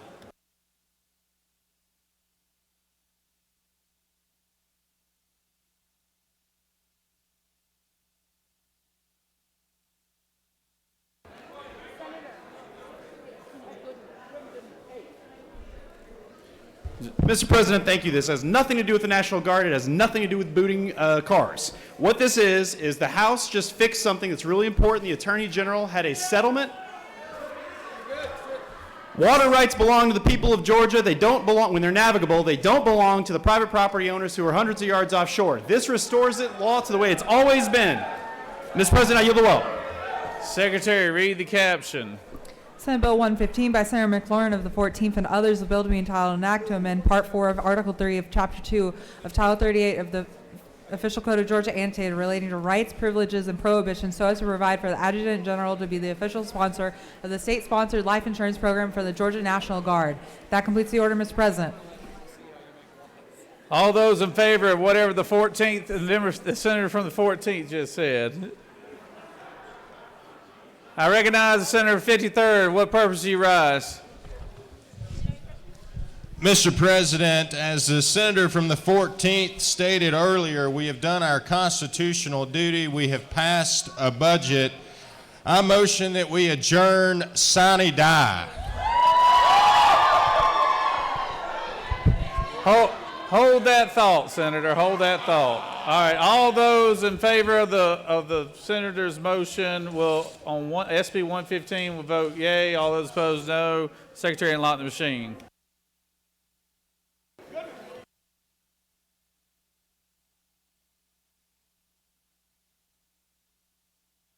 State your inquiry.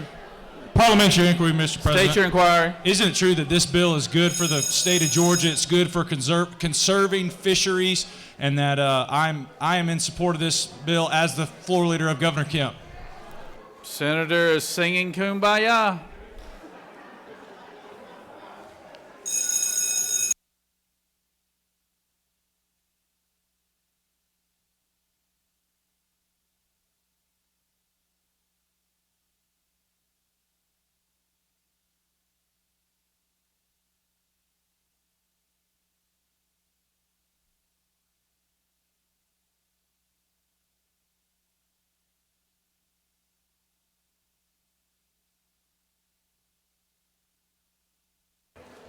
On the passage of the bill, the yeas are 50 and the nays are 4.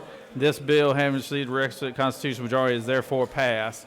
Recognize a senator from the 8th. Mr. President, I ask unanimous consent that Senate Rule 2-8-3 be suspended to allow for the consideration of a conference committee report. The senator has moved that his conference committee report. What's it?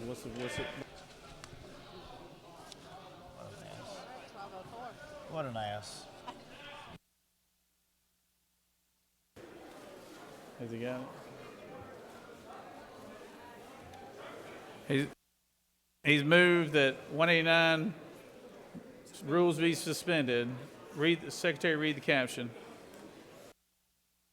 This is the last one, too, guys. Committees of Conference substitute to House Bill 189, a bill to be entitled an act to amend Article 2 of Chapter 6 of Title 32 of the Official Code of Georgia annotated relating to dimensions and weight of vehicles and loads so as to provide for an allowable variance. That completes the order, Mr. President. The senator from the 8th has moved that the rules be suspended. We have objection from the senator from the 47th. All those in favor of the rules being the rules being suspended will vote yay. All those who are with the senator from the 47th will vote no. Secretary, unlock the machine.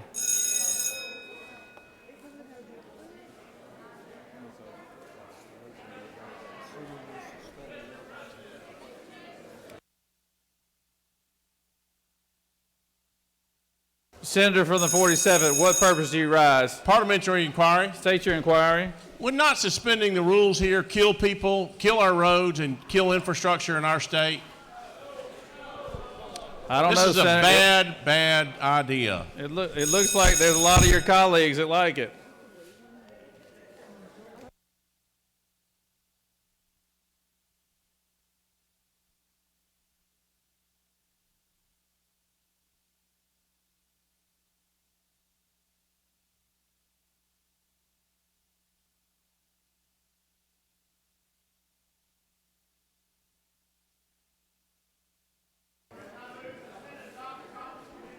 HB 189. Senator, restate your motion. Yes, sir, Mr. President. I move that the Senate adopt the conference committee report on House Bill 189. Senator has moved that the Senate adopt the conference committee report on HB 189. Senator, would you like to speak to it?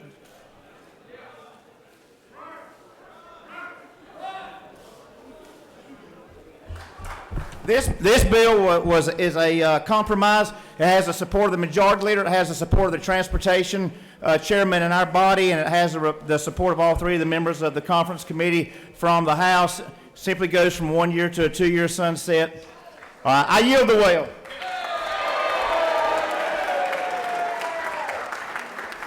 I recognize my good friend from Macon, Georgia. Thank you, Mr. President. It's a bad bill. It's a bad bill. They took out, did a 120-mile radius around the metro area. But let me say something to you. Watermelon trucks don't carry no gravel. They don't carry no tar. They don't carry no dirt. Log trucks don't carry gravel. They don't carry tar, and they don't carry dirt. And now you're going to brush everybody except one group with a broom. So what you're doing, you're killing the folks. The governor allowed everybody to be part of participating in making money And all of a sudden, the only folks can do it is folks in agriculture. That ain't what this is about. It's about all of our folks being able to survive. They have license. It's about the payload. You get paid by the payload. And this is a bad bill to do this for 2 years. If you need to fix the bridges, fix them. And stop making excuses about it. All right, Senator, we got the point. Here we go. Recognize the majority leader. Mr. President, I move the question. Senator has moved the question. Move the question. All those in favor signify by saying aye. All those opposed? Ayes clearly have it. All those in favor of the bill will vote yea. Opposed, no. Secretary, unlock the machine. Yeah.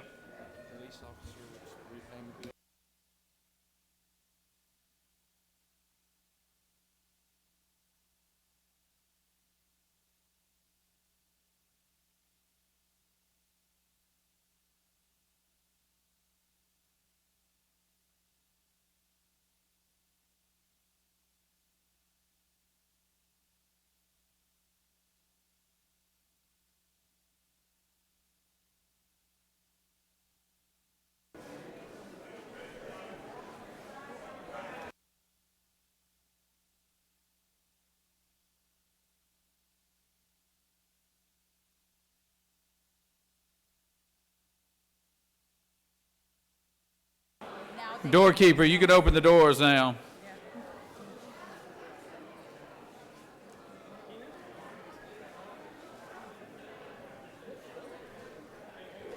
On the passage of the bill, the yeas are 37, the nays are 16, and this motion has prevailed, and the Senate has adopted the 189 Conference Committee.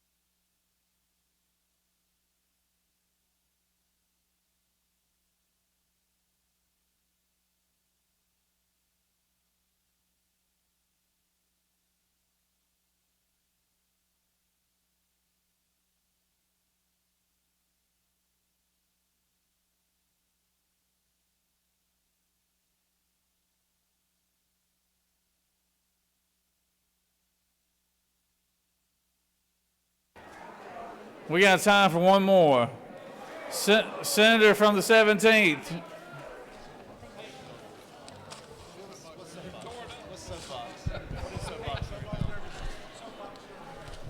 Really? 120. Whatever you want, Senator. Soapbox bill. What is the soapbox bill? I move to move 126 off the table. Senator has moved to bring the soapbox bill off the table. So.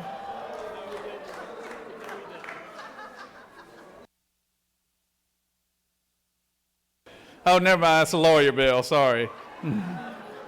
Senator from the 17th.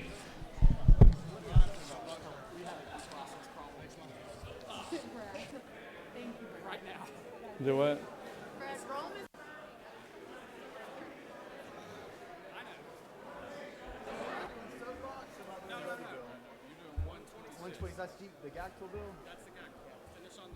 Secretary, read the caption. Hold on. Well, House Bill 126 by Representative Smith of the 18th and others, a bill to be entitled an act to amend Article 2 of Chapter 6 of Title 5 of the Official Code of Georgia annotated relating to appellate practice so as to change a provision relating to judgments deemed directly appealable. That completes the order, Mr. President.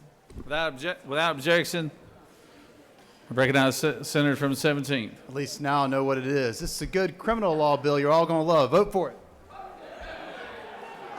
Everybody loves the lawyer bills. All those in favor will vote yea. All those opposed, nay. Secretary, lock the machine.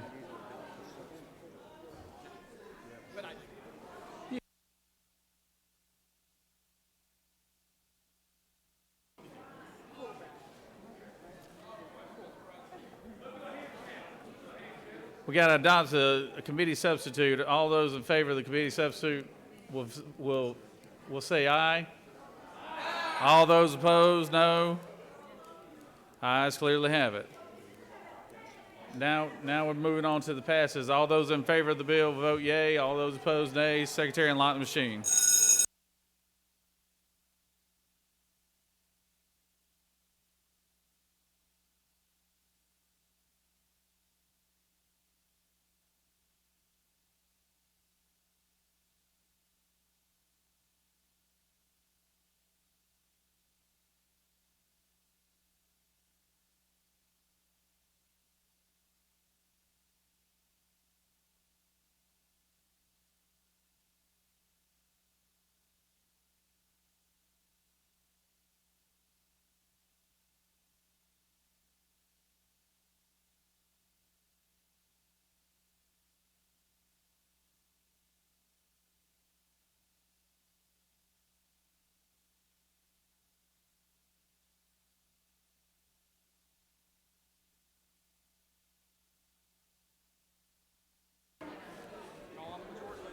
On the passage of the bill, the yeas are 46 and nays are 7.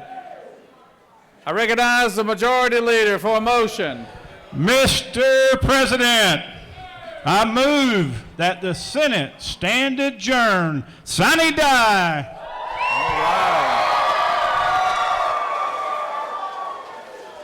The majority leader has moved. All those in favor signify by saying aye. All those opposed?